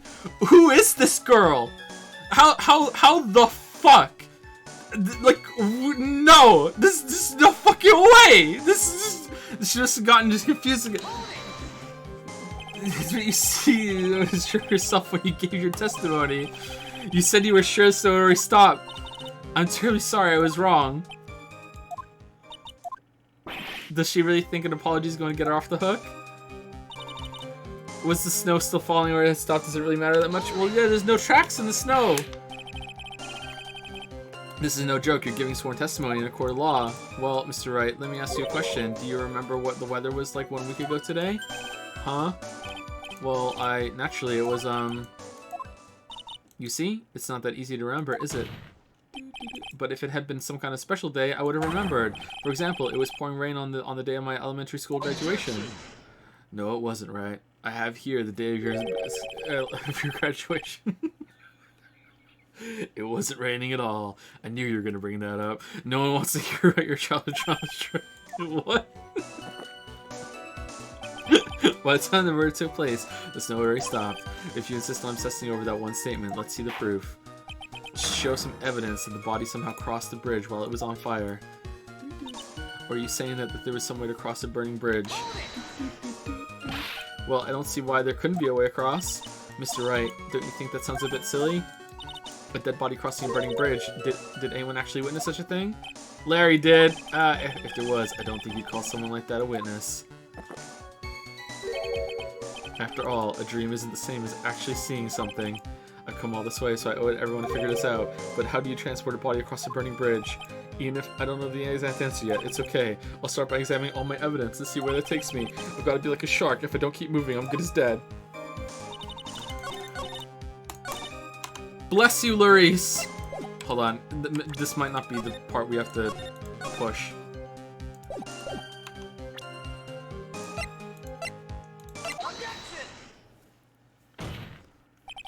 A dead body flying over a burning bridge. I wouldn't exactly rule out the possibility. What? Ha, you're saying it's possible. Don't make me laugh. The only thing that's possible about your claim is that it's been pulled out of thin air. I'll show you something else that was in thin air. I don't know about that. In any case, we have a witness who did see it happen.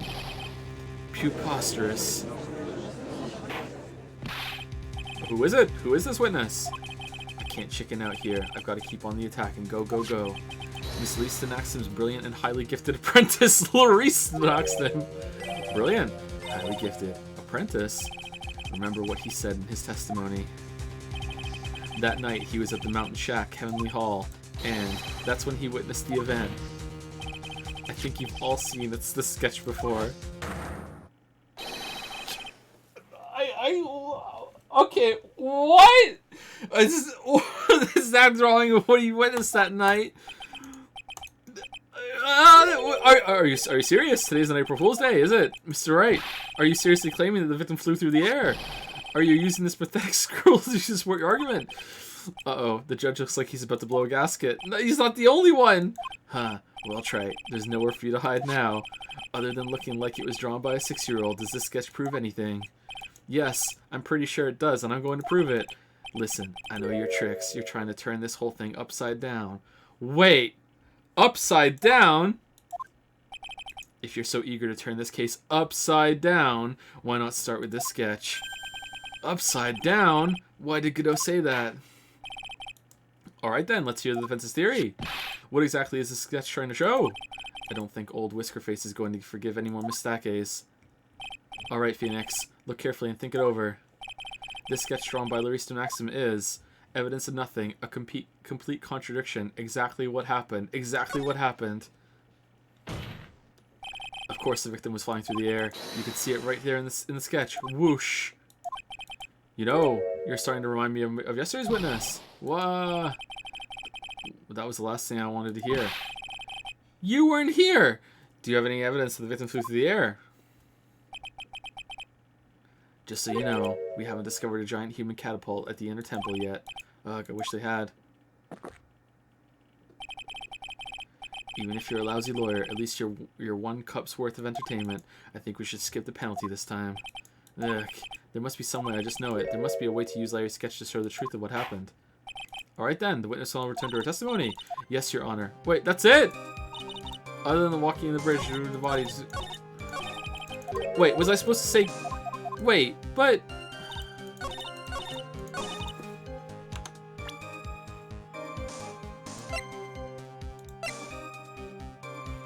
So, it was like, is evidence of nothing is a contradiction. It's a contradiction because it's supposed to be upside down. That doesn't fit.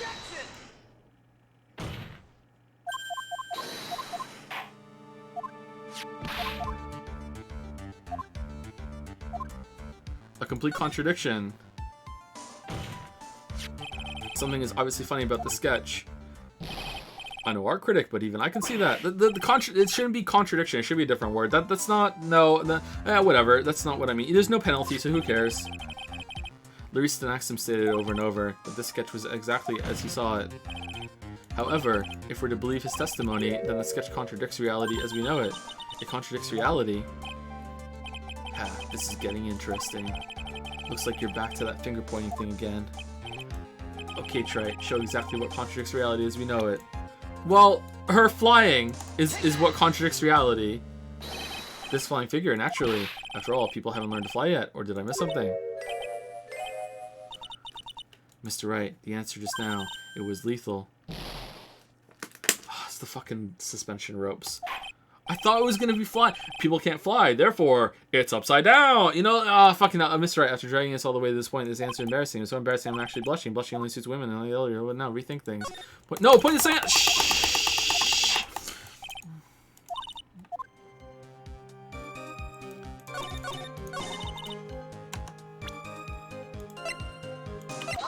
All right, third time. Third time. Here we go. Here we go. Third time's the charm. Here we go. Don't mind me. Complete contradiction.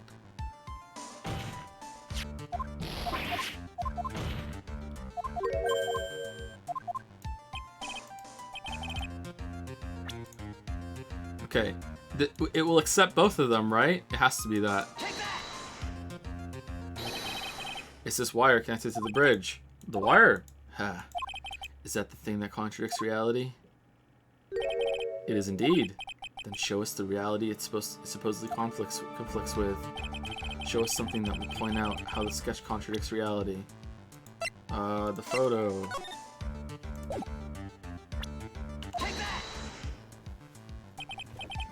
That's a photo of Dusky Bridge, correct? Yes, now compare the kid sketch and the photo for a minute. In the sketch, the wires appear to be above the guard wires. But on the actual Dusky Bridge, jumping Jehoshaphat, the wires are below the guard wires. Whoa!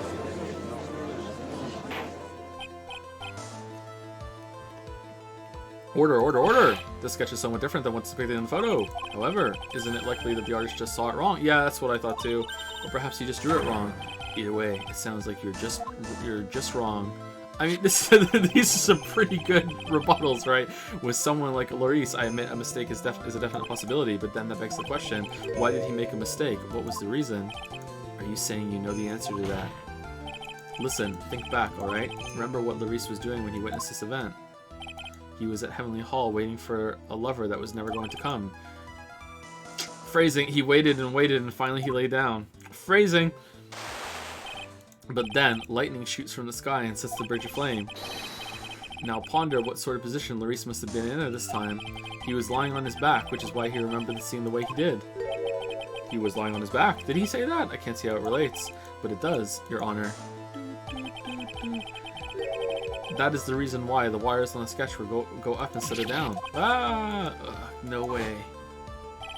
Larice Nim witnessed the event while he was lying on his back, face up. In other words, the scene that he saw was actually upside down. Alright, and with that pounding of the gavel, it's time for our second break. Alright. This one will be,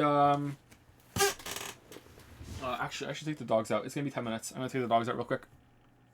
Back in 10 minutes.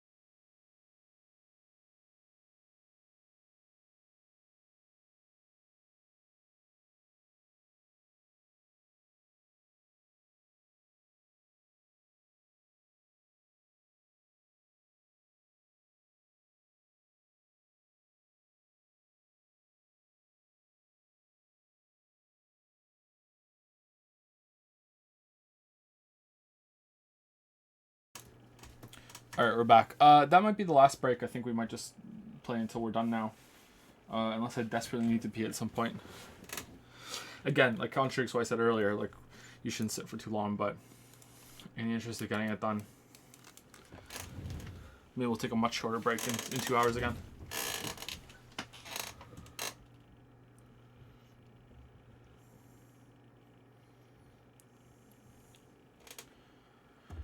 Thank you, Etiquette, for the 18-month resub. Thank you very much. And thank you, One Trip Man, nice, for the 26-month resub. Thank you to both of you. Thank you, Etiquette. Thank you, One Trip Man.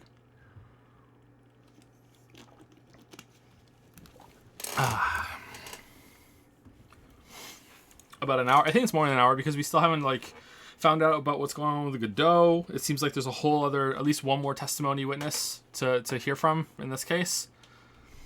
I don't know. We'll see. So then, this sketch should actually, I think you finally get it, Your Honor. The correct way to view Larice Maximus' sketch is like this. My God. This is how she actually... How did they pull this shit out? What are we talking about? Who does this shit?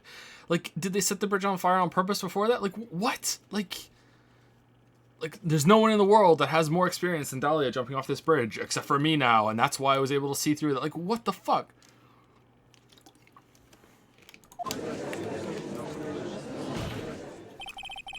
The victim's body wasn't flying above the bridge, it was actually swinging below. That's right, just like a pendulum.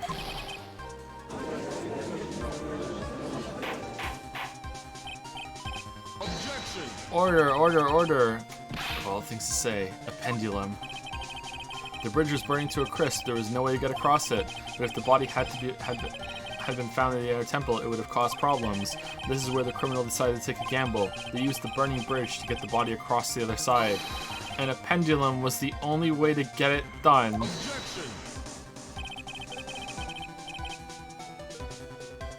Pendulum effect? And not show you my pendulum trick? Let's think about this for a minute, shall we? Dusky Bridge is about 20 yards long, which means it's about that far from the inner temple to the opposite cliff. Yes, that sounds right. In order to cover that distance with a pendulum, you need a rope at least 10 yards long. To get a rope that long, you'd have to plan ahead. The lightning strike at night can only have been an accident. Really? So it...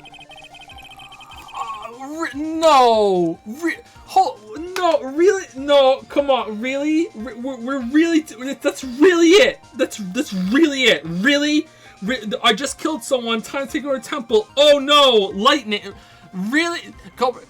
Oh, don't worry, I can take care of this. Dun dun dun dun dun dun dun dun dun dun dun dun dun. Now we're DMCA. Culprit repaired the rope beforehand. So then, didn't have to get the rope ready. The rope was already right in front of them. What? I'm saying that it was just a matter of using what was already there.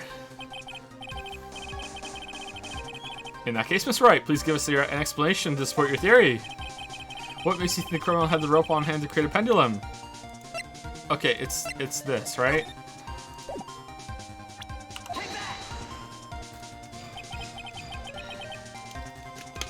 And the meaning of this is, if you want to know where the rope came from, it's hanging right there in front of your glorious beard. Oh, you notice my beard? This is one of the wires from the bridge. When the lightning struck the bridge and set it on fire... Hold on. So make a thumb and your pinky to stretch out for that wire, okay? And then hold your pinky at the top of the bridge and then like just turn it to the left. And your thumb doesn't even make it off the screen. Never mind fucking like to the other side. Perspective. The criminal didn't have any time to waste. So they tried the wire around at least the Maximus body. What?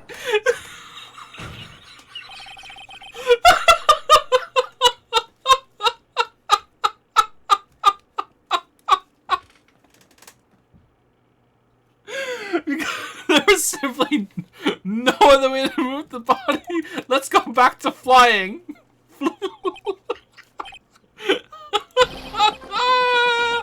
Glug, glug, glug, glug, glug, glug.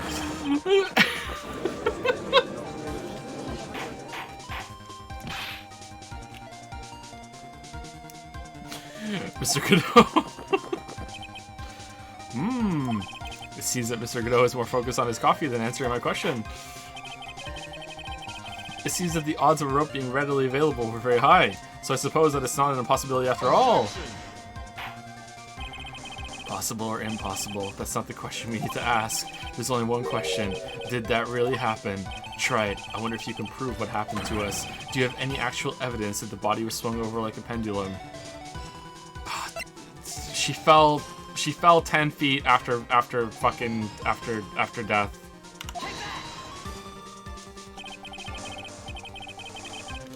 Before I present my evidence, let me review what we know so far. According to this photo, one of the wires... But then how did the killer get across too? Or was someone there waiting for it? How did they know? Crane Technique Radio? According to this photo, one of the wires snapped. Looking at the map.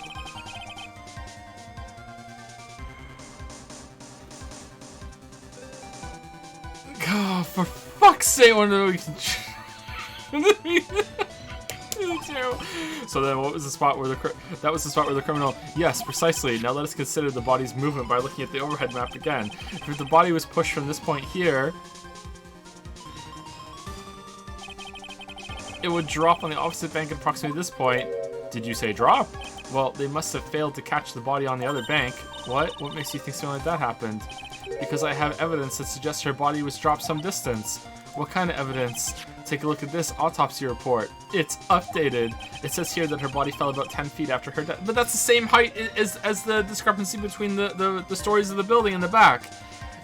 They wouldn't drag the body through the Temple Phoenix. They would just take it to the wall and dump it over.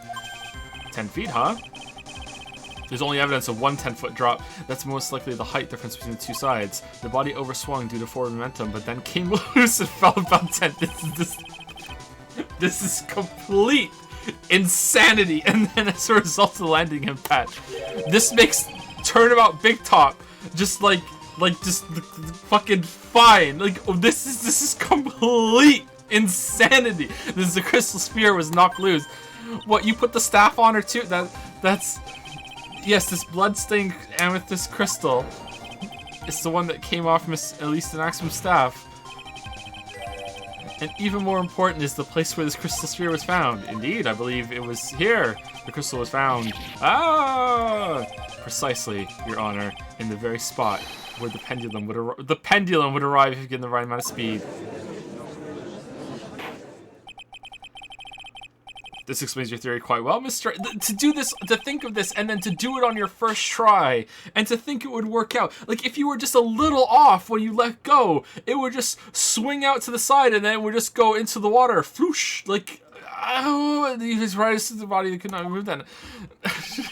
Impressive deduction, Mr. Wright. Most impressive. Mr. Wright.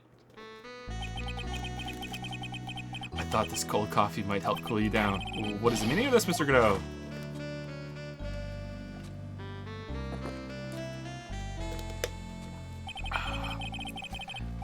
That was a dark and bitter guess that you made, Trey. But you forgot about one thing. Oh, and what would that be? The aroma. Huh? A coffee's most reliable accomplice is its deep and profound aroma. The rest of the court doesn't speak Coffinese. Can you elaborate a bit more? How did the killer get across? If the criminal didn't send the body to the side like you say, then naturally, there must have been an accomplice lying in wait to catch it. No! After this shit, Godot, if she was capable of doing that, she was also fully capable of shimmying across the burning bridge, like, just fine. An accomplice? The criminal wasn't able to cross Dusky Bridge. So, who collected the body? What do you have to say about that, Trite? Mr. Godot is correct. This can't be the work of a single person. Well, Mr. Wright, you know what you must do. Yes, Your Honor. The body couldn't have made it to Hazakura Temple without an accomplice. Very well then, if you please, Mr. Wright. Who was the person that received the body on Hazakura Temple side? It was Iris. It can only be you, Sister Iris. Huh? But I don't see why you're so surprised. The only way to transport the body from Dusky Bridge is by snowmobile. But with her bad back, Sister Bikini could never pick up a body like that. You're the only one that could have managed it. Try it. Were you even listening to the witness's testimony? On the night of the crime, this little cutie pie was on cleanup duty in the inner temple garden after the mother-daughter bloodbath. I haven't forgotten, but have you, Mr. Godot? This witness was also seen at Hazakura Temple, desecrating the corpse of the victim. Strange indeed. It's almost as if, on that night, the defendant was in two different places at the same time. Sister Iris, let me ask you something. Rick, let me ask you something. Why didn't you mention it when you first gave your testimony? Mention what? The pendulum, of course. Using this sketch drawn by an eyewitness. I have established how the body was moved using the burnout bridge. Which means it's now a fact that this occurred. Yeah, sure, something you should have already known. Yeah, it's a fact. It's locked in. No, I had no idea. I didn't know anything about a pendulum. But the body couldn't have been passed along to the other side without your help. So you should have known about it. In fact, it'd be impossible for you to be clueless about this whole thing. Unless you're not really Iris to begin with. What? How can you say that, Mr. Wright? What? What kind of nonsense is this? You're saying this witness isn't Iris of Hazakura Temple? No, really? I was right? Are you serious, Trite? You mean this woman is? There's no one beside Iris that could have received the corpse that night. Now I get it. Now I know why I've been sick to my stomach this whole trial. Why her whole demeanor changed so suddenly from yesterday. And why she's trying to pin this murder on Maya. The woman that's standing there at the witness stand. Her real name is... Dahlia Hawthorne. I never thought I'd have to utter your name again, let alone see you. It's been a long time, Dahlia Hawthorne. Hawthorne! Sister Iris had a twin sister. And you're looking at her, Miss Dahlia Hawthorne. That name rings some bells, distant bells, but bells nonetheless. Lights out. It's just your imagination, Gramps. This file contains all the relevant data about Dahlia Hawthorne. I had it prepared, just in case this happened. Oh yes, I remember now. That case. 5 years ago. My name is Dahlia Hawthorne. I just want to say, it's an honor for me to be here in your noble presence. The honor's all mine. No, the honor's all mine. Ooh, nice comeback to reality. Cool. But according to this, Dahlia Hawthorne is already dead. It says her execution was carried out last month. She escaped. So what? Death has no meaning in this courtroom. What? Order, order, order! Wait a moment. How can you... My sister, she's already dead. What kind of... You of all people should already understand. After all, the blood of the master of the Crane channeling technique flows within that body. The Crane channeling technique? Now where have I heard that? Here you go, Your Honor. Here's all the information about the Korean channeling technique. Oh, it takes me back to that case 2 years ago.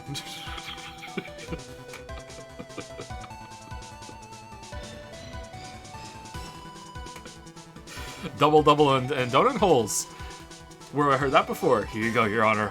All the information about double, double, and donut holes. Ah, that takes me back to yesterday. That's right, you're not Dahlia Hawthorne herself. You're the spirit of Dahlia, currently inhabiting the body of a spirit medium. What an exciting story. Exciting, but quite impossible.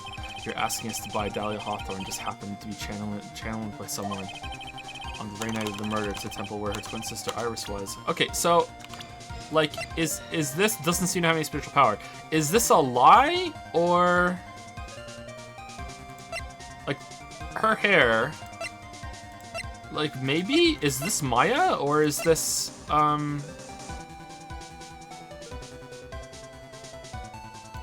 Is this a lie?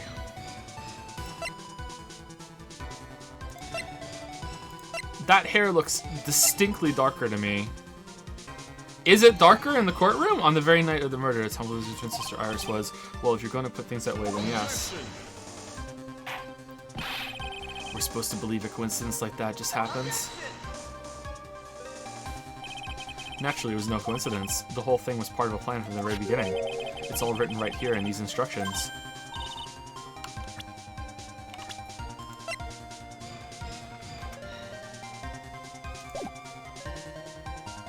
No, that looks about the same.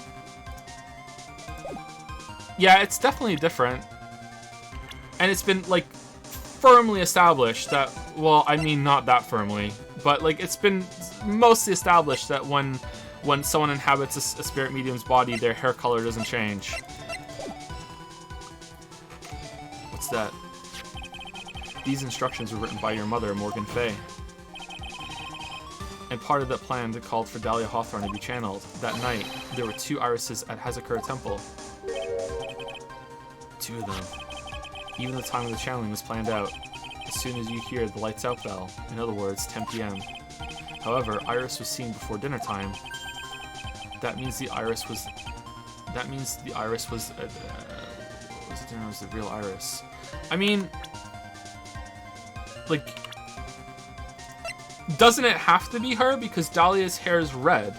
So if Dahlia was inhabiting Maya's body, why would her hair change to Iris's color? Right?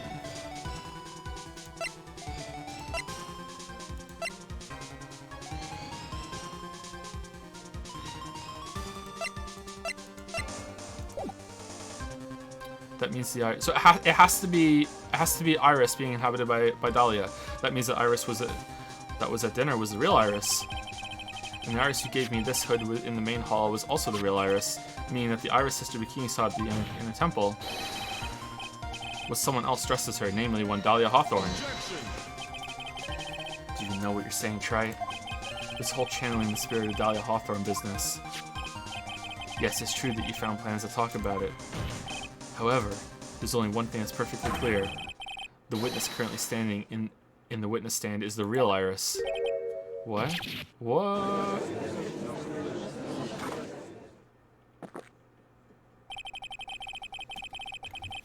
Calm down and remember what you know about the night of the crime.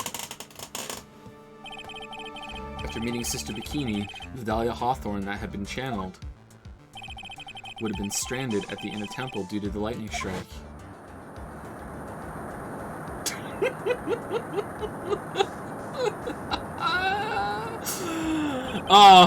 It was later the body was moved by the pendulum, or by pendulum. Sorry, that's right. Naturally, that would mean that the Iris that received the body was the real Iris. Are you with me so far? Yes. After being notified of what happened, the police came to Hazakura Temple's main hall. There they found Iris in her room and arrested her, and ever since then she's been under police supervision at the detention center. Yes, I suppose I can't deny any of that. Phew, thank goodness. It looks like he's finally convinced. But something still seems off, way off. I'm still not convinced that the Iris here is the same one that for the other. No, she was there was a moment where she was gone. Ha. I suppose you're about to say something really ridiculous. Earthquake! Like the real Iris and the spirit of Dahlia somehow switch places. Switch places! To be perfectly honest, I don't know what the fuck's going on. There's still quite a few things I don't understand, but I do know that unless we confirm the witness's identity, we can't continue with this trial. Iris doesn't have the spiritual power needed to channel Dahlia, or so she says, which means they must have switched places somewhere. Well, Mr. Wright, since the time she was arrested at Hazakura Temple, have there been any chances for Iris to switch places with Dahlia Hawthorne? There was one, yep. Your Honor, I think there might have been one chance. Oh, explain yourself. Yesterday, for a few minutes, Iris's whereabouts were unknown. Unknown? What do you mean? What I mean is, there was a span of time in which Iris was able to move about freely, unsupervised. Well, who was it? Who would give a murder suspect time to move about freely like that? I'm sorry, I know you didn't mean to. It wasn't your fault. The person who gave Iris a chance to move freely about was Ooh. This is Mr. Chadworth, isn't it? Your Honor, there was a fairly large earthquake yesterday, was there not? An earthquake? I was asleep. Your Honor, here's all the information about the earthquake. Ah, thank you. Earthquake. Oh my goodness, the inner temple, this kind of tremor might...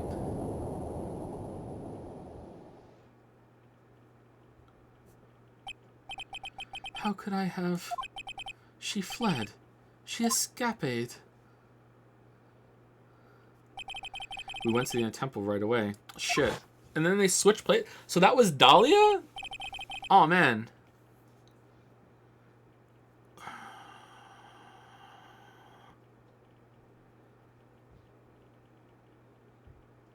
So no one else crossed the bridge before that? I thought...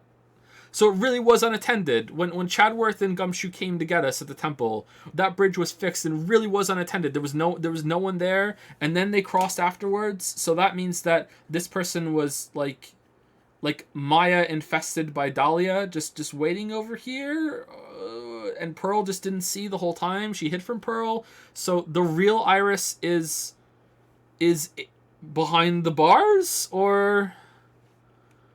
It's true, Iris was already there. I did not see that coming. I wonder why they had already switched places by that point in time. When I arrived at the training hall, I was met by none other than Dahlia Hawthorne. That's quite enough already, Mr. Wright. Now see here. No judge in his right mind would consider the idea of spirit channeling and... Be quiet. It's been a long time, Mr. Judge. Did that voice? Guess I'll have to ask again. Upon meeting a beautiful lady, always ask for her name and profession. Oh, nice comeback. Nice. That's one of my rules.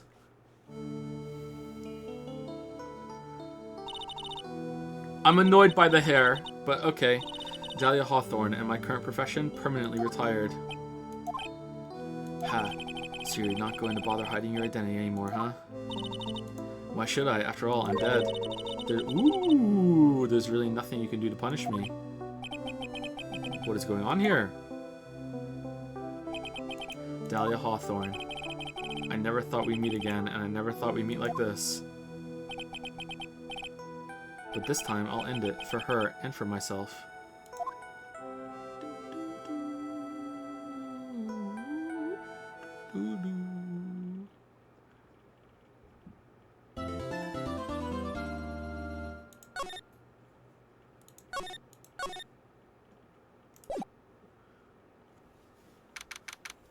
February 10, 1:06 p.m., District Court, Courtroom Number 7.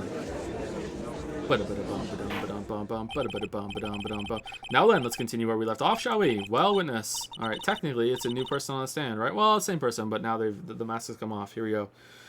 Yes, how can I help you, Mr. Judge? Well, it seems that if we're to learn the truth, and you really are from beyond the grave, fuck the trial. I have a lot of questions about the afterlife. It just seems inconsequential right now. Tell me what happens. We'll need to hear your testimony. Ah, yes, we still care about the trial. Okay, all right. I have no problem with that. But when you've seen what I have, sometimes the truth is better left unknown. In any case, let's hear your testimony. Tell us about the plan that was carried out that night.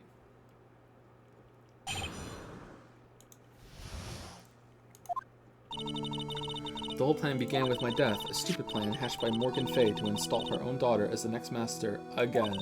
Round 2, but for it to work, Maya Fay would first have to die. The idea was for me to kill Maya and then have the blame pinned on Iris. The plan went wrong, but it seems to have succeeded anyway. So that means you really are... Wait a minute. Did you just say the plan was to kill Maya Fay? Yes. You have a problem with that? Don't give us that nonsense. There's no way. Watch yourself, Trey. If you've got a problem, solve it during cross-examination. That's one of my rules. Godot, can you just fuck off? Mr. Godot is correct. Really? And by the way, that's one of my rules as well. I'm sorry. Someone just revealed themselves that there are ghosts from beyond the grave that's inhabiting an unknown vessel. And we're still being like, cross-examination bullshit, you have to follow etiquette. Like, are you fucking serious? Like, to kill Maya, could it be true? Present some fucking evidence, Fine. Alright, okay, cool. Alright, let's go. The plan. The whole plan was to began with my death. You were executed last month, correct? Yes, I was hanged. It wasn't exactly pleasant. How did you manage to discuss the plan? When did you talk with Morgan Fay? But through that hanging, I learned a lot about pendulums, apparently, so we're fine. Last year, she was transferred to the same detention center as me. Since I was on death row and she was my mother, it was actually pretty easy to meet with her. What? I see, so that's when you discussed the plan. Ha, are you crazy? At first, that woman was planning to kill me as well, even though I'm her own daughter. All to make Pearl Fay the master of Crane. She's a cold, twisted woman. She thought she could finally regain her lost honor. Is it me or is her hair darker now? No, it's about the same. The honor she lost when her younger sister Misty took her place in the master. Ever since that day, she's been working on this plan. A plan, huh? A stupid plan hatched by Morgan Fay to install her own daughter as next master. You're talking about Pearl Fay, is that correct? Yes, though at first she had high hopes for the two of us. You and your twin sister, Iris. That's correct. Fortunately, neither of us had much spiritual power. That's why we were abandoned by her, along with our father. Abandoned? The only person I've ever really cared about in life was myself. My sister was a nuisance, so I convinced my father to leave her at an old temple. Wow, that's cold. You mean Iris? Yes, my father remarried a woman who also had a daughter. The less children you have, the more money there is to go around, right? And on top of that, my father had absolutely no interest in children in general.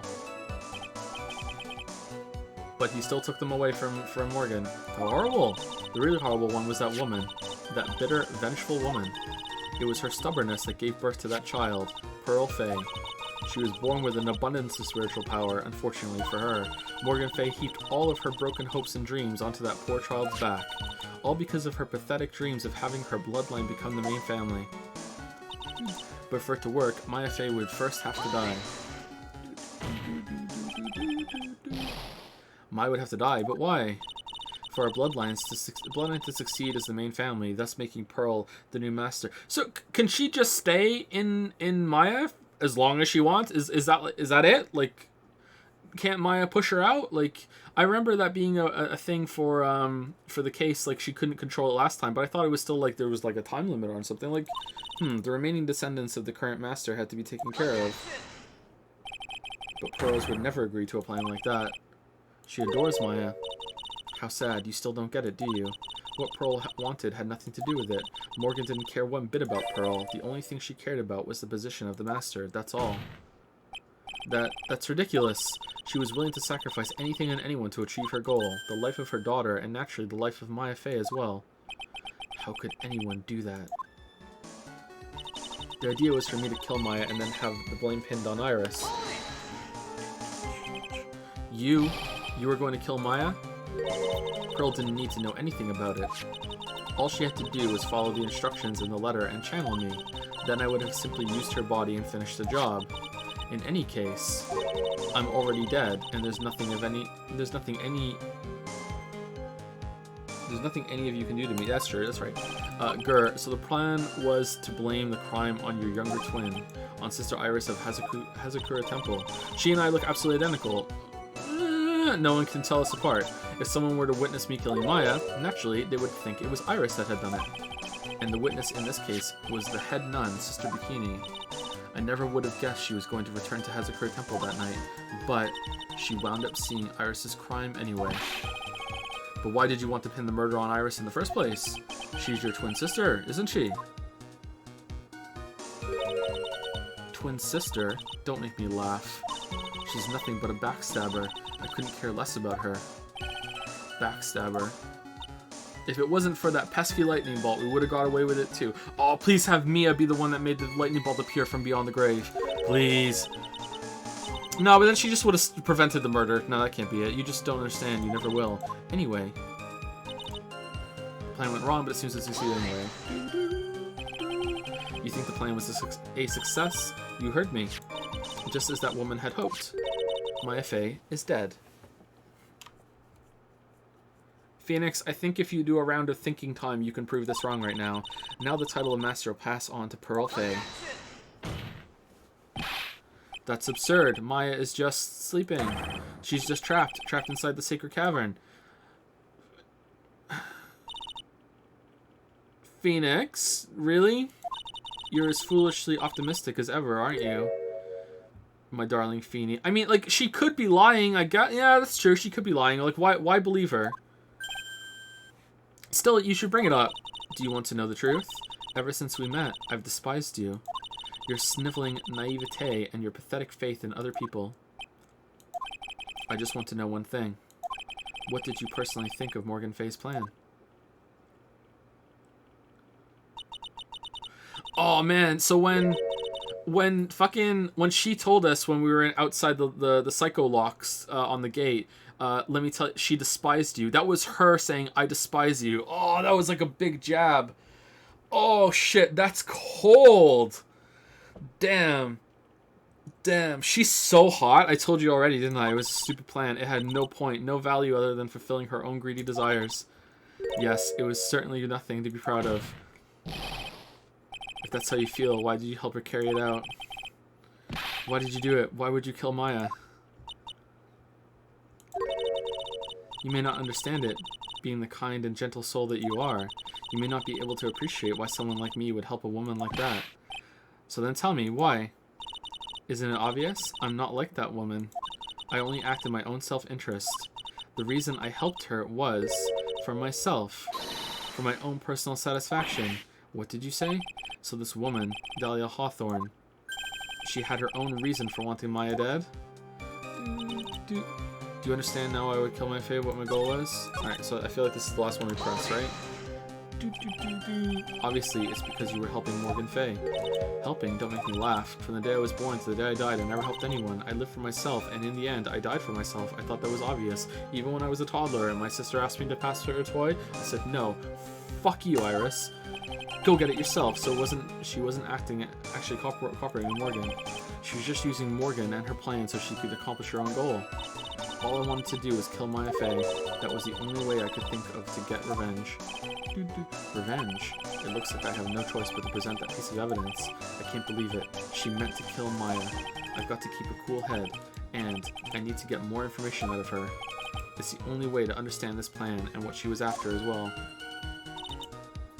Okay, what are we presenting?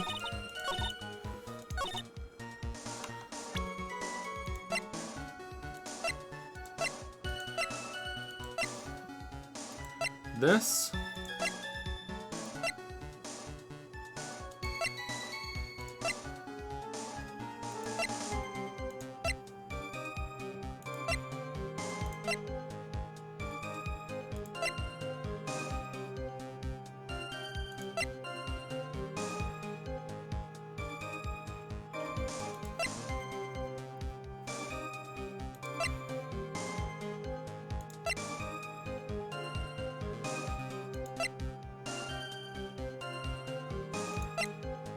That Maya was written on here? This seems kind of vague.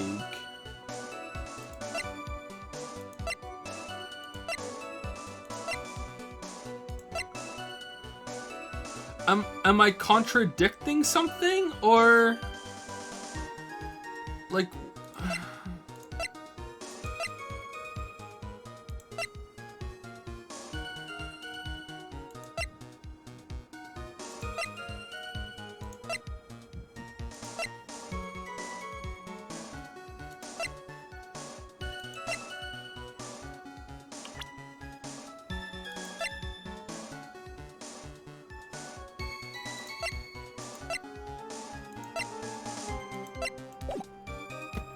I don't know, chat. Okay, so the whole plan began with that. Okay, I don't know what to do about that. A stupid plan hatched by Morgan Faye to install her own daughter as the next master. Before to work, Maya Faye would first have to die. The idea was for me to kill Maya and then have the blame pinned on Iris. The plan went wrong, but seems to have succeeded anyway. Do you understand now why I would kill Maya Faye now? What my goal was?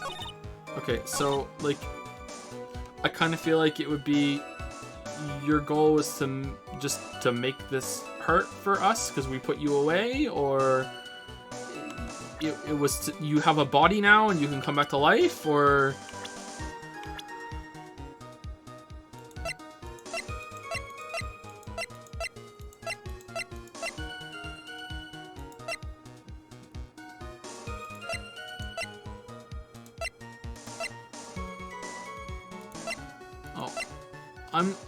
I'm not here. I was gonna say you wanted to hurt me, but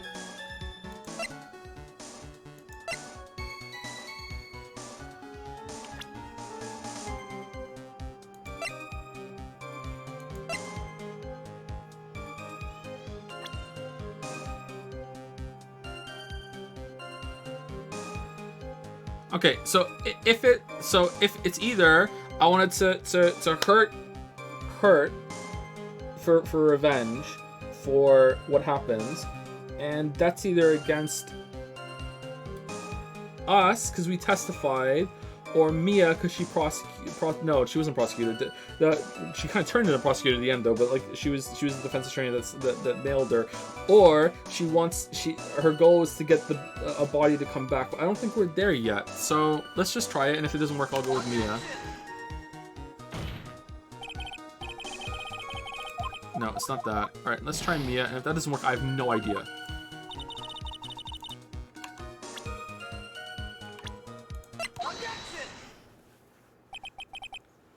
Could it be that your actual goal had nothing to do with Maya Fey herself?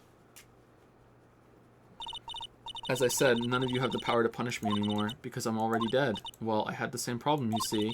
You can't punish the dead, and you can't take revenge against them. Yeah, this makes sense. You wanted to take revenge on someone. I was sentenced to die because of that woman, Mia Fey. I somehow knew this was it. I wanted to send her a message. It was at her hands that I suffered my first humiliation. I wanted her to feel the same pain she had made me feel. Sadly, when I realized revenge was impossible, I gave up. And the reason it was impossible was it perhaps because Mia Fey had already died. Yes, and I realized there's only one way to take revenge against the dead. And how do you do that? Even when the body dies, the spirit, the ego, it lives on forever. Tell us more about that. That sounds very curious. Almost like it's one of the answers to life's great mysteries. Let's hear more about that. Fuck the trial. I wanted to take away the person that Mia Fey loved most. I wanted to kill her with my own hands. That would be the one and only way I could take my revenge against Mia Fey. That was the reason I helped out with that woman's plans. Just for that you would kill Maya? Your goal was no different than that of Morgan Fey. You're no different than the Phantom Thieves. As they say, the apple doesn't fall far from the tree. Starting to get worried about Pearl. What a cruel plan. Cruel, cold, and heartless. Humph. Don't waste your time preaching to the dead. I've already told you, there's not a thing you can do to me. Grr. That night. About 9:30 p.m., I materialized into this world. I quickly pinned my hair up and put on a demon-warding hood. Then I picked up the staff that was by my side and left Hazakura Temple. I picked up a spare, even though it was impossible for anyone else to have a spare, and we're just kind of glossing over that now. So, it was Elise Nim who channeled her after all. That ridiculous head nun never noticed a thing. She left Maya Fey at the inner temple and wobbled back, clutching her poor old back. What did you do then? That kid was easier to handle than I had hoped. I caught up with her in front of the stone lantern. Then I took out the dagger I got from the storeroom and...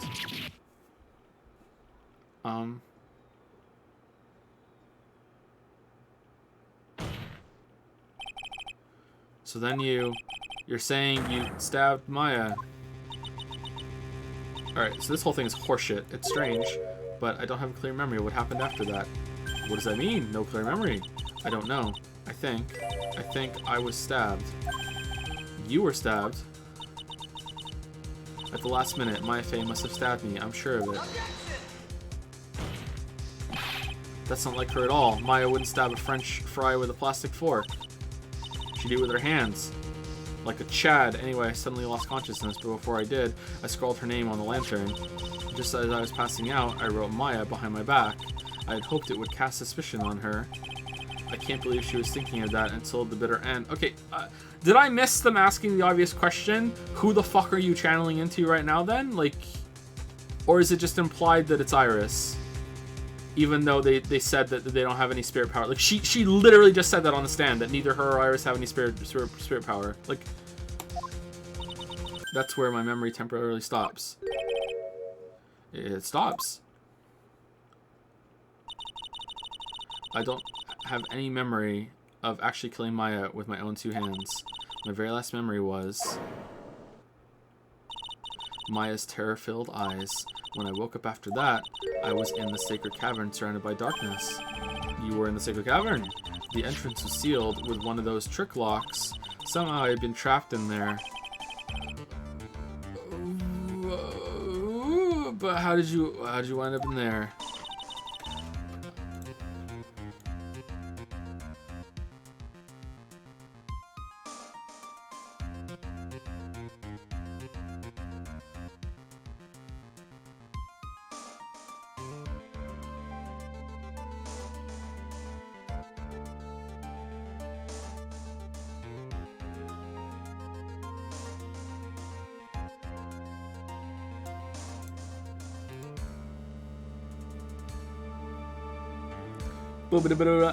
Thanks for 100 bits from Bouncy Bob.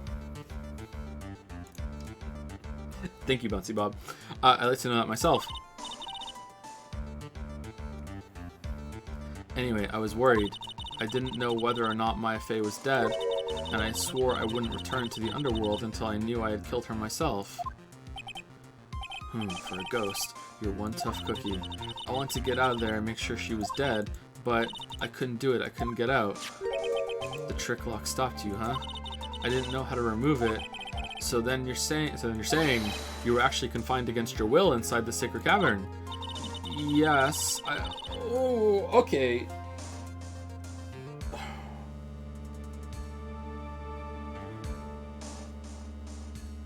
Does even she not know who she is? I want to get rid of that annoying lock as soon as possible, but it wasn't easy. I kept getting interrupted while I was working on it. Interrupted. It was early in the morning, but someone came into the training hall. How do you know how to open it? What? Who? Could it have been Maya? I thought the same thing, but I couldn't see. Why not? If someone had spotted me, I would have lost my chance to take revenge. So I made sure to hide myself well at the back of the sacred cavern. That morning, only 2 people could have gone into the training hall. Maya and Pearls. Pearls went there to cover the hanging scroll and gravy. Surely she just would have stayed inside there the whole time, right? It would have been warmer in there. Still, I finally managed to remove the lock, but I was too late. What do you mean by that? What do you mean by that? The flies had already started to gather. The bridge had been fixed and the police had started their investigation, correct? Naturally, I couldn't go out, so instead I returned to the cavern and put the lock back on myself. I realized I wouldn't get a chance to see Maya's corpse as I had hoped, and she knows how to open it now because she put it back on. But just then, Lady Luck showed up. Lady Luck. After that big earthquake, she showed up all by herself.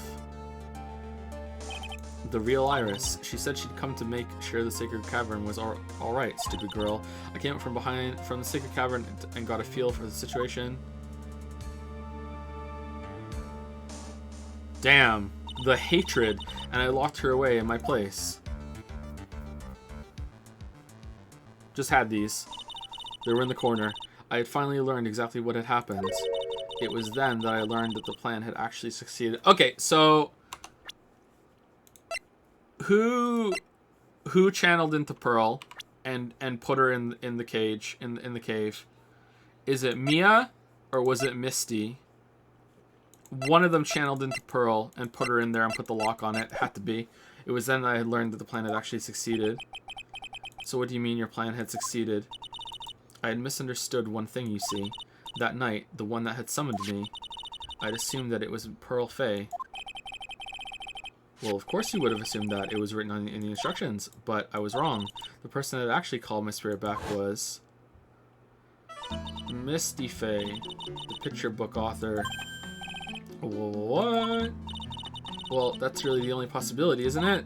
After I lost consciousness in the garden, it was her body that was left lying there.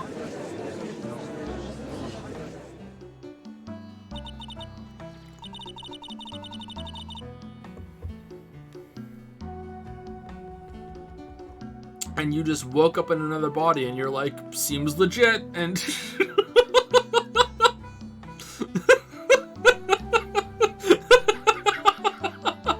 my fate wasn't able to kill her with my own hands after all, so even so I made her commit the most vile sin a human can commit, and that is matricide, the sin of killing her own mother.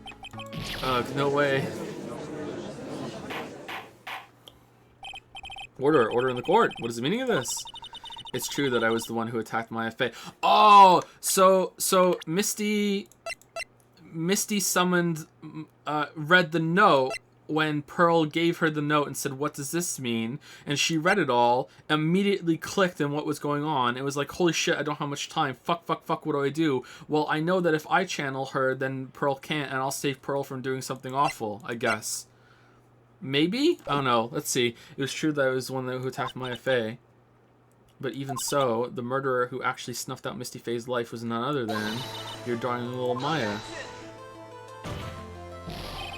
Ridiculous. That's nonsense. Are you sure about that? Just think about it. There's even evidence supporting these facts, isn't there? What do you mean? What is this so-called evidence? The fact that Maya Fey has disappeared is evidence enough, isn't it? Huh? The idea that she's still in the sacred cavern is just ridiculous. She wasn't able to escape from the inner temple. That much is obvious. In that case, there's only one place she could be. Where? Do I have to spell it out? The bottom of the Eagle River. Where else? She must have tried to do that pendulum trick and fucked it up. Poor girl. Eagle River. Maya Fey killed her long-lost mother. Can you imagine the guilt she must have felt when she realized that? That's why she threw herself into the Eagle River. Most bodies that wind up in there are lost forever. Yeah, Nick survived. Maya could too. So, what do you have to say now, Feeny? Ooh, I feel like the sweating belies the seriousness of the situation.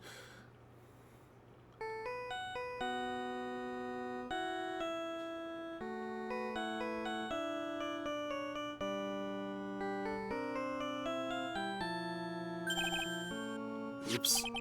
Sorry, that's my phone. What kind of ringtone is that? Beep. Oh, you're answering it! God damn, what a chat. Oh, please, don't let's interrupt. Okay, thanks. Beep. Was it something important? They just finished roasting my coffee beans, removing the locks from the sacred cavern. That's great. What about Maya? There was a woman in the cave. Was it Maya Fey? It was the accused, Sister Iris. Huh? Don't look so surprised. I locked her in there yesterday. I just finished telling you that. So, what about Maya? Where is she? Okay, I apologize if I missed something, okay? But I'm getting really fucking irritated that they're not saying, okay then, Dahlia, who the fuck do you think you're in now? Like, you fucking, like... You think Maya threw herself in the river and Misty's dead, and like, do you not know that Pearls is walking around? Like, there's no one else found inside the sacred cavern. No, it can't be. I told you, didn't I? She's dead. No. No.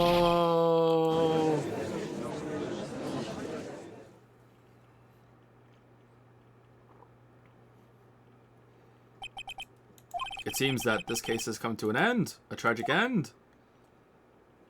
Guilty! Sadly appears the killer of of Misty Fey, also known as Misty Fey, was her own daughter, Maya Fey. Overcome with guilt for what she had done, Maya Fey jumped into her death into the raging waters of the Eagle River. It can't be. Ha.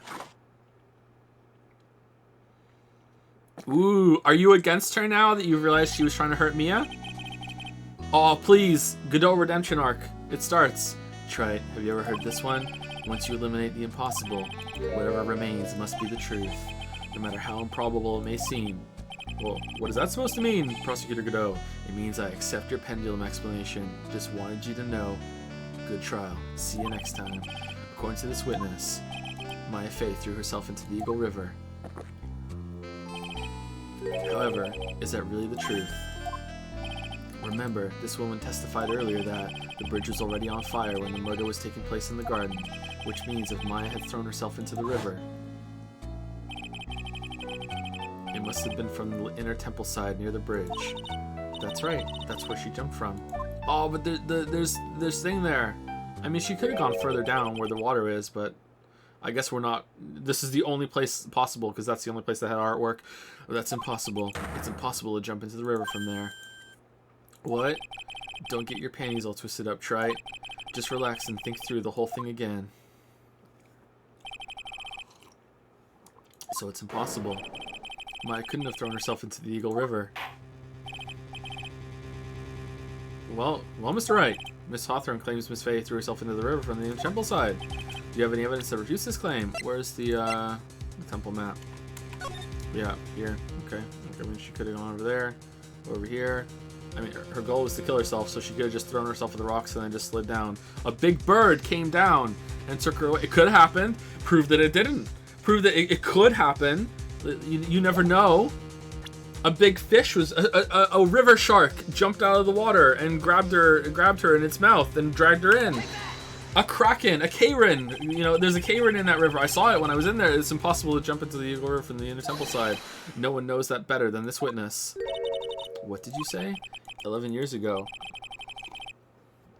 you jumped into the very same river. Just take a look at this overhead map. Damn, I really thought maybe like she did a bungee jump to survive that jump, and that's how she knew about the pendulum thing. But no, it's just complete horseshit. As you can see, below the cliff on the inner temple side is a big rock shelf.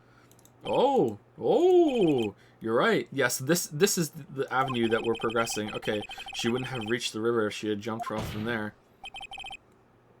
In other words, if she had jumped, we should be able to see her body in this photo.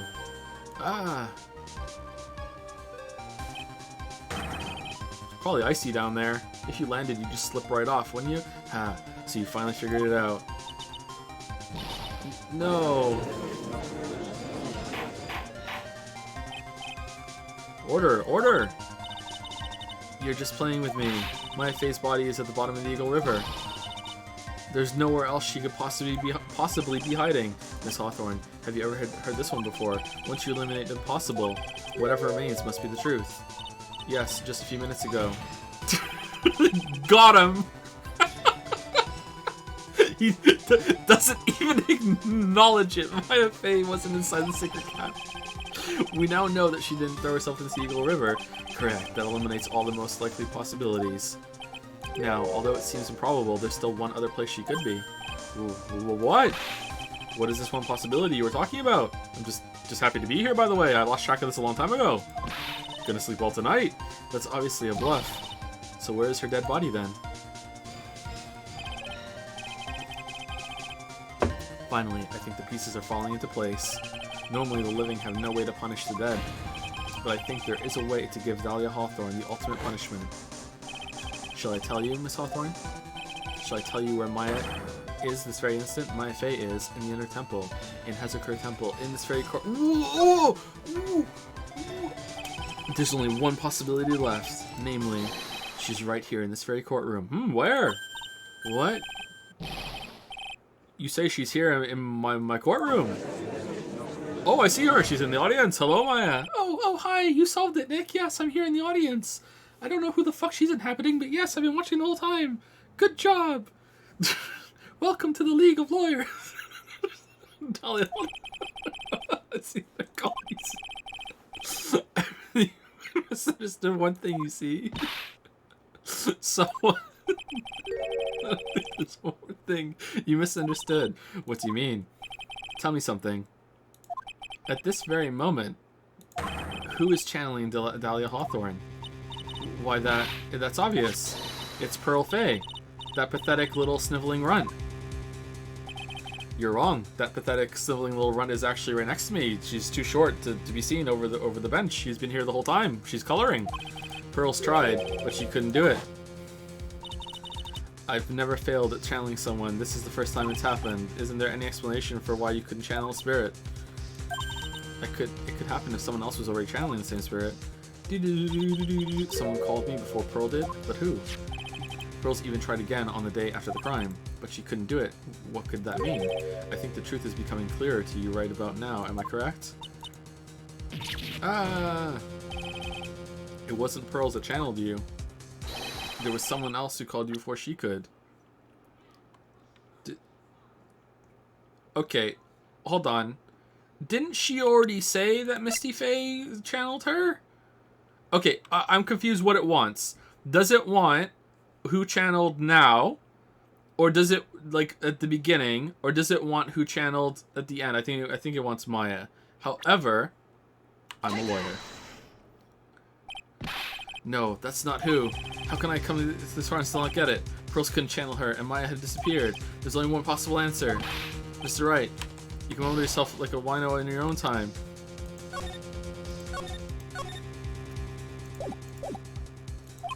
Please, give me just one more chance.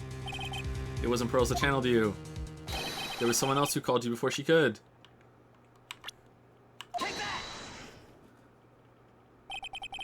This is an easy one.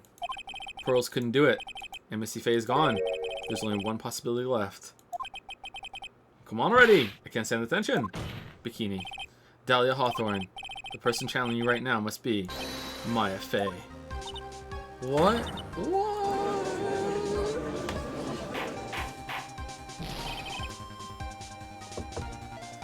But how could that be? Remember what this witness Dahlia Hawthorne said about her goal. She said that her goal was to kill Maya Fey. Yes, that's right. But if Maya channeled the spirit of someone that was trying to kill her... Yeah. Well, Gramps, what would happen? You wouldn't be able to kill her. Could it be?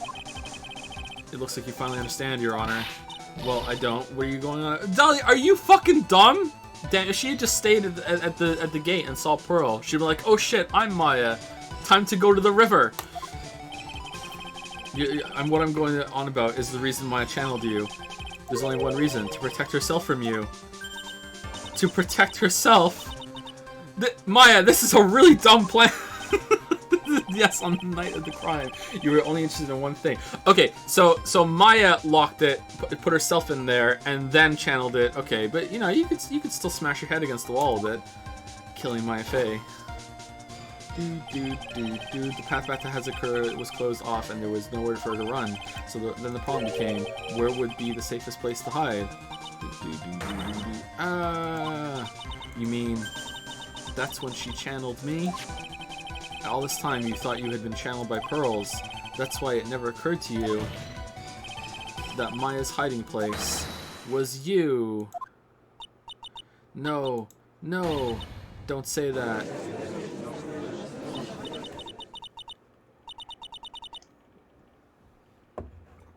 You're saying that I, Dahlia Hawthorne, was played for a fool by that little whelp. Okay, I'm a smidge confused about something.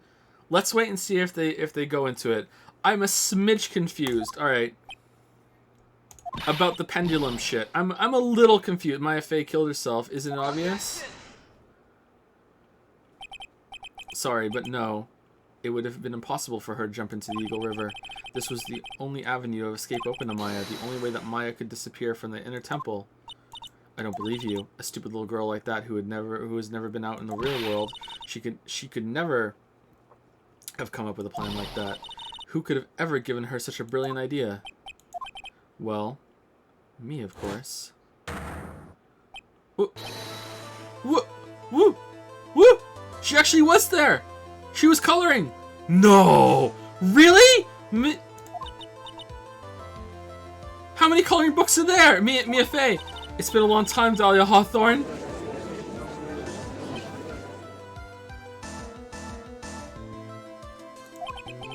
So it's true. It was you. Yes. You're something else. But what? What are you doing here? That hair. It's Pearls, right?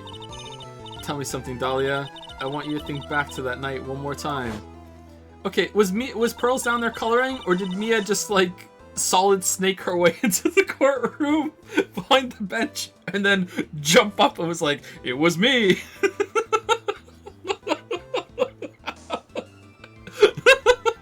You just had cornered Maya in the Hidden Temple Garden, and then, in the final moments of the fight, you lost consciousness. I was stabbed by Maya Fey. Okay, so here's what I'm confused about. Who did the pendulum? Did Mia do the pendulum? I was stabbed by Maya. Why would she do that by Maya Fey? Actually, Maya lost consciousness at the same time as you. She did. Not terribly surprising since she was about to be killed. When she woke up, she was in the training hall. That's when Maya decided she needed help, so she channeled me. She explained in a memo the situation she was in. She asked me what I thought she should do. She did that? I can't believe it. Of course, I didn't have all the details, but I did know that there was a bridge on fire and some suspension rope there, so I tied my mom's body just to see what would happen. I just was curious to see if I could get her across the other side, and I did. I could have just left it there and not show you my pendulum trick. Like, what the fuck? The one thing is perfectly clear, and that was, I knew that you couldn't be allowed to wander free. What do you mean? It was a race against time, so I wrote down 2 things that Maya had to do. Channel Dahlia Hawthorne as soon as possible, and lock herself in the Sacred Cavern until help arrived. I think you should have did them as a different order, so it was Maya who put the lock on there. Yes, but why did you order her to do those 2 things? If she hadn't done it, Dahlia Hawthorne would have been channeled by someone else. By one Pearl Fey. Pearls? Yes, Pearl didn't properly understand the plan, so all she was trying to do was follow her mother, Morgan Fey's instructions. If she had succeeded in channeling Dahlia Hawthorne's spirit, things would have turned out very badly, to put it mildly. So that's how it was. Dahlia Hawthorne would have used the body of Pearl Fey to kill Maya at all costs. Yes, it certainly sounds like that was the intent all along. I'm just gonna pretend I know what's going on. How dare you? I won't forget this. Why not just admit it, Dahlia Hawthorne? Your little plan was nothing but a big failure. Yes, another failure to add to the pile of shame, wouldn't you say? What do you mean by another? Think about it, Dahlia. Remember all your past crimes? Not a single one of them was a success. They all ended up a failure. You've never killed anyone! How dare you? 11 years ago.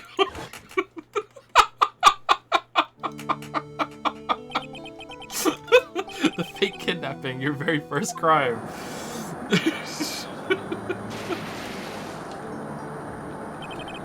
You got your hands on a $2 million diamond, but...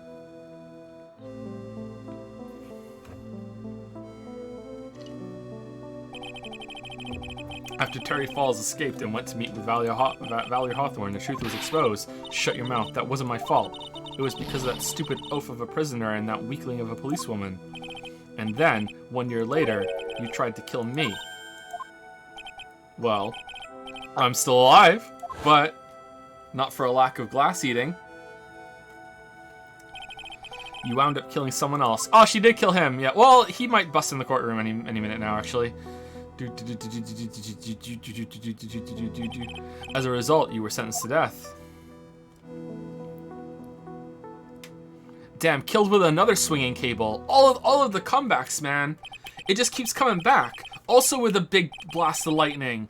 Damn, it just keeps coming back. It's one stupid move after another for you, but it's no longer funny. I mean, it's a bit funny. You wipe that smug, happy-go-lucky smile off your face. And now this. You've messed up again. You let Maya Fey escape, even though she was right there in front of you. Mia Fey. You spinster. I was supposed to kill Maya Fey like I swore I would. And if only you had gotten this spiky-haired jerk the guilty verdict, I wouldn't have been hanged to death. True. But I think you finally understand, Dahlia Hawthorne. You will never defeat me. What? What did you say? Whether you're alive, dead, or somewhere in between. Wait, there's an in between? You will never defeat me. As long as I'm around, you're destined to lose for all of eternity. Grr, grr, grr. I remember what you said earlier in the trials. He's like, yeah, you know what, I agree. You said there was no way we could punish you because you were already dead. What about it? Then you said, even when the body dies, the spirit, the ego, it lives on forever. That's very true, Dahlia. And that's exactly the punishment you'll never be able to escape from.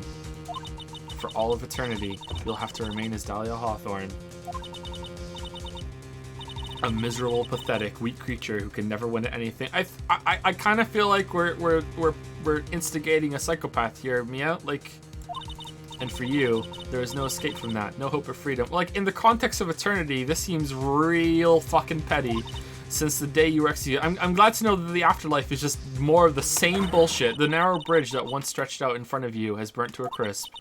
You... Oh, you're wrong. It can't be. How could I lose to the likes of you? It no longer matters. I don't care whether you win or lose anymore. The only thing I want is Maya back. Is you to come out of Maya's body right now. The power of anime compels you.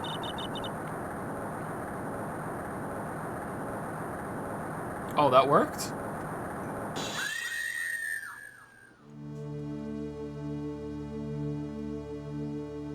Now this is anime. I'm not ready to go.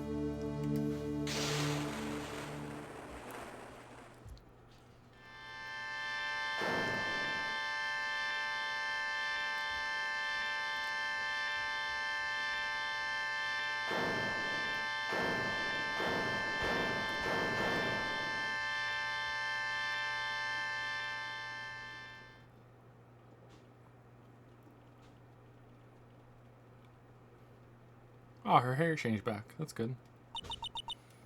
Nick. Sis.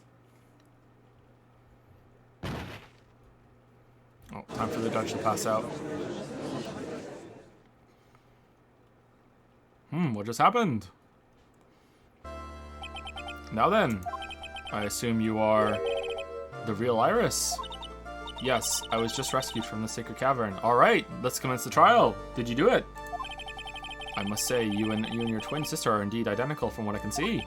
In any case, it appears that everything has finally been cleared up. Mr. Godot, what happened to Dahlia Hawk? Okay. Alright. Is this the end? Like, I feel like there's gonna be some story clearing up at the end. Who did the pendulum trick? Like,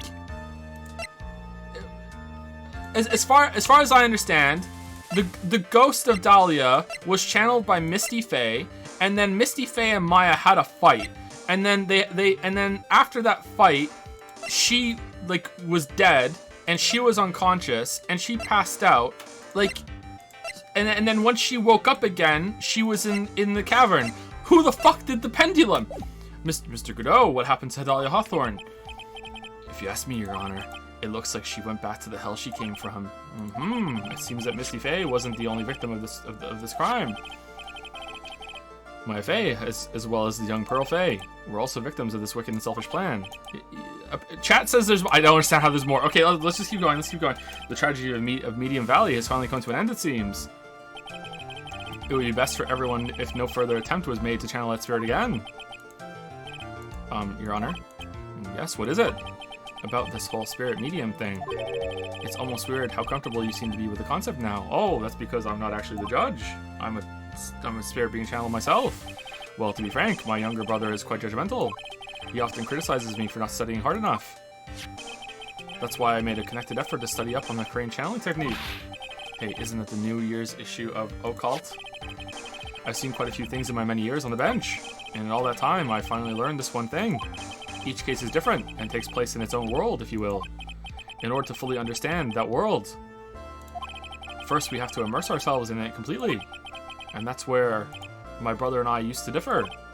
I never thought of it that way. Wait, what? At any rate, it's time to pass judgment on in the case of Iris of Hazakura Temple. Objection. Did Mia leave? You're a little too fast with that gavel, Your Honor. What do you mean by that, Mr. Godot? This trial, it isn't over. Oh, what do you mean it's not over? That's what he means. What? What? Try it. Remember what Miss Evil Spirit said in her testimony. Huh? Dahlia's testimony? I caught up with her in front of the stone lantern. Then I took out the dagger I got from the storeroom and...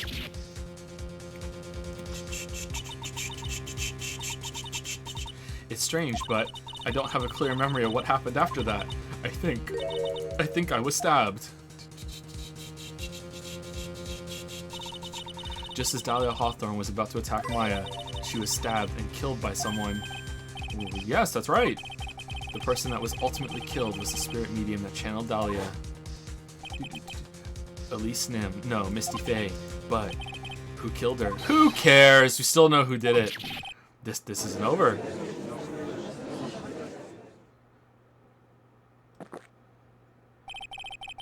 Unless someone else is found guilty, the accused is still on trial. We can't let her walk until there is evidence that proves her innocence. No way. But this court isn't prepared for any further testimony. I was just about to say that despite all the bullshit that went on in this case, that it actually had really great pacing, and it was paced really well, except for I think the second investigation went on a touch too long, maybe 20 minutes too long. I was just about to say that this was paced quite well, but no, wait, there's more. Like, okay, this better be good. This court isn't prepared for any further testimony.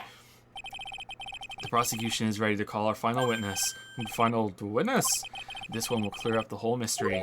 The mystery of who killed Misty Faye. Indeed. We call to the stand Misty Faye. Is it really all right, Mr. Prosecutor? Of course it's all right, Madam Attorney. Very well then. Who is this final witness? Ha, isn't it obvious? There's one person who saw the whole event and will put the final dagger in this case. Someone who saw the murder take place. The very person who saw her mother killed in front of her own eyes. Mia. You mean Maya? You can't. Oh, Maya, you can't. She can't testify after what she's been through. I agree. We need to find the truth. The prosecution calls Maya Faye to the witness stand. Very well. But first, we'll take a brief recess. We'll have to wait for Miss Faye to recover before summoning her. We should really wait till tomorrow. She's been, like, in a cave, and once we receive the doctor's permission, we will proceed with the trial. Get the doctor on the phone right now. Hey, try it. That's what I'm going to say to you, so listen up. What is it? I don't think much of you as a lawyer. It's always the same with you. You somehow manage to just squeak by without even a faint understanding of the case. Some beautiful woman always seems to come dashing in at the last minute to save you. You've got some nerve. But that's not going to happen this time. This time, you're going to have to do this by yourself. How about you come over here and have a fucking conversation with Mia? That's enough. This court is now in recess.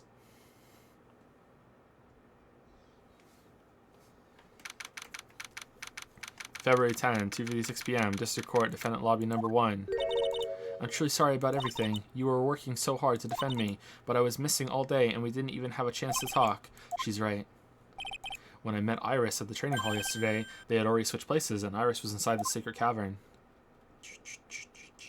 I'm not gonna rush it, don't worry. I just want it to be worth it. It's not about rushing it to end the stream. It's about, I feel like this was paced very well. So like if this end portion is great and justifies itself, then awesome. But I was expecting right now that right now we were gonna go into like Godot would finally talk to Mia, we'd finally have a talk about everything that happened, and Maya, you're safe, and then we go to the ending, and that would be the end. So like, for this to continue on with the trial before we get to that portion, because that has to happen at the end, then like it has to really justify itself, because I feel like this was quite well paced. But we'll see. Like I'm not judging it yet. We have to see.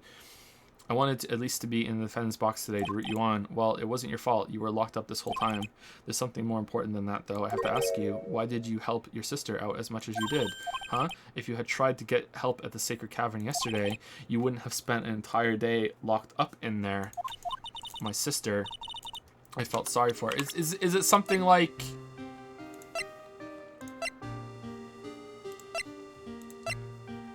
she's dead now too, and she was channeling someone, and someone was channeling her.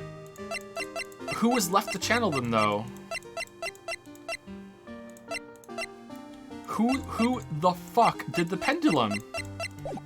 My sister, I felt sorry for her. She was abandoned by her mother and never got any love from our father either. Yes, but maybe can she channel after all? But it was the same for you too, wasn't it? Yes, but at least I had Sister Bikini, who was like a mother to me.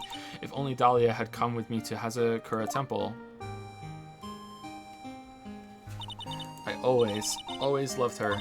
Dahlia was always so smart, so strong. She never complained about a thing. That's why I promised her that I would help her. Are you talking about the fake kidnapping case 11 years ago? Yes, I wanted to be useful to her in some way.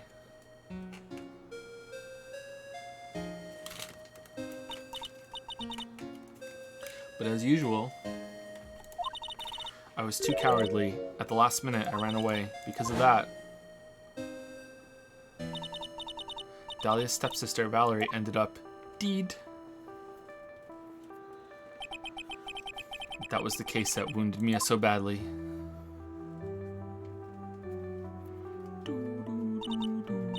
But things didn't end there, of course. Some people suspected that my sister was involved in the murder. Some people, you must mean, yes, 2 defense attorneys, Mia Fey and Diego Armando.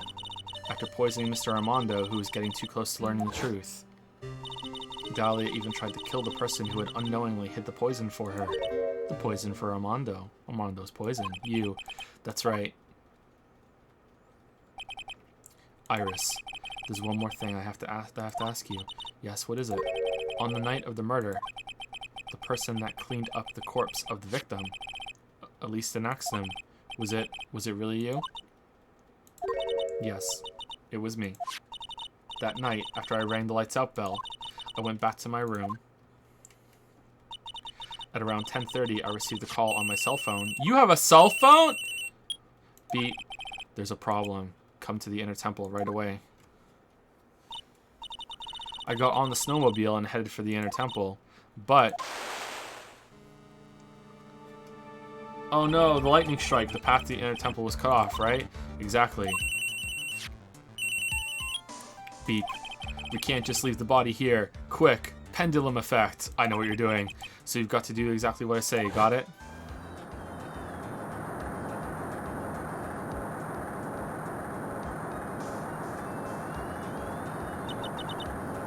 It was me. I was the one that received her body.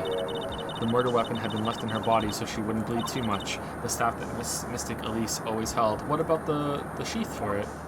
Was that just tucked in her clothes or something? I knew it. So the actual murder weapon was the staff. Yes, that's right. I brought the body back to Hazakura Temple on the snowmobile.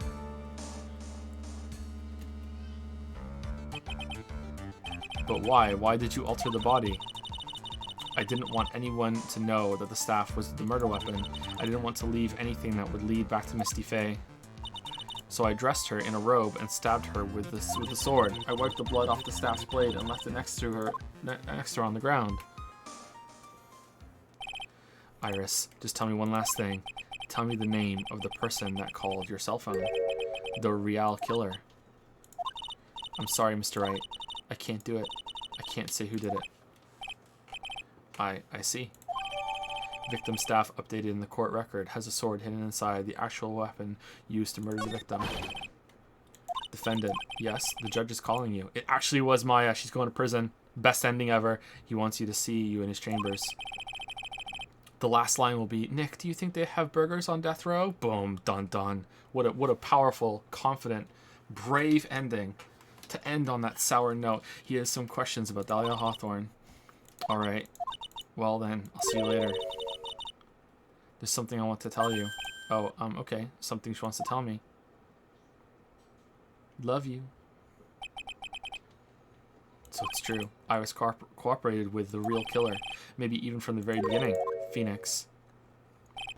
Mia, how is Maya doing? Physically, I'm not worried. She'll recover completely. But emotionally, she's been hurt very badly by this case. I see.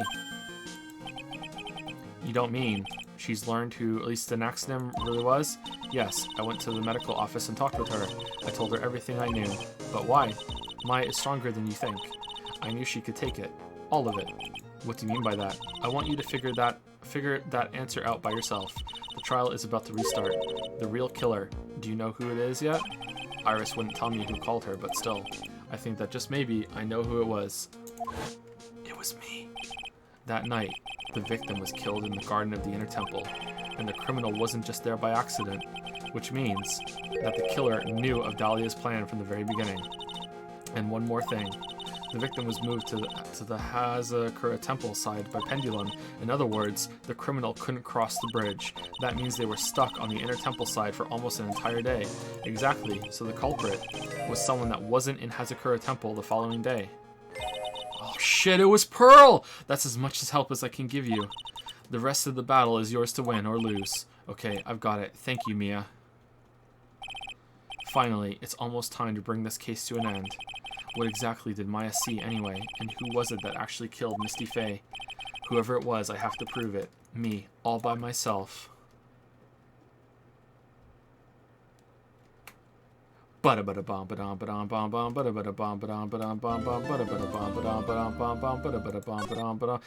is this still going? February 10th, 3:36 p.m. District Court, courtroom number 7.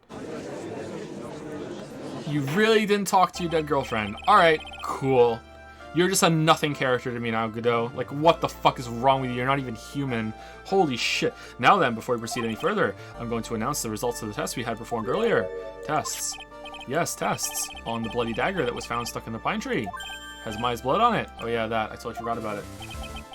That's the weapon that Maya Fey used when she fought with the victim. So what are the results? Was it the victim's blood, or due to time constraints, a full test wasn't possible? However, there's one thing we can say with certainty. It's Fey blood. The blood that was on this dagger was not the victim's blood. Oh shit. That is all. Now then, let's restart this trial. Well, Maya, do you have a wound? So it wasn't Misty's blood on the dagger. Then whose was it?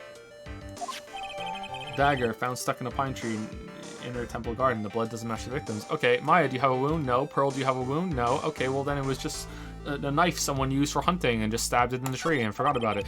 I'm sure both the defense and the prosecution know this, but this trial is rapidly coming to a close. Is it? Both sides will need to show there's some firm evidence with their claims. I understand, Your Honor. From what I've heard, the witness is dangerously weak, physically speaking, so let's finish this quickly.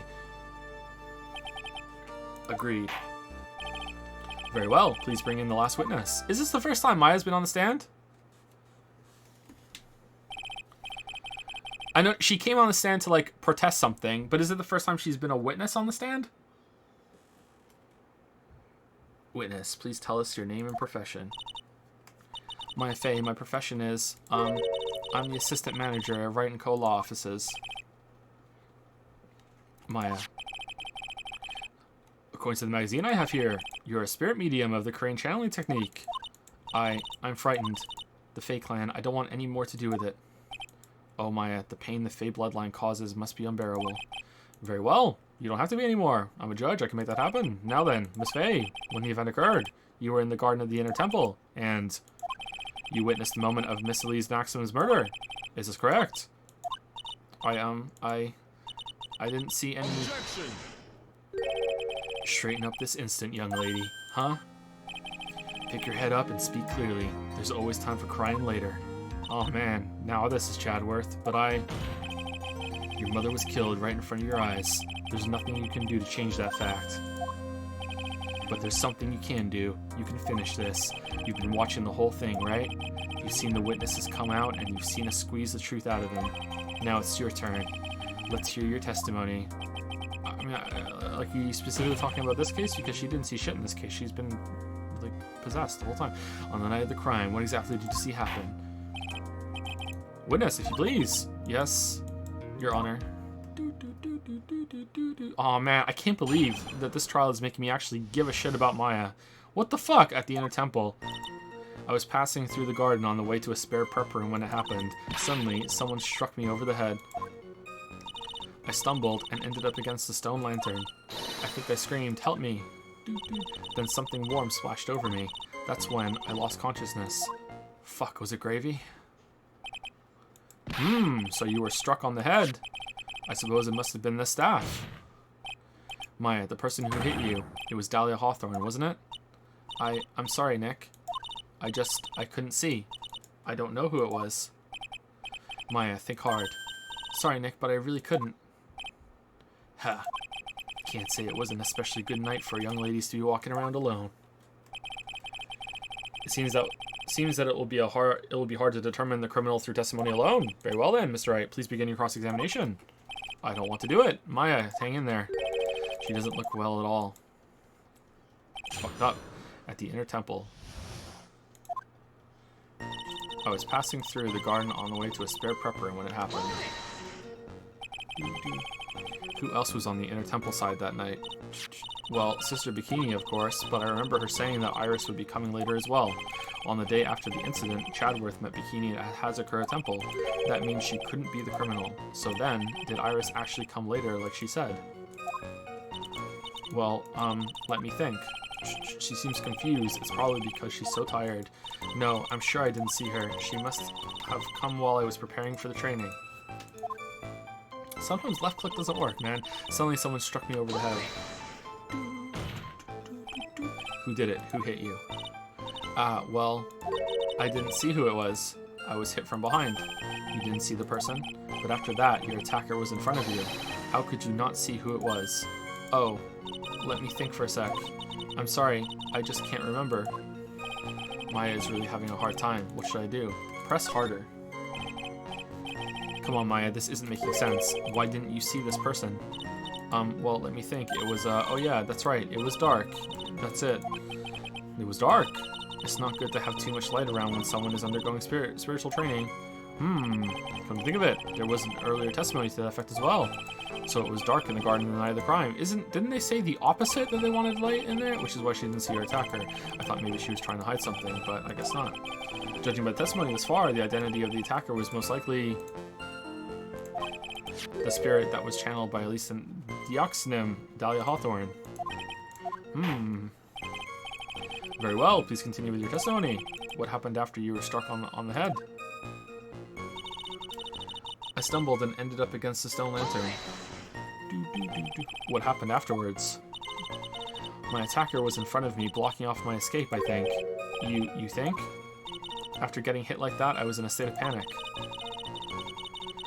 There were only two things rolling around in my mind at the time. Well now, this is beginning to get interesting. So what were the two things rolling around in your mind? My name is Maya Fey. 1 + 1 = 2. You see, for some crazy reason, I was afraid I was going to lose my memory. I know it's odd considering my life was in danger, but that's how it was. That's not odd at all. Your actions are understandable, given the circumstances. So what did you do then? I think I screamed, help me. You think you screamed, but you're not sure? Just got hit in the head, Nick. Listen, I was a complete wreck. It was dark and I couldn't see my attacker. Was it a man, a woman, an adult, a child? I had no idea. I was scared out of my wits. Believe me, my dear, I'm certain I would have sold my robes. If they went down that far, I thought this person might attack me, so anyway, I'm pretty sure I screamed. I thought it was my last hope. Well, it sounds like poor little Maya really was out of her mind, but I wonder what she meant by last hope. What do I do? Do I press her for more details? What did she scream? My last hope. Wait a minute, Maya. What's this my last hope stuff? What do you mean by your last hope? No. That's what you said. You said my last hope. Huh? What? I said what? Look, you were facing an attacker that you couldn't see and you screamed, right? You screamed, help me. Yeah. But you testified that you screamed that because you thought it was your last hope. Oh, well, you know, that's like what you do. That's like, what do you call it when that happens? Maya's not doing so well up there. Oh, yeah. Oh, that's right. I remember now. I was facing my attacker, but that's not who I was screaming at. What did you just say? Yeah, that's right. It was the person behind my attacker that I was yelling at. That's who I was screaming to for help. What is it now? I messed up. I didn't mean to let that slip out. Huh? Witness, are you absolutely sure of what you're saying? Behind the attacker, there was another person. I am, well, I meant to keep that part a secret. It was a bear. Nah, what have I done? Ha. It takes a ton of pressure to make a diamond. That's what I always say. I mean, that's what science says too, a ton of pressure. You're in a court of law here. You can't make things up or try to hide things in this chamber, even though every witness literally does. Witness, the information you just presented is vital to the case. I want you to add it to your testimony. I could see the man behind. I could see a man behind my attacker by the light of the stone lantern. What? A man? Who was this man?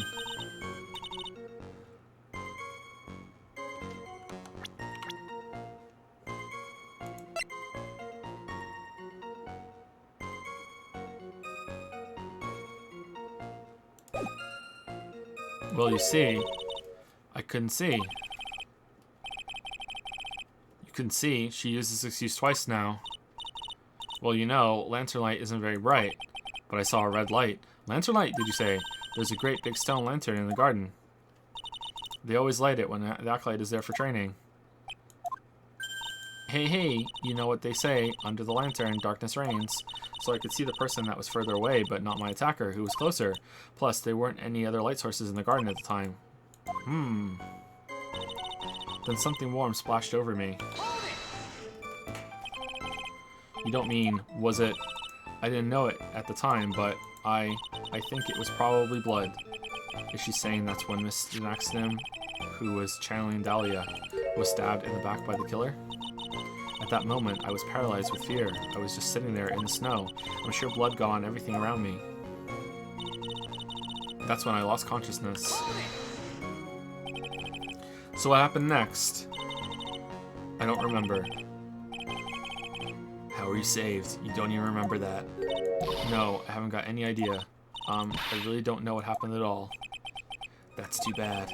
I've worked side by side with Maya for 2 years now. I can tell when she's trying to hide something by how she acts, and right now, I'm absolutely certain she's hiding something.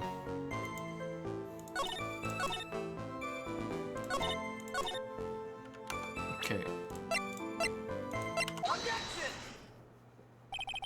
So there was a man standing behind your attacker. Yeah. That man, he's the killer. He stabbed her from behind. He's the one who killed Elise Diaxnem, otherwise known as Misty Faye, your mother. The killer. Maya, you know who killed your mother? Don't you? Was it really Godot? Like, he has that whole day that he's unaccounted for. And was he already there when we got there and just passed it off that I'm just arriving, here I am, time to do some investigating? Like...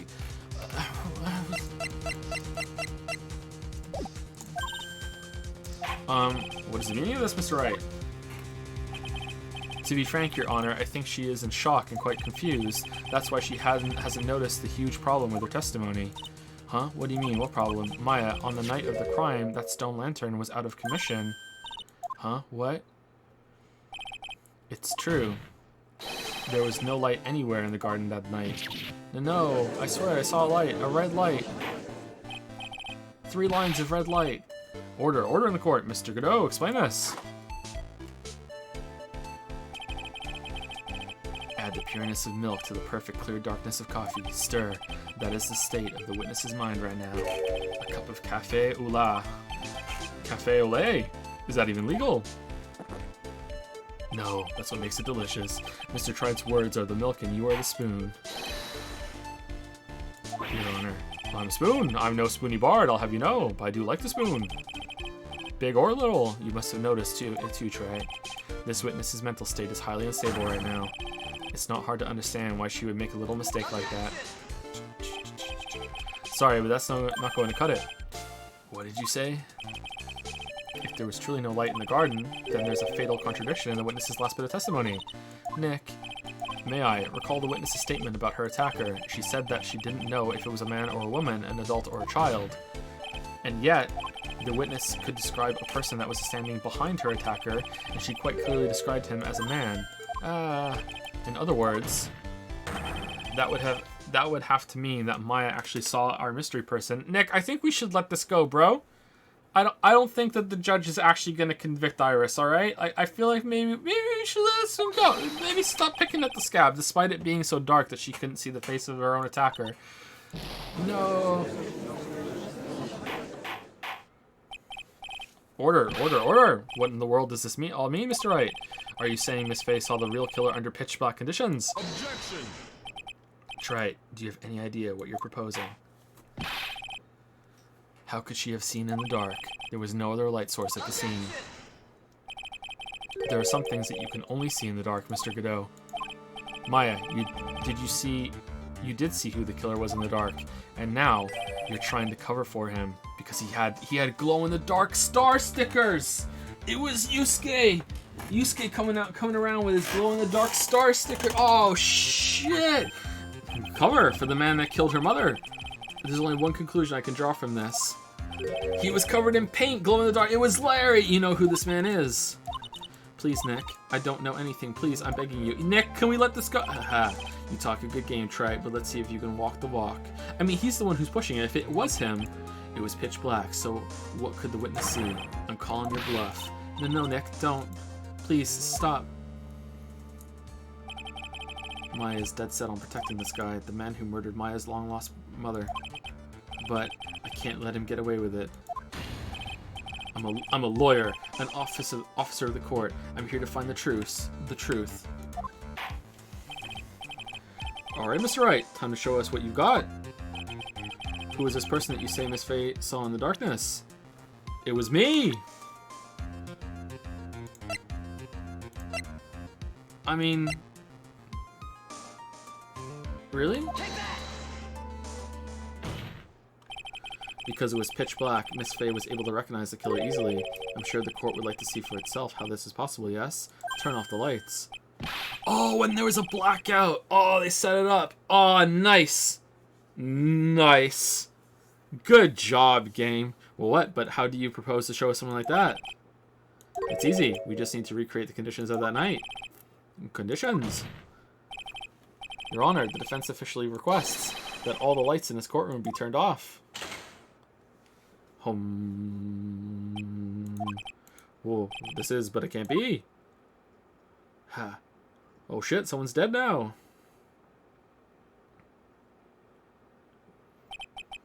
That was a nice bit of deduction.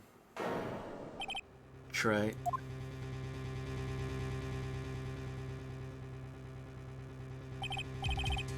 Well, everyone, this is the man Maya saw on the night of the murder. Order! Prosecutor Godot, what is the meaning of this? My last cup of coffee. Surely you must be shocked to hear yourself accused of such a thing. Why aren't you denying it? Ha. Your Honor, you're asking the wrong person. What do you mean by that? If you've got a question, ask the witness. That's one of my rules. Well, Maya, how about it? What you saw that night? Was it 3 glowing red lights? No, Nick, it was 4. There are 4 lights. Well, witness, answer the question. You're wrong. I never saw that. Maya, I thought the person that stabbed my mother was a man, for a totally different reason. What? Glow-in-the-dark codpiece. Stop your chattering, Your Honor. Chattering? If it's worth asking, ask the witness. That's one of my rules. Alright. Well then, let's continue with the testimony. Please tell us how you knew the killer was a man. Yes, Your Honor. I didn't realize it until after I woke up, but... The killer. When I came to, I was just lying there on the training hall floor. By the time I got back to the garden, the place had totally changed. The torches were lit, and the body was gone, and all the snow around the stone lantern had been carefully cleaned up too. Since the person did all that work alone, I just assumed it was a man. Whoa! What the fuck? So it was after the crime took place that the witness came to think the killer was a man. Yes, that's right. I'm sorry, Your Honor. No need to apologize. It is Mr. Godot said. You're utterly exhausted. It's only natural that you would devolve into sexism when you're confused. Also, if you consider the situation you described, it doesn't seem too much of a stretch to assume the culprit was a man. Whoa! You exhausted too? Mr. Wright, proceed with your cross-examination.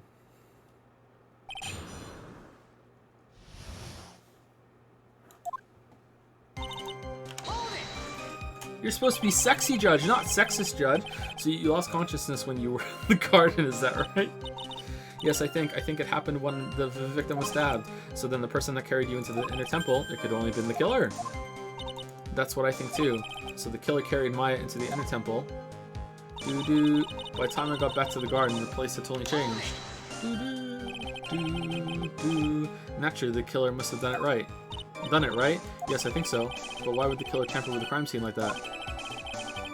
There must have been something that the killer desperately wanted to hide. I don't know. It looks like she doesn't have enough confidence. I think we need to gather some more information before I ask her again. The torches were lit and the body was gone. So he cleaned the crime scene and did. Oh, that's why he was so upset about the red lettering on the lantern, because he couldn't see it.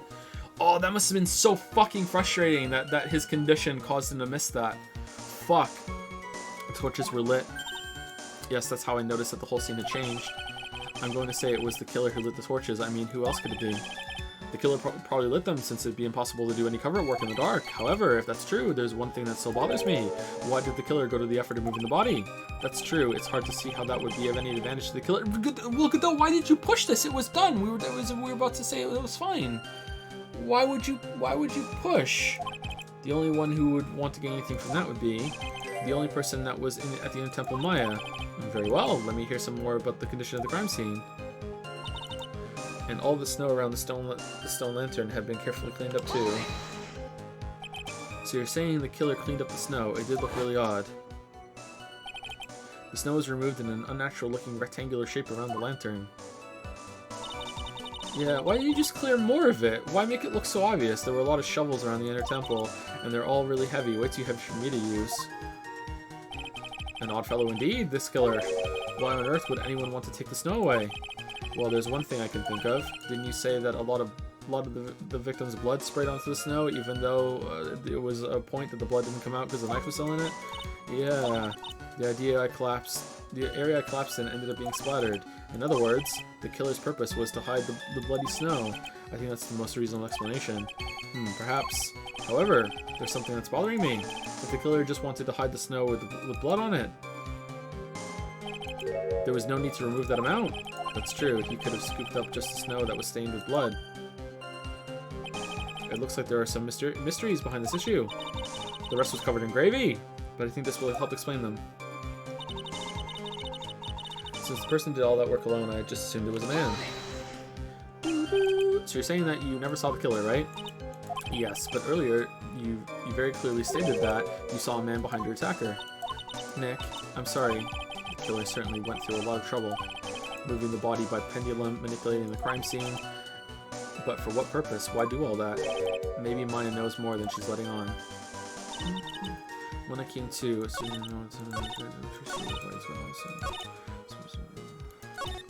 wait, what am... When I came to, just lying there trying the whole floor by the time I got back to the garden. Did you even get back to the garden? I thought you were locked in afterwards.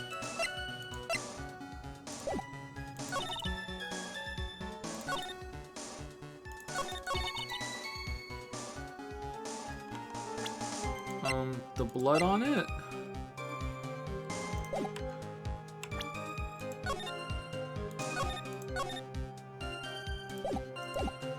Let's try.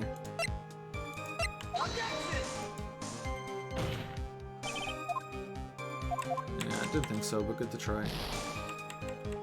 Good to try. Alright. We have to say scum because we're so low on health. Not that we didn't say scum before. When I came to, was just lying there on a training hall floor. By the time I got back to the garden, the place had totally changed. The torches were lit and the body was gone. And all the snow around the stone lantern had been carefully cleaned up too. Since the person did all that work alone, I just assumed it was a man.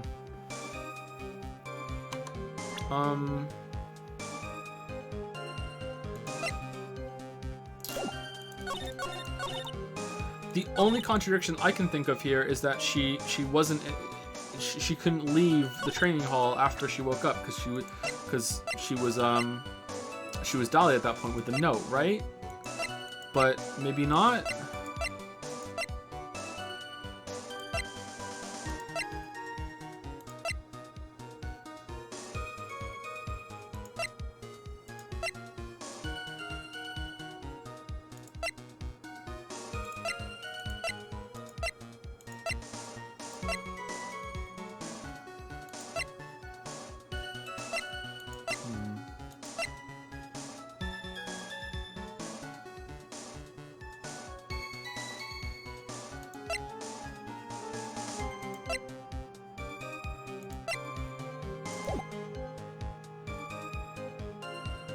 Following up to the garden facility changed, torches were lit, and the body was gone.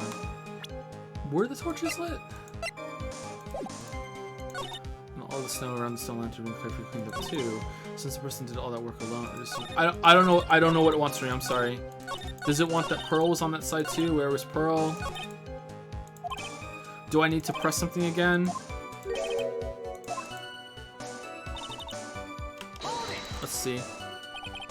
Lost conscious when you were in the garden last night. Yes, the thing happened when the victim was stabbed. The person could be only the killer. That's what I think too. So the killer did the temple. What's on the harm? Naturally, the killer must have done it right. Yes, I think so. But why would the killer tamper with the crime scene like that? That must have been to hide. The truth is, when I saw the crime scene, I felt something. Okay, it was one of those you have to push again bullshit moments. I hate that so much. You did. Yes, I felt like the killer was hiding the evidence for me, for my sake. What? Hiding it for you? For you? Everyone knew that I was the only one at the inner temple that night. If Sister Bikini had come back and looked at the garden, she may have thought you had done it. Okay, so Godot is clearly, you know, covering for Maya because out of respect for Mia and everything, and that he like maybe he's just proving that Phoenix is inadequate, or maybe I don't know if it goes that far because he hates Phoenix so much. But what I don't understand is why is he pushing this? Like this was over. Why is he trying to get convicted? No, she definitely would have thought so. And you're saying that's why the killer cleaned up the crime scene to make it look like nothing had happened. Yes, I'm sure of it. Well, that's certainly an important piece of information. I want you to add that to your testimony. Yes, Your Honor. It was for my sake. Okay. Did it for your sake? Well, if the body and the blood hadn't been removed, I would have immediately been a prime suspect, right? Yes, I suppose that's true. Yeah, and if that happened, the body would have caused some other problems too. If her real identity had come out right then, it would have been turned terrible. Okay, but the blood was still on there. So I think that's the refutation, and it's like, well, why wouldn't you have cleaned up the blood? And it's like, well, because you can't see it, as we found out earlier. Master Crane killed by her own daughter. I don't think Maya would have been able to handle it. But still, it's rather difficult to fathom the killer's motives. What reason is there to go through that much trouble to protect you?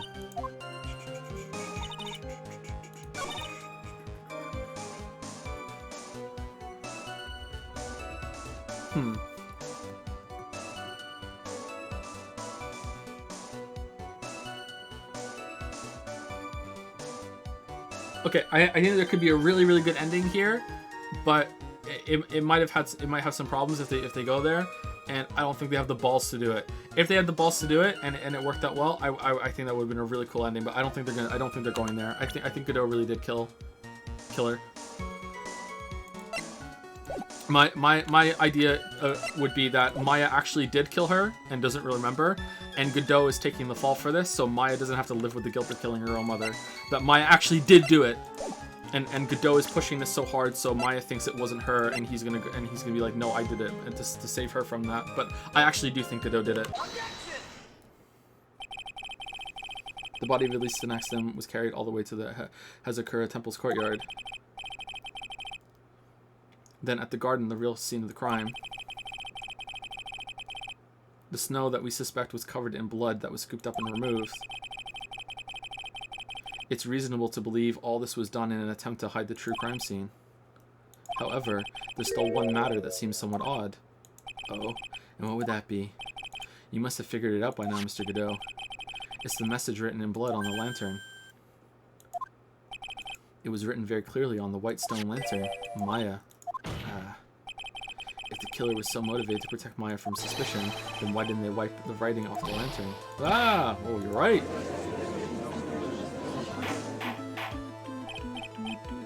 Order, but Mr. Wright, isn't it a fact that the killer was trying to cover up the crime scene? Indeed, but it doesn't make much sense to move the body and remove the bloody snow, and not wipe off the most incriminating thing of all, the bloody handwriting. But if that's the case, do you have any explanation for the killer's mysterious behavior? Why would this killer move the body and remove all the set snow, but then leave the bloody writing on the lantern? I don't know what the killer's plan was, but it's a fact that the killer left the writing on the lantern. There must be a reason for it.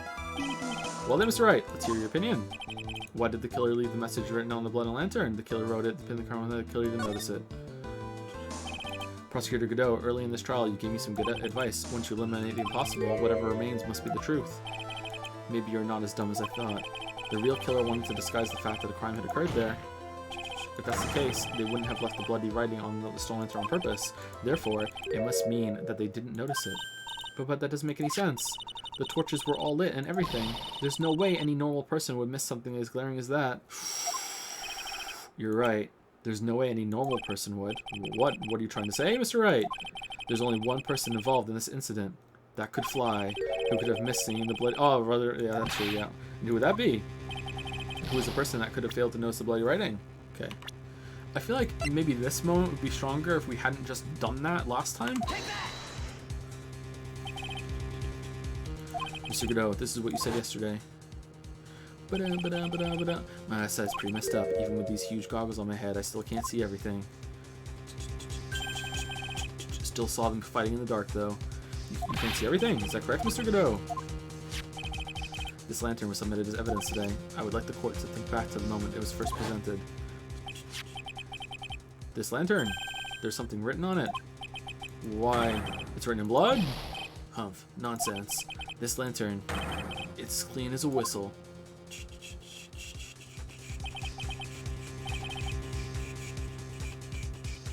Mr. Godot, just admit it. There are certain colors you can't see, correct? Oh shit, sorry. Thank you, Artex Flow, for the 37-month resub. Holy shit, 37 months is a lot. Thank you, Artex Flow. Thank you, Balder, for the 2-month resub. Thank you very much. Oh, sorry, 5 months. 5 months. So, Purple Haworthia. There we go. Haworthia for the 3-month resub. Thank you very much. And thank you, Morb Bo, for the new sub as well. Thank you so much. And thank you for most of you sticking around, even though Cyberpunk is out, I think. I think we're almost done. You can't see red on a white background, can you? That's right. We went through this once before, during the poisoning case at Trebian. This is the apron the delightful Miss Bird was wearing at the time, and somehow spilled coffee. There's something still bothering you, Mr. Godot. Why do you have not explained the bloodstain in the car? Okay, I really like how that had nothing to do with that case, and yet it still was here because they set up all these details from the last case. Okay, like this case has a lot of bullshit, but there's one of the things that impresses me the most about story construction is when writers have the forethought to put details in early that set up that have payoff way later. You know what I mean? Like that, and they made it a good moment too. They made it like, whoa, okay, well, how did you not see it? They made it kind of pass off as funny. It was a little intrigue. Is it ketchup? Is it blood? You know what I mean? Like I really like when they do that. And this is pretty cool how they set up a lot of things with Godot throughout the whole entire game. A lot of things are coming back. It's neat. Bloodstain. The bloodstain. What bloodstain would that be? Don't play games, prosecutor. The blood colored stain that's smeared all over the apron. That's ridiculous. No one told me anything about a bloodstain. You'll love One Piece then? Nah. You could see the coffee all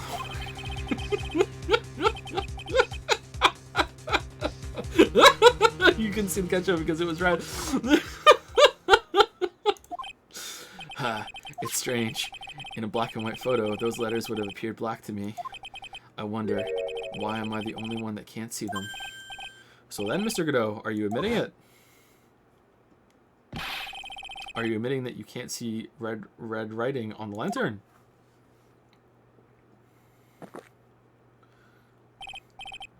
Hey, Gramps, didn't you know? That's the reason why I don't drink red tea. I wasn't sure about it until now, but I just can't believe that Prosecutor Godot is the murderer. But there's no going back now. I finally figured out the truth. Well, he killed to protect Maya, but surely that's alright. Mr. Godot, the defense at this time formally accuses you. You are the murderer of Miss Elise the Accident, also known as Miss Misty Fey. It's hard to believe this may be true. However, once again, Mr. Wright has brought up a disquieting fact about you and has become the defense attorney to the prosecutor. Ah. Just make sure you don't fill out the indictment in red ink, Gramps. Come on. How does a little graffiti make me into the killer? Besides, it's not like it's my name that's written there. I'm certain that the killer wasn't able to see the color red. This is Rich. Do go on, Trey. The answer is right there at the crime scene. In the snow. The snow? How so? Oh, he couldn't see it. Oh, that was wrong. I remember saying that and thinking that. And so, yeah. Well, for example, why did the killer move all that snow? Your Honor, you said it yourself. You wanted to hide the blazed snow. Why not take out just that area? Yes, why didn't you just take that area? Ah, could it be?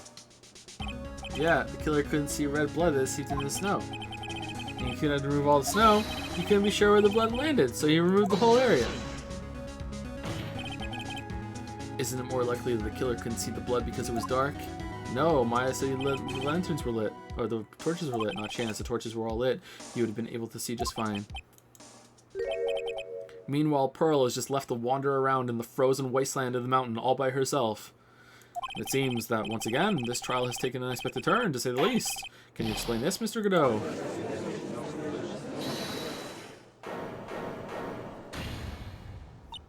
Wait just a minute. Maya, what is it, witness? Mr. Godot isn't the killer. After all, he didn't even come to the Inner Temple until 2 days after the murder took place. He didn't show up until after that old bridge got fixed up. Maya, you can't testify to something like that. Why? What do you mean? Eek! After the murder happened, you didn't even exist.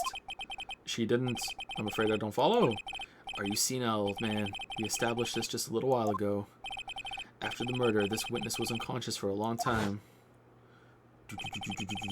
Because she was channeling Dahlia Hawthorne. Oh, that's right. Please, Your Honor, let me add to my testimony. Nick, please listen to me. I mean, I feel like you should for her sake, but like this should be done. Do you plant the cover for Godot no matter what the cost? If that's the case, then I've got no choice. Your Honor, let's hear her testimony. If it means we're going to hear the whole truth, I say we should not silence her. Ha, nicely done, Trey. Very well, let's hear the witness's testimony. Please tell us what happened at the Inner Temple after the murder. Yes, sir. After I woke up, I began channeling, and my spirit left me, as it were. But little Pearlie was there at the Inner Temple, too. After the incident, Pearlie was also stuck on the Inner Temple side that night. The next morning, she looked around but couldn't find anyone. The next day, when the bridge was finally fixed, she was in the spare prep room. There's a spare prep room? That's when Mr. Godot arrived at the Inner Temple for the first time. He found Pearlie first and cheered her right up. Who is this Pearlie? That's my little cousin, Pearl Fay. You've seen her a million fucking times. When did you hear about this? Oh, just a while ago when I was in the medical office. I'm terribly sorry. But what you heard from someone else is simply not admissible as testimony. What? Come on. Pearlie would never tell a lie. She's a way more honest person than I'll ever be. That doesn't help you. Real smart, Maya. You always know the best things to say when you're under oath. Ha. The prosecution has no objection. We believe the witness. Mr. Godot, let's just move on to the cross-examination. If the defense has no objections. This is highly unusual, but... Well, Mr. Wright. I mean, it's not. It happens every case. Let's get this cross-examination started.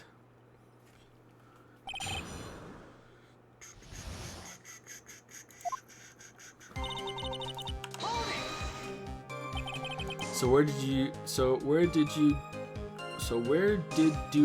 think Pearl slept that night? Okay, either I'm really tired or that's wrong. In a spare prep room next to the training hall, I guess. There's a rule that you can't enter the training hall during an acolyte's training, but even so, why did she go to the Inner Temple in the first place? It seems that Pearls became very worried about Maya. She knew that the spiritual training I was about to undergo was very intense, so even though the bridge burned down and she was stranded, she still didn't go in until, it got desperate. Pearls was supposed to channel Dahlia Hawthorne, but she couldn't do it. That's why she headed to the Inner Temple. However, Dahlia Hawthorne was already there, possessing the body of Elise Diaxnim. The next morning, she looked around but couldn't find anyone. She searched the entire Inner Temple side, end to end. Well, you see, Pearlie gets pretty scared when she's alone, and there weren't that many places to look. She says that she even went back and forth several times, but she never went to the garden because it says no entry. The inner temple side has 2 structures, the inner training hall and the spirit prep room. There's also a storage shack, I think. That's about it. There's a storage shack too? Pearls was looking for other people, right? Would she have really examined the storage shack all that carefully? Well, if it was me, that would be the first place I would investigate. So that means it's possible that someone may have been hiding in the storage shack. Next day, when the bridge was finally fixed, she was in the spirit prep room. Pearls didn't hear the sound of them working on the bridge? What do you mean? I was just wondering why she would stay in the prep room. If it was me, I'd at least go out and wait at the foot of the bridge. Yeah, oh, well, Pearlie said she was sleeping at the time. She said she was so scared during the night that she couldn't sleep well and woke up a bunch of times. Oh, poor Pearls, poor little girl. Yeah, I mean the judgment, all along like that. Well, we know that she had at least one friend in the Sacred Cavern, Dahlia Hawthorne, who was busy battling with the trick lock. She couldn't let anyone see her, so she wouldn't have shown herself to Pearls. What happened after the bridge was finally fixed? That's when Mr. Godot arrived at the Inner Temple for the first time. So it was your first time at the Inner Temple side, Mr. Godot? That's funny. Am I imagining things, or did the defense ask me a question? Well, Mr. Wright, please save your questions for the witness. What you heard from someone else is simply not admissible as testimony. Those are your words, Your Honor. Touché, Mr. Wright. Touché. Oh well. What do you have to say, Mr. Godot? Alright, we're 2 hours again for another drink, but I think we're close to the end. I think we just keep going. I'm gonna guess there's another half hour to an hour left. Hot nights and even hotter coffee, that's what I always say. If it hadn't been for this case, I never would have visited there. A freezing cold temple in the mountains, I think I'll pass. So you had never visited Hazakura Temple or the Inner Temple, huh? You want to say something, Trey? In any case, I have to find a crack in Godot's armor. While I cross-examine Maya, that is. Very well, please go on with your testimony. After fixing the bridge, policeman came over to the Inner Temple side, right? That includes, like, the ending credits and shit. Like, I don't think there's another hour of trial left. Yes, then Mr. Godot, he found Pearlie first and cheered her right up. I thought we found Pearlie first. He cheered her up. That's what Pearlie said. She said he was a very nice older gentleman. Thank you for looking after my cousin, Mr. Godot. And here I was thinking you were nothing more than a coffee addict. Cut it out. You're making me blush. This guy is really beginning to get on my nerves in more ways than one. The truth is, there aren't that many places to look on the Inner Temple side. The policemen were all busy going over the garden with the fine-tooth combs, so I decided to carry out an investigation in my own way, Godot style. I'm the same way. I like to hand down verdicts in my own way, judge style. Maybe I should ask some questions, Phoenix style. Cheering Pearls up. So you cheered Pearls up? When I found that little girl, the first thing she asked about was her cousin, Maya Fey. Really? The bridge had burned down, and she was huddled up in that tiny shack with no heat. Even though she must have had a truly terrifying night out there, she asked about you before she said a thing about herself.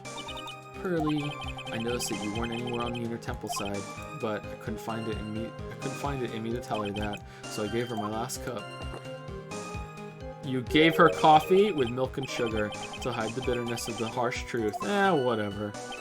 Well, what a sweet story. Snibble.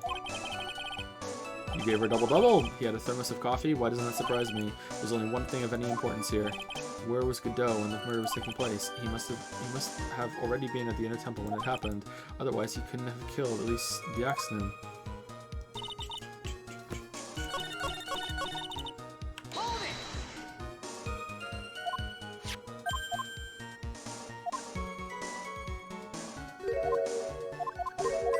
Oh, wait, hold on.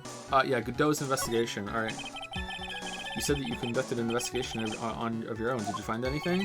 It looks like my investigation went about as well as yours, Trey. After all, I did miss the bloody writing on the lantern.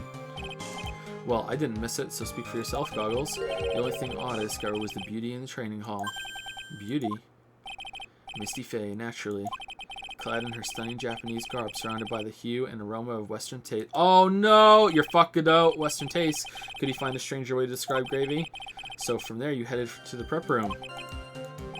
Wait a sec. What did Godot just say? I think I just found his proverbial weak spot. There's only one thing of any importance here.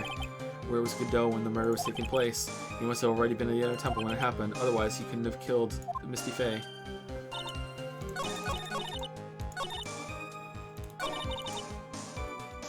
Wait, what? How do I say that?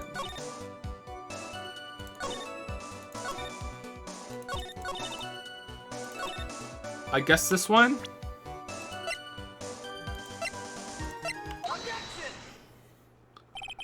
Mr. Godot, the first time you crossed Dusky Bridge and went into the Inner Temple was long before the murder took place.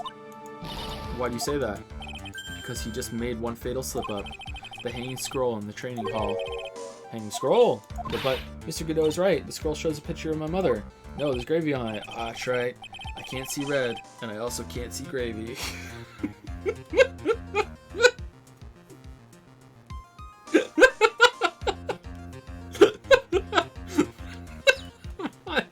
I know you know who it is, but this is something you didn't know. By the time the bridge had been repaired 2 days after the murder, the hanging scroll in the training hall looked like this. What's that wonderfully delicious smell? The morning after the crime, someone covered it with gravy. Gravy? But why gravy? Nick? Because gravy was much more than a condiment to the culprit. Well, Mr. Godot, if you really hadn't seen the hanging scroll until after the murder, you wouldn't have any way of knowing it was Misty Fey. Wait a minute, Nick. Yes? Take another look at the hanging scroll. Look, at the top. There's a crest there. It's the mark of the master, correct? Exactly. So if you know the meaning of the mark, then you could guess that there was a picture of Misty Fey on there. Nope. True, but Mr. Godot described what was underneath like this. Clad in her stunning Japanese garb, surrounded by the hue and aroma of Western tastes. Oh. Yes, it's possible that he knew what the crest meant. However, he couldn't have known that she was wearing Japanese clothing. Mr. Godot! On the day of the murder, you were hiding at the Inner Temple long before the crime took place.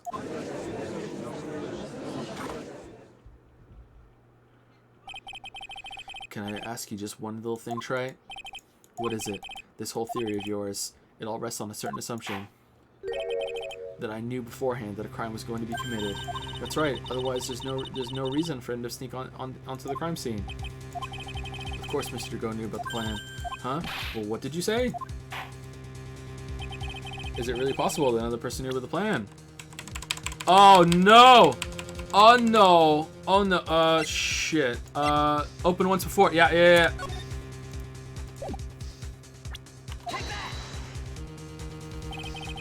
This crime was actually planned over a year ago. Morgan Fey authored the plan for her daughter's future. It's complete horseshit, by the way, and these instructions were hidden somewhere in the Fey Manor for a year. However, by the time Little Pearls found these instructions, they had already been unsealed. Unsealed? Yes, the killer had read these instructions long before Pearls ever found them.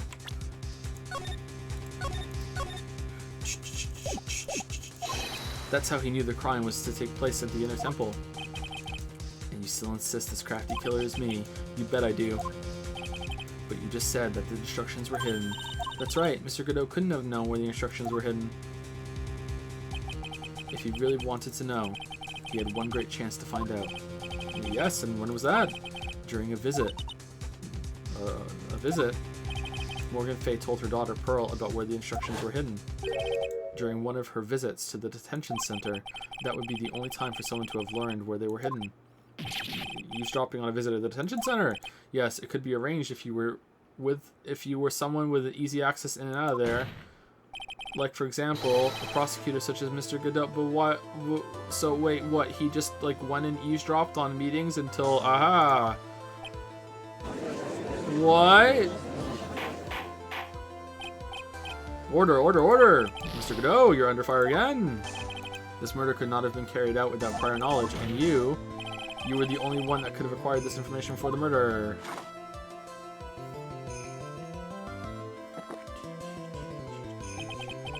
Humans are afraid of the dark. And yet, at the same time, we're fascinated and bewitched by it. Maybe that's why humans drink the darkness that is coffee. Or tea. Or Coke. Or Ribena. Sorry for always asking, but what does that mean? It means there's a reason for everything. According to your theory, the killer in this case eavesdropped on a conversation during a jail visit where he learned of a hidden plan for a crime. After discovering the plans, he hid in the Inner Temple and waited for the crime to occur. Then he ultimately took a person's life. And he did all of that just to protect this witness? That's right. If you're accusing me of this crime, I have to ask you, why would I do this? This girl is nothing but a stranger to me. I've got no reason to go through that kind of trouble to protect her. I am am what you see. I am certainly not the type to rescue the damsel in distress. The killer's behavior is certainly extreme, for lack of a better word.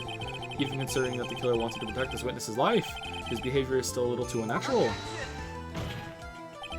However, you had a good reason, didn't you, Mr. Godot? An unshakable reason that forced you to protect this witness at all costs. I knew it.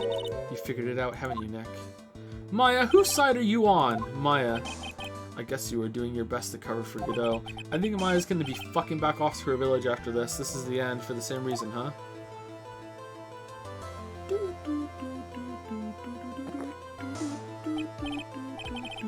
Okay, Trite, I'm all ears. Let's hear it. It's very simple. Maya Fey is a lot more than just a stranger to you. Well, what's this? There's one person who lies at the very center of this whole story. One person that ties you and Maya Fey together inextricably. Chadworth.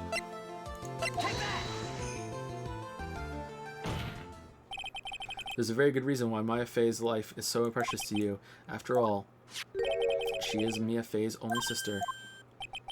Mia Fey. You once worked alongside her. That was when you were a defense attorney. Oh, wait a second here. Mr. Godot is a defense attorney. You're on the wrong side. Get on the other side. We'll bring in a new one. Sorry for this interruption, everybody. With your honor's piercing intellect, you must have figured it out by now. The real name of this man who calls himself Godot. His real name is Diego Armando. Isn't that right?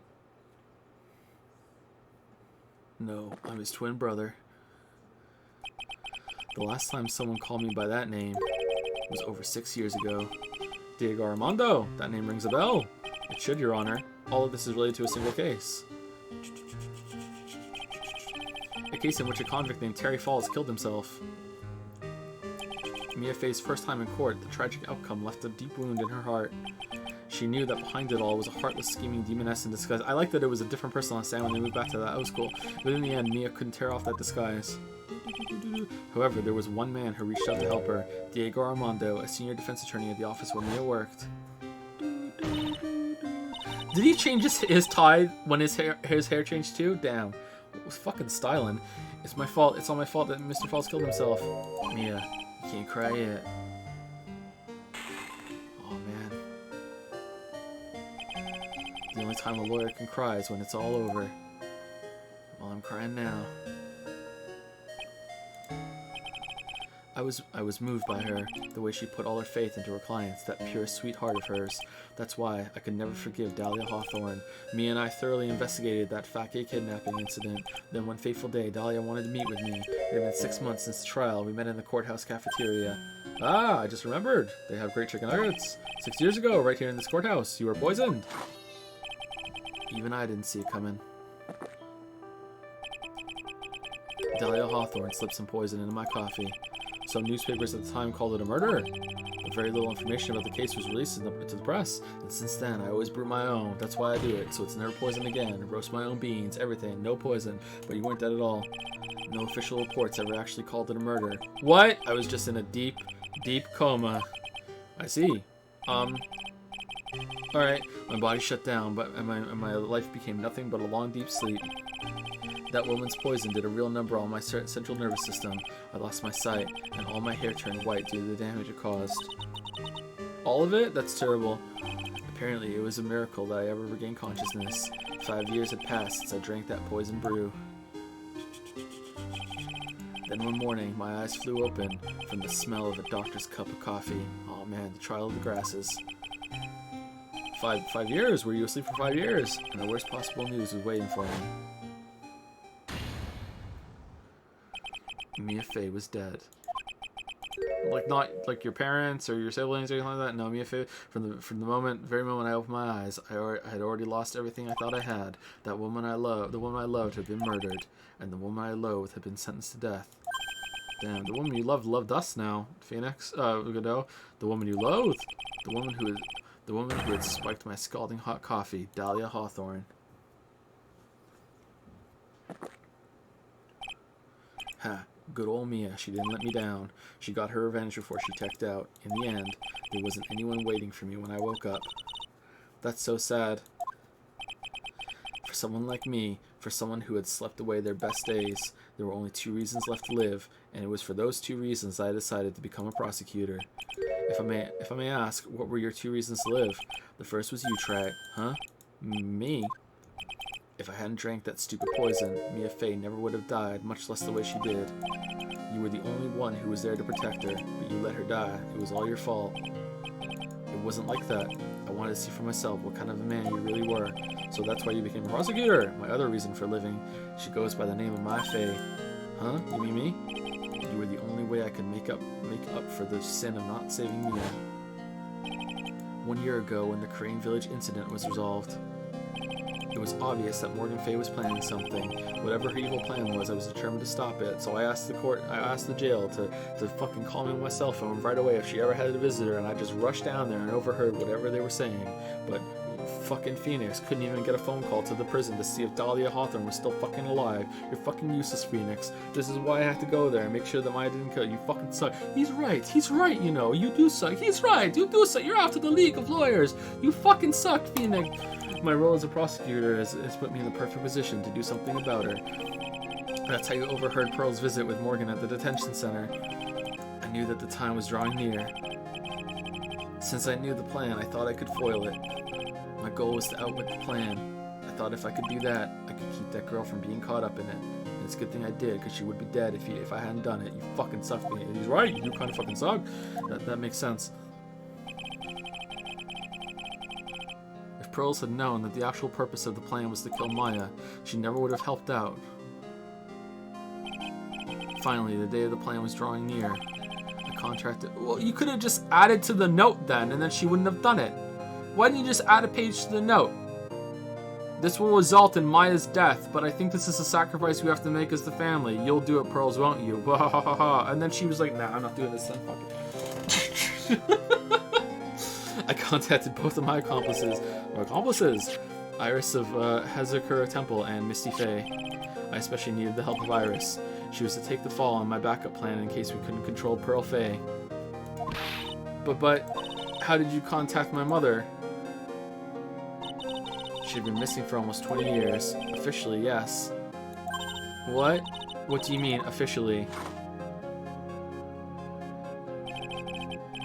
You've heard about it, haven't you? And then afterwards, we got like 500 of these magazines of the occult, and we just sprinkled around your life. Do you have any idea how many of them you missed before you picked up that first one and finally showed her the Nick?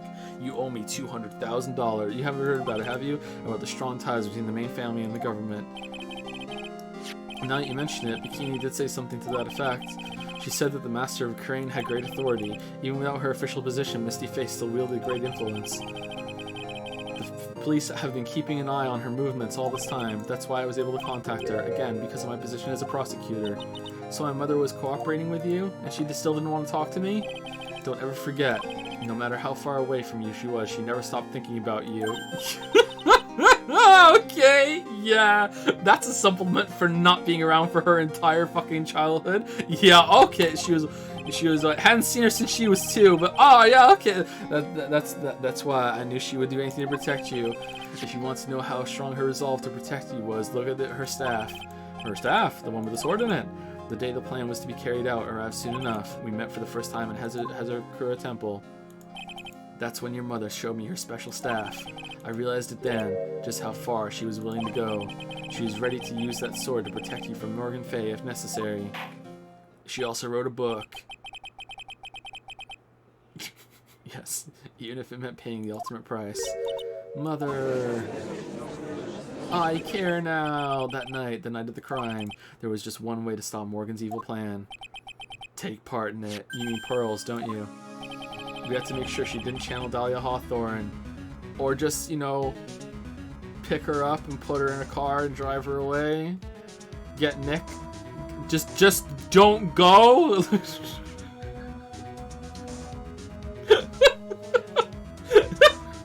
What the fuck? We had to make sure she didn't channel Dahlia Hawthorne. Well, Pearl, what are you going to do tonight? The same thing we do every night. Well... if you'd like, you can come to my room. Perhaps we can read some books together. We thought we could prevent her from playing her part in Morgan's plan, but she never showed up. She was worried and followed me to the inner temple. Damn, foiled again. We just really thought she would show up, so we didn't keep tabs on her at all. I could get down to the fucking detention center in 5 seconds, but we lost track of a 9-year-old. That was the one thing we were most afraid of, and that's why Misty Faye had to do the channeling herself. She channeled Dahlia Hawthorne into her own body. What? What do you mean? If she channeled the spirit first, then Pearls wouldn't be able to do it herself. As Master of Crane, Misty Faye's power is supreme, so that's how it went down. She channeled Dahlia Hawthorne so that Pearl Faye wouldn't be able to.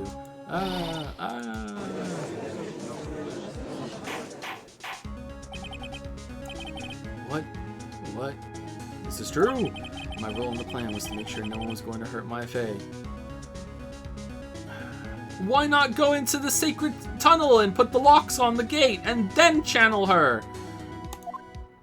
That's why I hid myself in the inner temple, just in case you needed to be safe. This was a dumb fucking plan. This is the worst plan. Just the worst. The worst fucking plan, just in case you needed to be safe from Dahlia Hawthorne. Godot. Anyway, that's all I'm going to admit to try. Huh? There's no doubt about it. You're a great defense attorney, but you're a horrible fucking person. You're going to have to do the rest yourself. The background leading up to the incident has been laid bare. There's just one question remaining, Mr. Wright. Who killed the victim? There are only 2 possible suspects right now. Maya Fey. And I'm sad to say, you, Mr. Godot.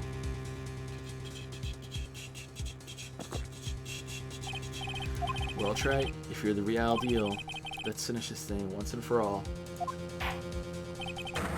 Show us beyond a shadow of a doubt that you can finish this on your own. No, Nick, please don't. Maya, I heard the whole thing from my sister in the medical office. That's why I had to protect Mr. Godot. Why didn't you get me on it? Why don't you trust me, Maya? Trust me. Trust Nick. I can't do it. I can't testify against him. After all, he's the man who put his life on the line to protect Mia and me too. When you didn't, Maya, I know that. And Nick. But even so, it doesn't absolve him of his crime. Please, Maya, testify. Miss Faye, your testimony, please. This is the final testimony. God, I hope so. Don't bother trying to hide anything because I'll know. I want to, because I have a Magatama. I want to hear the truth from your own. I understand. I'm sure you're right. I'm ready now, Nick. Alright, young lady, tell us about your moments before you lost consciousness. What exactly happened at the time of the murder? The time of the murder. Just before it happened, I think I saw some red lights through them. I thought I'd ask for help, but just then I was splattered with blood. She wasn't dead though, and so she struck back at the enemy behind her. Suddenly, the red lights went out, and the whole area was dark. Just at that moment, there was a horrible scream. Right after that, Dahlia collapsed, and I lost consciousness. These red lights! I thought you said you don't remember seeing them. I'm sorry, I lied. I thought I saw them, but then they disappeared all of a sudden. Ha, things break, Trey. Even the best of theories. Who was it that stabbed Misty Faye? It looks like you still can't prove it. Maya's telling the truth this time. I know it. The rest is up to me. Well then, Mr. Wright. Proceed with your final cross-examination of the witness. The time of the murder. Just before it happened, I think I saw some red lights through them. Okay, well, that's the slam dunk. We're done. Lights shining in the dark. I don't think you can make a mistake about that. Yeah, you're right. I think I saw them, but I can't say for certain. And I can't tell you for sure that they were from Mr. Godot's mask either. I don't get the feeling she's covering for him anymore, but press harder. But just after that, you turned toward the lights and called for help. Isn't that because you thought the lights were coming from Mr. Godot's mask? Yeah, I guess so. Maybe that's what I was thinking of at the time, but I can't remember after all. There was a person I couldn't identify in front of me. Maya's life was in terrible danger at the time. There's no way she can remember the details that seem perfectly. Alright then, let's go with the testimony. What did you do when you saw the red lights? I thought I'd ask for help, but just uncovered smelled in blood. That blood, was it Dahlia Hawthorne's blood? I think so, probably, just at that moment. I heard a soft scream that seemed to be close by. It was a woman's voice, so that was when the killer stabbed the victim from behind with a murder weapon. Is that right? Without a doubt, Maya was in the middle of a really dangerous situation. Anyway, the victim was stabbed by the murder weapon. What happened after that? She wasn't dead though, and she struck back at the enemy behind her. Struck back? How do you know that? Well, you're right. I didn't see it exactly, but I could tell by the sounds of their breathing and movement. And also, the smell of blood. You have witnessed more horror than any young lady should ever have in one life. So then, what did you do at that point? Alright, so is the blood on the knife Godot's? I couldn't move. I could just barely make out the shadows moving in the dark, but I had no idea what to do. Could you still see the red lights you mentioned earlier? That wasn't the right voice. Yes, I think so. But suddenly the red lights went out and the whole area was dark. They went out? Yes, suddenly I couldn't see them at all. What could it mean? If the red lights were coming from Godot's mask, and they went out right in the middle of the fight, maybe the mask was damaged. Or maybe it was knocked off. Or maybe the batteries ran out. Right? Or maybe those little red pinhead looking lights just stopped working. Take off your mask so we can see the cut that the knife made. Godot, let's go. What could have really happened then? At that moment, there was a horrible scream. What do you mean by just at that moment? Do you mean the moment when the red lights went out? Yes, that's right. The scream that you heard then was a Dahlia Hawthorne? I don't think so. I'm pretty sure it was a man's voice. What? So then, that scream came from the killer. That's got to be it. I think Dahlia Hawthorne must have taken the blade and attacked the killer with it. And then the killer let out a scream of pain, huh? After that, the killer stole the blade back and delivered the final blow, I guess. Well, Mr. Wright, it seems to make sense to me. It sounds like a reasonable deduction, but I still kind of wonder if there's a contradiction. I'm sorry to say this, but that interpretation would create an enormous contradiction.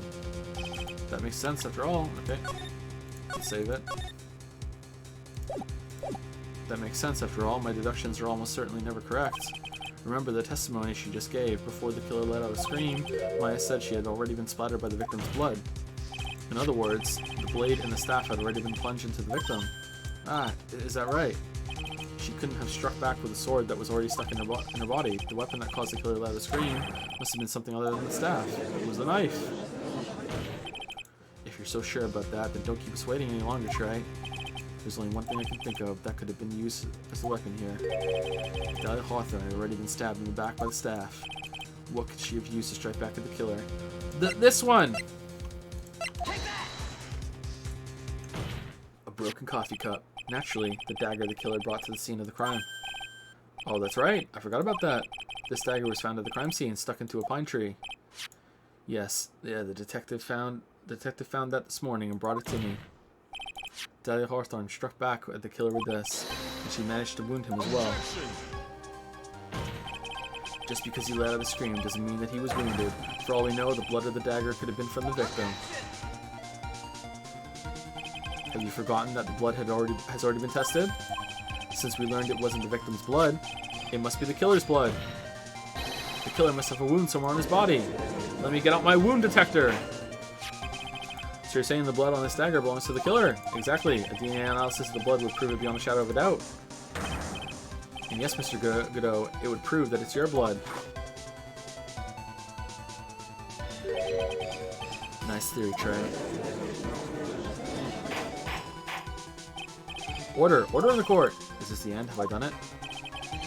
Even he won't be able to change the results of a scientific test. Ha. Let me ask you something, Trey. Let's just say that it turned out that I was the killer. Do you really think I would be stupid enough to leave evidence like that? What? Just think for a second. This dagger was found this morning by a detective and brought to me.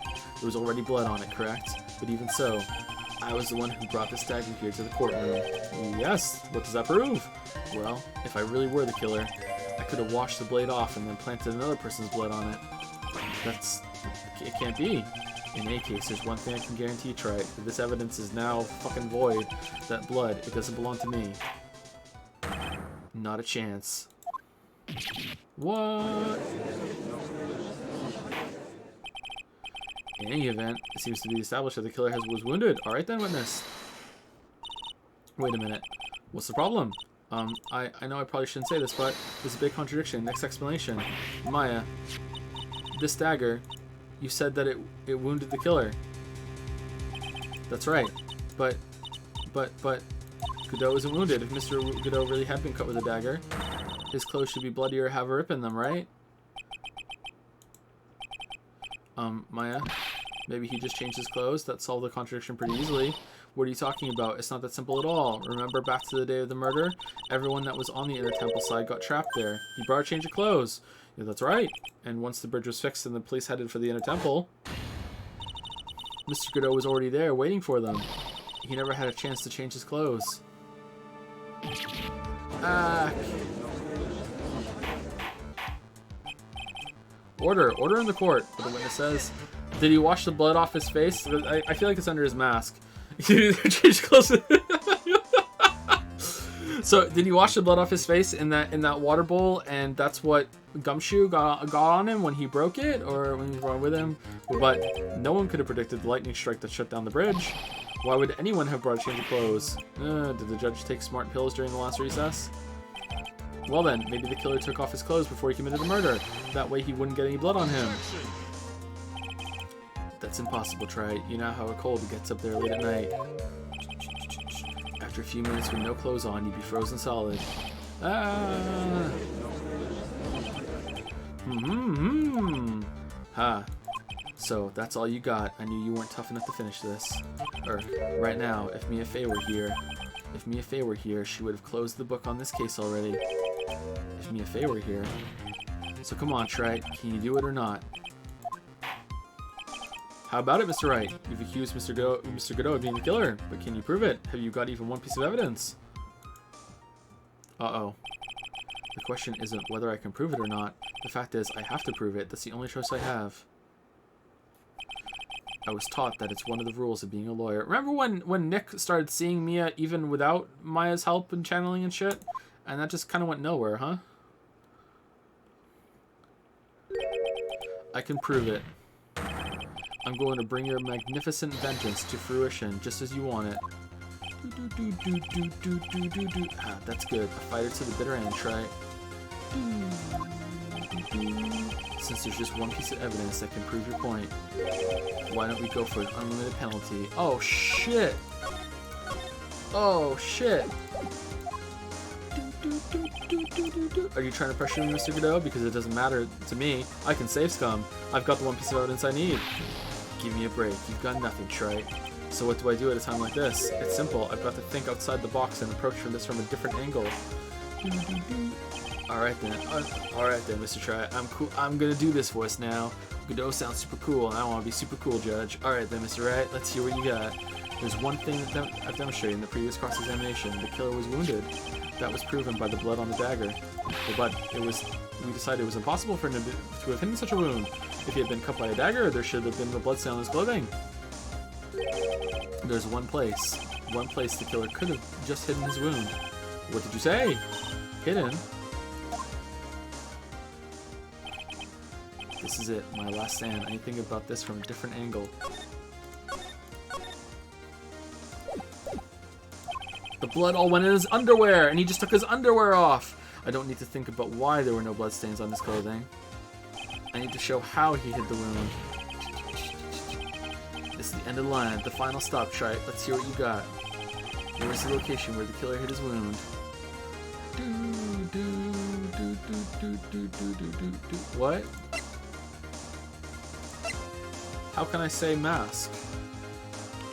Do I just say mask? Do I have a mask?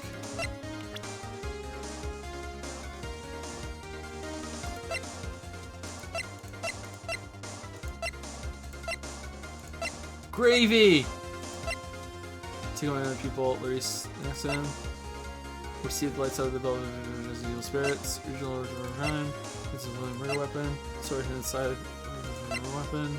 It's on the back. Taking that knight from the main gate. Crime.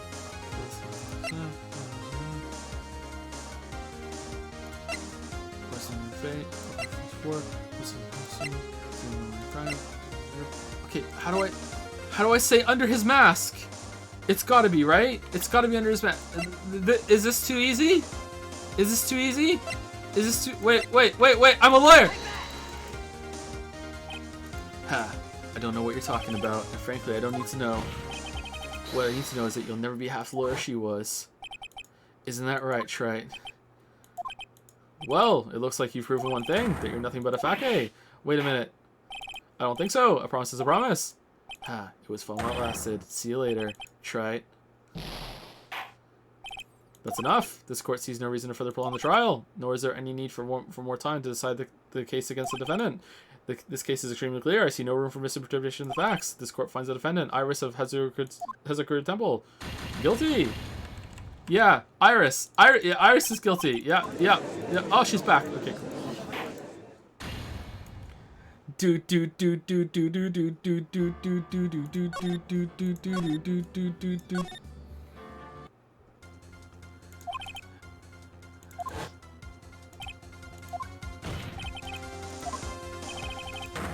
Okay, so it has to be like, it's just his mask, right? Huh. Shit! Alright, what is it then?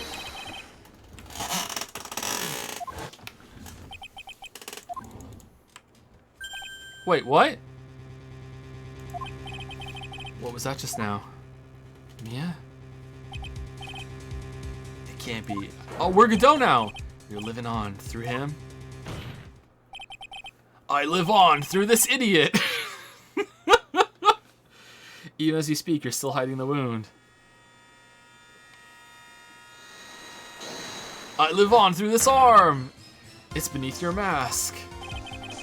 During the fight, the red lights given off by the killer suddenly disappeared. Seconds later, the killer let out a scream.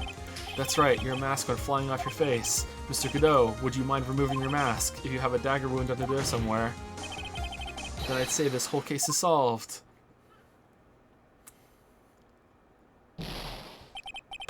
Arg.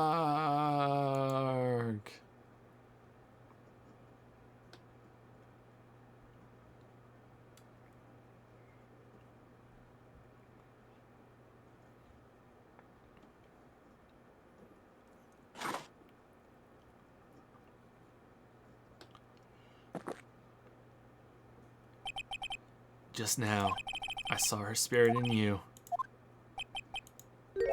She lives in you. I never liked you. 6 years ago, you helped the woman who put me to sleep by hiding her bottle of poison. And then, while I was sleeping, you let Mia die. And you fucked her, Phoenix. I know you did. Don't like you. But you didn't care. You just kept living your pathetic, happy-go-lucky life. You even had the nerve to follow in her footsteps as a lawyer. I could never forgive you. That's what I thought. Mr. Godot. But I was wrong about you. I knew from the very beginning. The truth is, the only person I could never find it in my heart to forgive was myself. Was me. You, yourself. I was the one that failed to protect Mia. Me and no one else. I tried to avert my eyes from the truth to escape the harshest of reality. I just couldn't face Mia's death head on, so I ran. I hid behind a mask. I threw away my true name, Waffle's data pawn. I couldn't even deal with being a defense attorney anymore, so I quit. But you saved Maya. Yeah, that was my plan. Up until just now. Anyway, what do you mean? Are you listening, Maya? If I had really wanted to save you, then there's one person that I should have gone and talked to right away. Who would that be? Are you talking about Nick? No, Chadworth, but I didn't do it. I tried to get the help of Iris and your mother, but I closed my eyes to the most important man involved. Do you know why? The real reason? No, why? I suppose I wasn't really interested in saving you at all, huh? I think I was just trying to salvage what's left of my own broken soul. I was trying to make up for the fact that I couldn't save Mia, nothing more.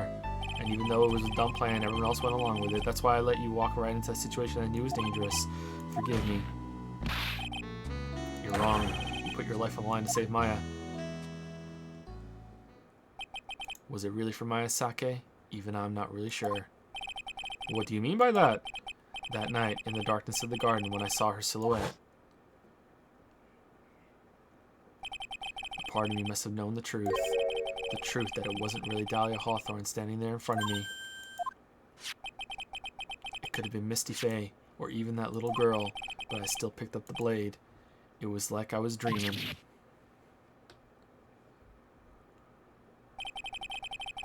I'm not sure exactly what was going on in my mind at that point. Was I really motivated by pure desire to protect Maya Fey, or was it something else? Was it my hatred for a woman who had stolen everything from me 6 years earlier? Could it have been simply a desire for revenge? And now, I don't know anything anymore. I did learn something today, however. I finally realized that I was the arrogant one. I was just chasing an illusion, a fantasy. The stupid fantasy of defeating you in the courtroom. You were the one who made me realize my folly. You never ran away from me as death. Instead, you picked up where she left off as the true defender of the people.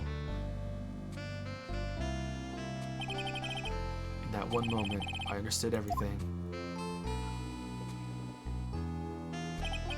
Mr. Godot. Delicious coffee. I think you already know this, but if you don't, my name is Diego Armando. Mr. Armando, I believe in you. I know you were trying to save me. Oh, it doesn't matter. Guilty. Huh. Thanks. Your wound. It's bleeding. Ha. Did you forget already? In my world, the color red doesn't exist. These must be my tears. Oh, nice. Tears. Ever since I woke up from my coma, I think I've been waiting for this very moment. Mr. Armando, you do well to remember this, Maya. The only time a lawyer can cry is when it's all over. Ah, they shouldn't have said that again. It's fine. It's good. It doesn't bring it down, but I think it would have been better if they didn't say that again.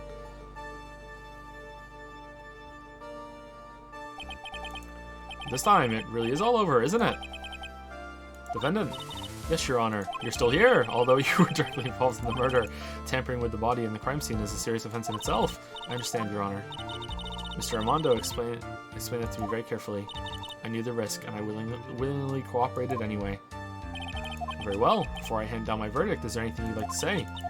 Well, there is one thing. I'd like to say something to Mr. Wright. I want to apologize to you. Apologize to me for what? For the case 5 years ago, of course.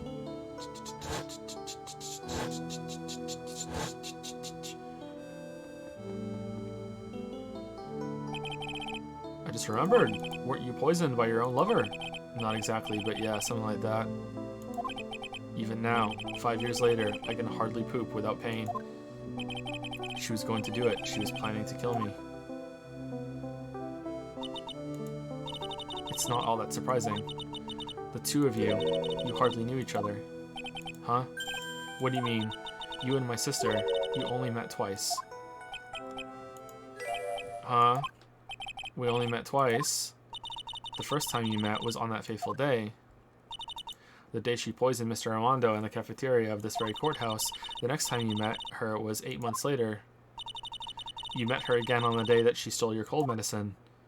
So it was Iris that showed up every single time and said, hey, please give me that necklace back. And Phoenix just went, no, ha ha ha. And then they went on a date. No. And then Tom Swallow was... No way, it can't be true. I mean, during our whole relationship, we were... For those 8 months, the woman that you thought was Dahlia Hawthorne wasn't actually my sister. Huh? It wasn't Dahlia. Who else could it be? I hope one day you can forgive me, Feeny. You mean... That's right. I lied to you. For 8 months.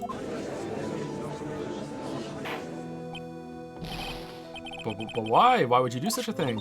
Ever since she gave you the bottle that day, my sister was trying to get it back as soon as she possibly could. Because of the police investigation and their surveillance, she couldn't move about freely. So that's why you... My sister, from the beginning, she was prepared for the worst. She thought that you might somehow discover the truth. That's why she was always ready to deal with you at a moment's notice. You mean she was ready to kill me, don't you? She already had so much to answer for. I didn't want any more sins on her soul. I begged her not to do it, and she agreed to give me a chance. And that's why you came to me. You came to get the bottle pendant back from me in her place, and you failed at that for 8 months, even though, but I couldn't get you to give it back. You just kept saying no and laughing. So we just kept going on dates. And over that period of frustration, I grew to love you. I feel so 8 months passed. I still can't get back from you. No, my sister couldn't wait any longer. She didn't consult me about your plans for you that day. It was the first time that it had ever happened. That was a bit strange, wasn't it? Up until that day, you two were partners in crime, and she would confer with you. I think she must have noticed. Noticed what? My feelings for you. If I had found out she was planning to kill you, I would have done whatever was necessary to stop her, even if it meant her life or mine. Whoa, Iris. After spending those 8 months by your side, my feelings toward you, they changed. I have something to say to you too. Yes? I hate you. You really are the person I always thought you were. Even after Dahlia Hawthorne was found guilty, I still believed in you. Wow, that must have really fucked him up. Holy shit, Phoenix. I feel like they really understated how much that must have just fucked Phoenix up. Holy shit, thank you. God damn.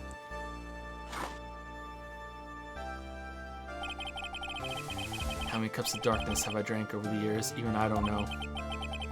I'll tell you though, right now, this one here is the greatest cup I think I've ever had. Don't you think so, Phoenix Wright?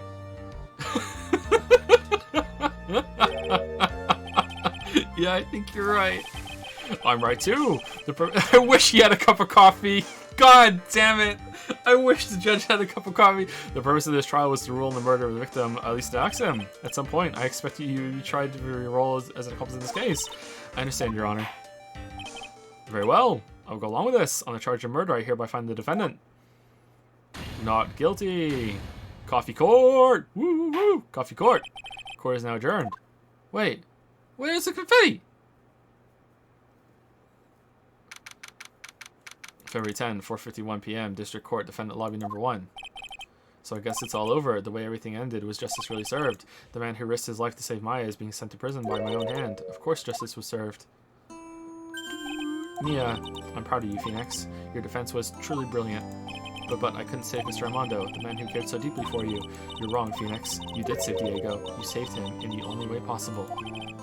You mean with that verdict? I think one day you'll understand too. Phoenix, I want you to remember one thing. You were as good out there today as any defense attorney could ever hope to be.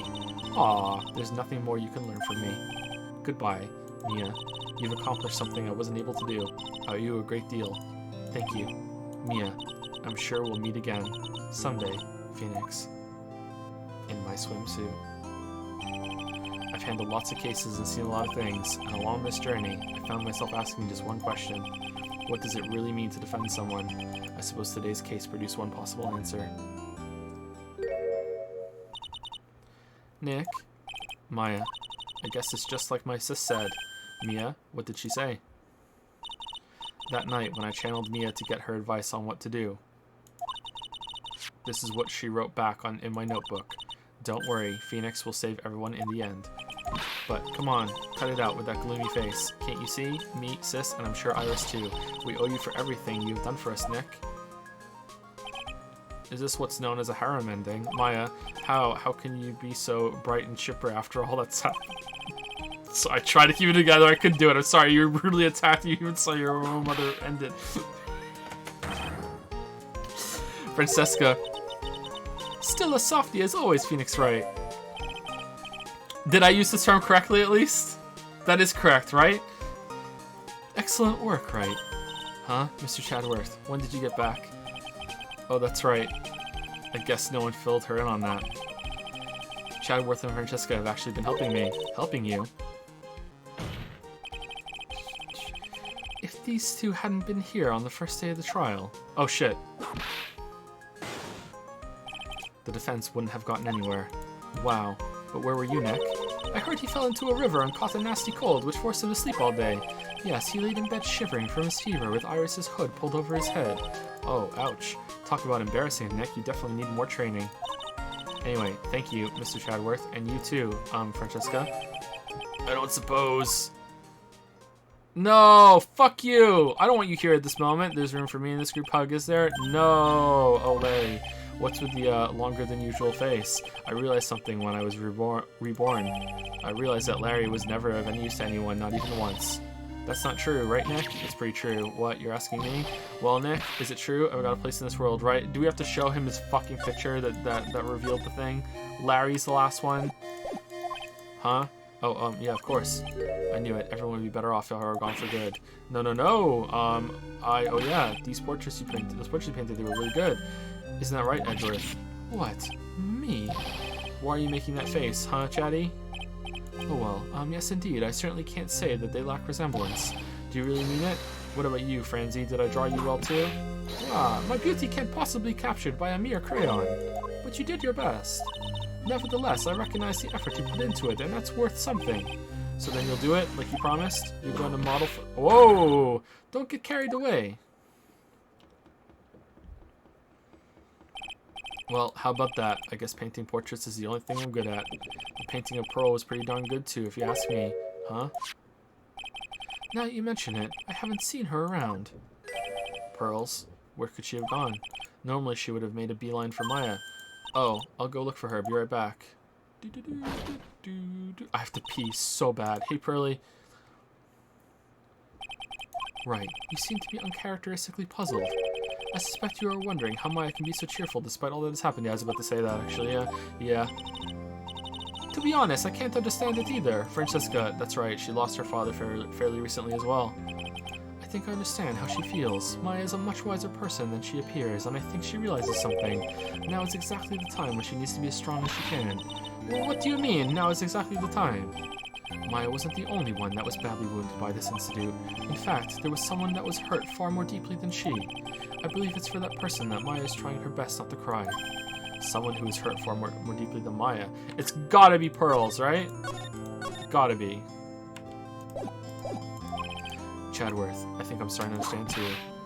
Ow. Then tell me, Phoenix Wright, who is Maya Fey being strong for? Good dough. Pearl Fey. The poor kid, after all, the reason that she worked so hard to follow the instructions was because she loved and believed in her mother, Morgan. It's for the good of the Fey clan. I'm sure she believed in every last word. She thought she was doing it for Maya. That's why she was so happy. It showed how truly devoted she is to Maya.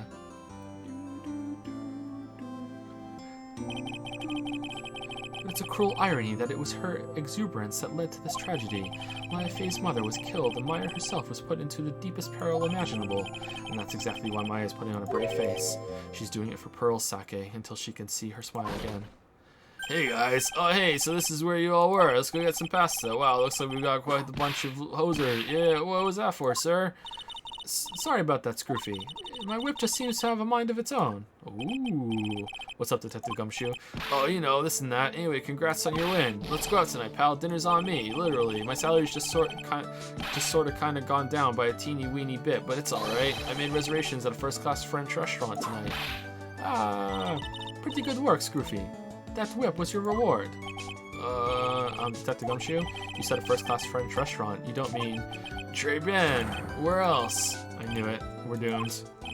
Come on, let's go, everyone. Can't keep Maggie waiting, pal. She's still working there? Hey, you crybaby, you're invited too. After the chef kind of sold her out, what about me? Pearl and I will be at the loser shack eating potatoes. What happens to the winning lottery ticket? You know, Maya is taking an awfully long time to get back. She's still looking for Pearls. Can't find it. Isn't Pearl's probably talking to Godot, right? Oh my, what's wrong? Nick, what do I do? Pearly, I can't find her anywhere, huh? I'll bet she just went back home. That's all. I thought so too, so I called the village, but no one has heard from her. This has never happened before. She was here like 2 minutes ago. She couldn't have got home this quick, Maya. If she's gone home, she's still on the train. As I figured, she has been badly hurt by this incident. She feels responsible for the tragedy that has befallen you, Maya. But none of this was her fault. What? What should I do? Detective Gumshoe. Yeah, what is it, pal? Could you guys go on ahead? But what about you? Maya and I will. We'll join you guys once we find Pearls. Nick, don't worry about us, Detective Gumshoe. We may be a little late, but we'll definitely be there. We have a lot of celebrating to do tonight, and I wouldn't miss it for the world. Yeah, but... very well, Phoenix Wright. We'll go on ahead. Don't keep us waiting, right? Okay, I can't hold any longer. I'll be back in 2 minutes to pee, and then we'll end the game, and then we'll talk about it, and then we'll end the stream. So, like, stream will go on for, like, probably another 10-15 minutes, and that's it.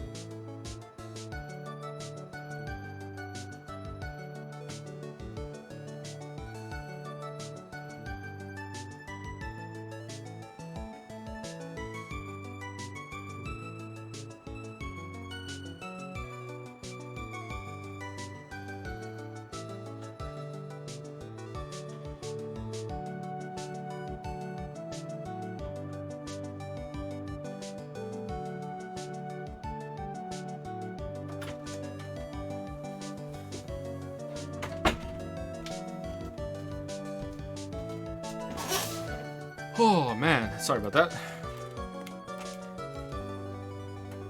Don't keep us waiting, right? We won't. But where should we look? Where could Pearly have gone?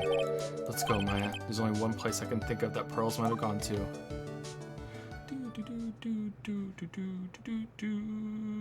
She came here by herself. Area 10, Hazakura Temple, main gate. Hazakura Temple? For Pearls, I bet this is a very important place. After all, it's where this whole incident started. What's this? You're all back again so soon? Sister Bikini, I thought we'd be eating mashed potatoes alone tonight. So she's here? Pearly is here? She's in the training hall. Why didn't you hurry along and go see her? Okay.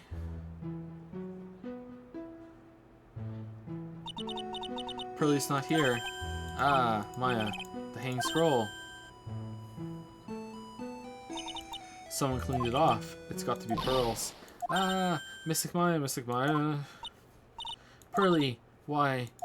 Why did you just leave like that? Mystic Maya. Mystic Maya.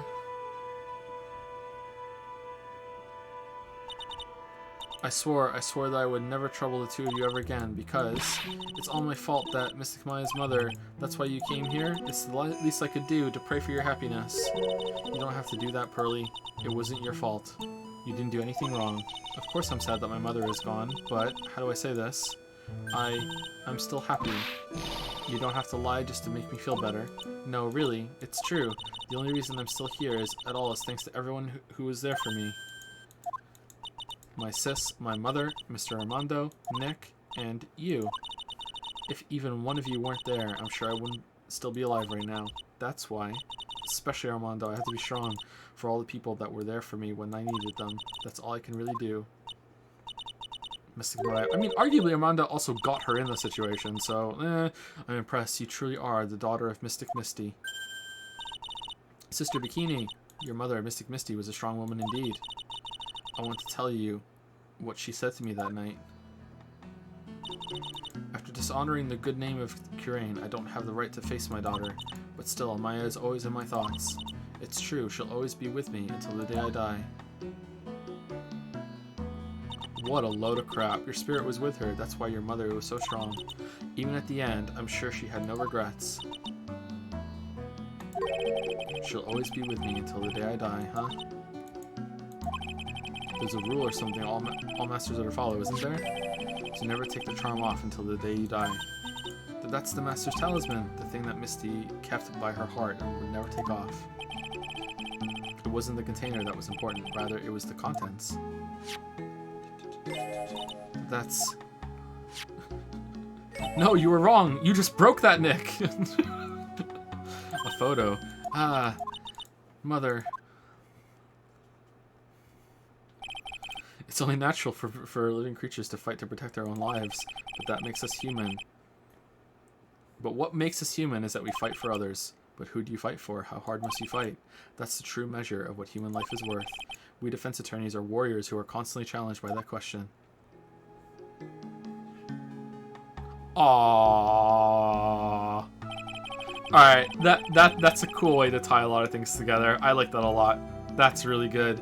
Even when the battle is over and the bonds that connect us are severed, we always return time and time again. Maya, Pearls, and Mr. Armando, and Maya's mother too. I learned that from all of them.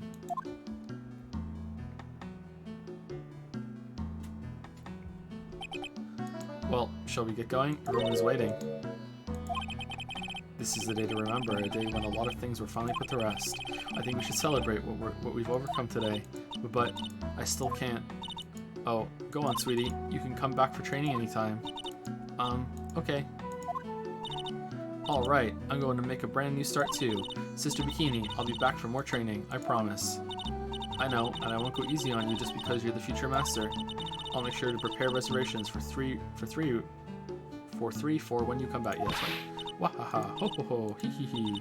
Alright, we're going to have a great feast today, Pearly. You know why? Because training is a battle of endurance. Okay, Mystic Maya, I'll eat lots and lots of food tonight.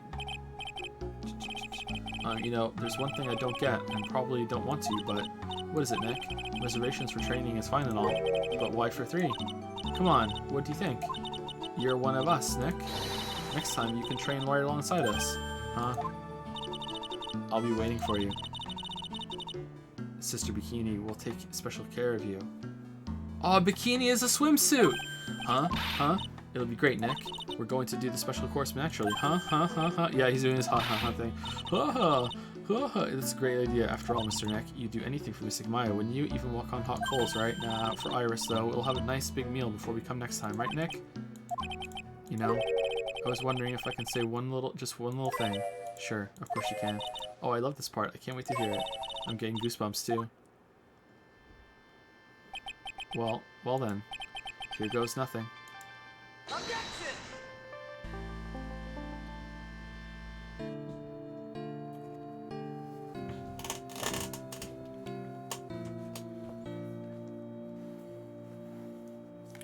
I really have to work extra hard now. Master Crane and the office manager are right in co-law offices. And I have to be a good big sister to Pearly and Nick too. Well, as long as I'm not locked up or captured or something like that for the 5th time.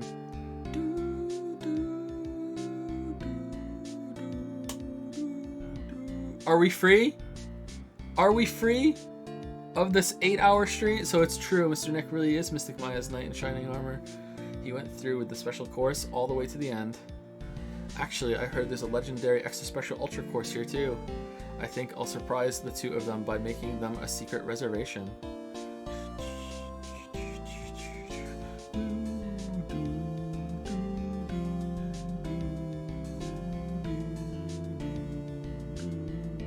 Ooh, Maggie bought me a brand new coat as a present, pal. I feel 10 years younger. I'll never take it off.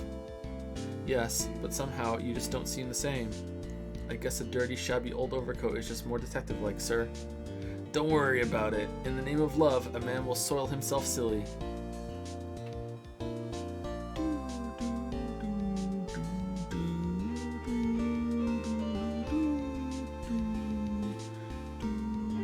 Mr. Wright, I am once again in your debt. Thanks to you, the Treasures of Crane exhibit was a great success. I'm sure glad you're here at the end. I even got to see Miss Von Karma, who I hadn't seen for years, who taught me how to use a whip, and said that I must show you what I've learned. Whoa, what the fuck? Are we gonna see the head tilt sprite?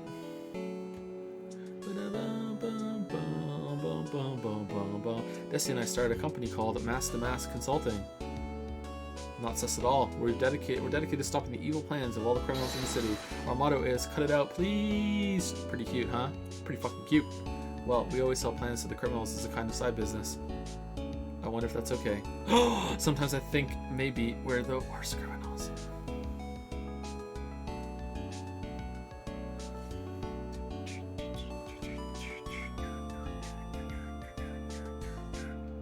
I wanted to show my appreciation to Mr. Wright for exterminating Don Tiger, so I lent him $500,000 and a tea set, a special thick tea, one I mixed with my own 2 hands. I bet he's drinking it now. Win through compromise. Hee hee hee hee.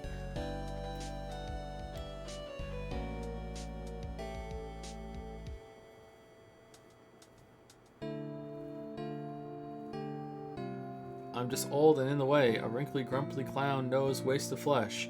At least, that's what I thought. But my grandkids had a birthday party for me the other day. It was at the zoo. Talk about embarrassing. 69-year-olds and I cried like a baby. You're only 69? Oh God, music.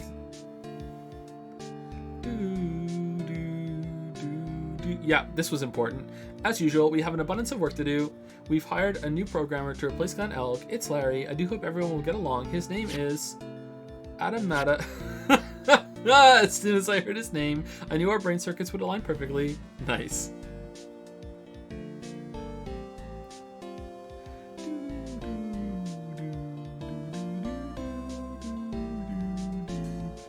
My, more reporters. Since the murder, we've made so much money, I hardly know what to do. I think the magazines like us because I provide such a nice visual, especially in spring. I can hardly wait for Iris to come back. Wahaha, ho ho ho.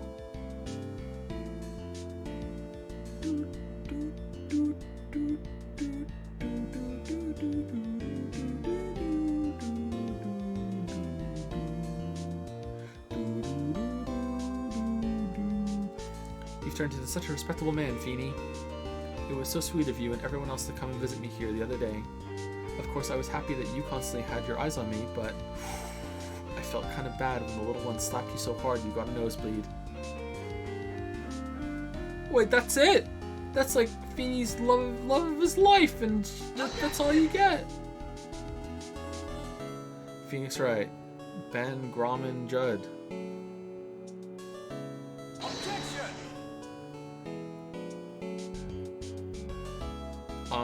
I mean, really? They only had like a couple of voice lines. Okay, I guess, yeah, whatever. Do do do do do do do do. Objection.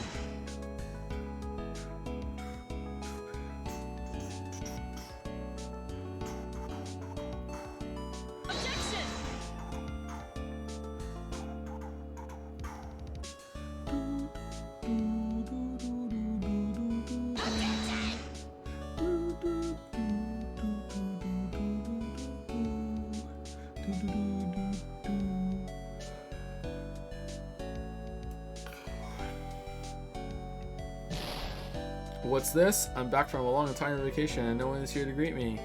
I guess while I was gone, my little whippersnapper buddy quit and now I've got no one. And what kind of lonely, crazy security room is this supposed to be anyway? What with all the flashing lights and switches, I feel like some sort of space alien. Oh god, I hope there's not going to be a lot of hard one. I really can't accept these aren't friends for something just means it's fragile hard. But not that fragile. It was a gentleman who was treating me like a lady. There's not going to be a lot of heart. There's no way.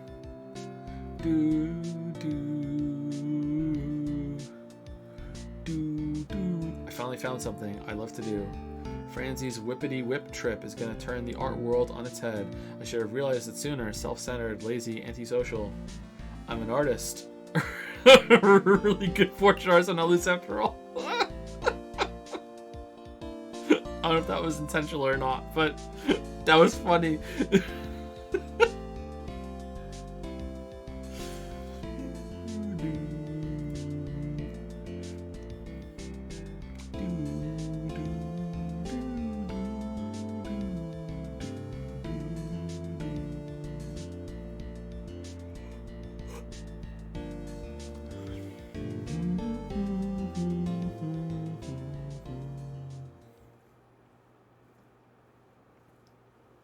Wait, that's it? We had all that like side character stuff, and there's not like a last word from Edgeworth or anything, or oh, okay. Huh.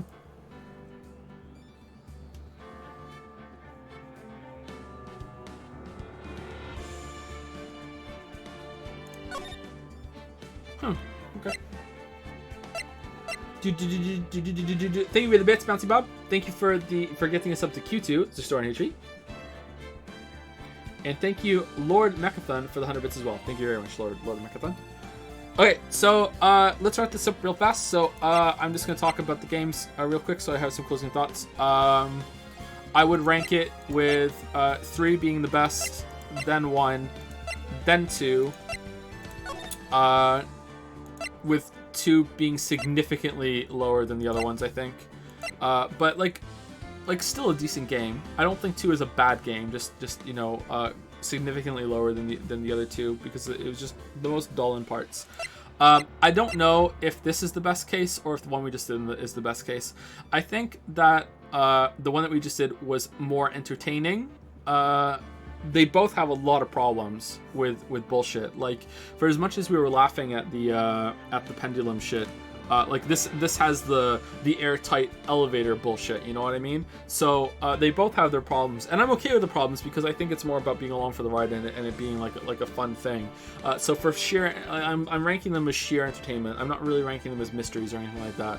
I feel like that over time, I think that I'm going to settle on what we just played being the best case because it ties the whole game together and even parts of the whole series together. So, like, if we're looking at it purely individually, maybe 1-4 would win, but I feel like it's almost impossible to separate this out from the rest of the case. Like, so much of its strength comes from how it ties the whole story that came up before this, and all the little details that were set up for this case as well. Not just the Godot stuff, but also like all these things that came back with him, the cold and the lightning strike. I know that sounds like a joke, but I like these little details that come back and they weave back together. It's good. It's interesting. So I think that this is the strongest game by far, even if this isn't as good as 1.4 on its own. It might be, I'm not sure. I'd have to think about it for a while and probably replay them again at some point in the future, but I don't know if I would, because they're so long. I'd rather play something new, but like if I was to properly like critique them or anything like that, I would play them again. But like right now, I'd probably rank this as the best case.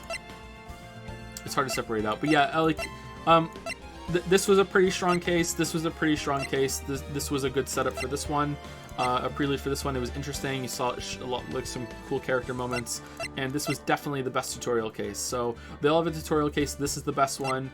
This is probably the best second case in the game. This is probably the best third case in a game. This is a prelude to this one. Really, like two and one don't really have a fifth case, do they? Because it was added later, I think. So I think this is the best game of these three by far. Let's see. Like this was a pretty weak opening.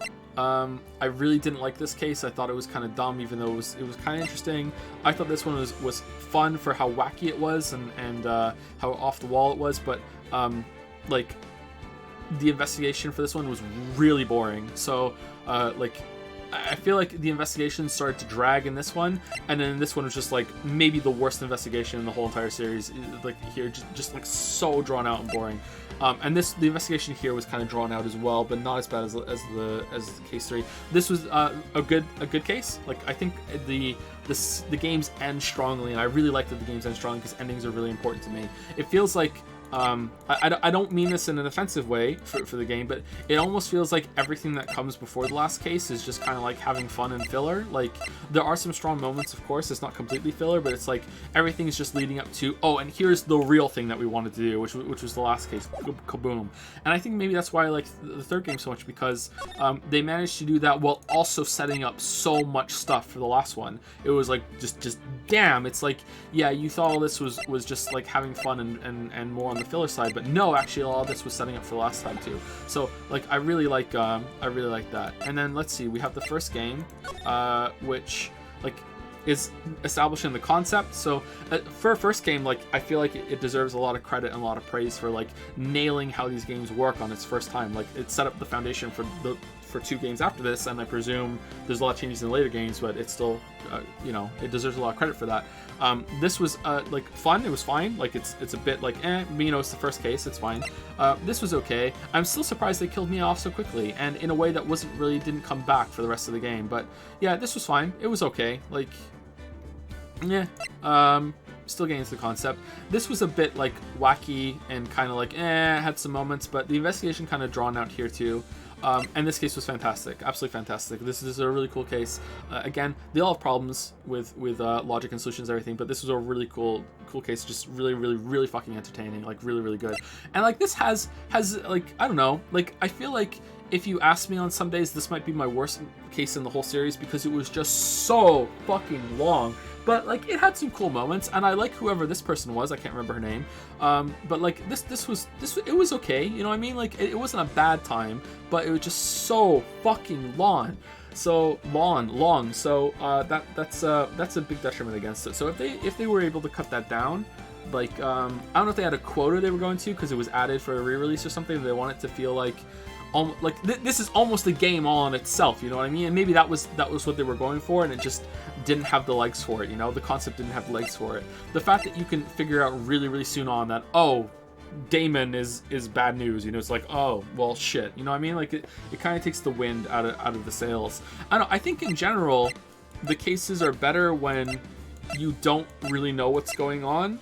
When you're just trying to prove it, I feel like it's less interesting, but I don't know, maybe that's just the part of me that likes mysteries. I don't know. And that's it. Okay, so like yeah, I enjoyed these games. I think I still prefer Danganronpa. I'm sorry. I think that overall the writing in these games was tighter than in Danganronpa. I'm talking about the writing entertainment-wise and like artistry-wise. For Logic, I think they both have their problems. Obviously, we've spoken about that a lot. But Danganronpa wins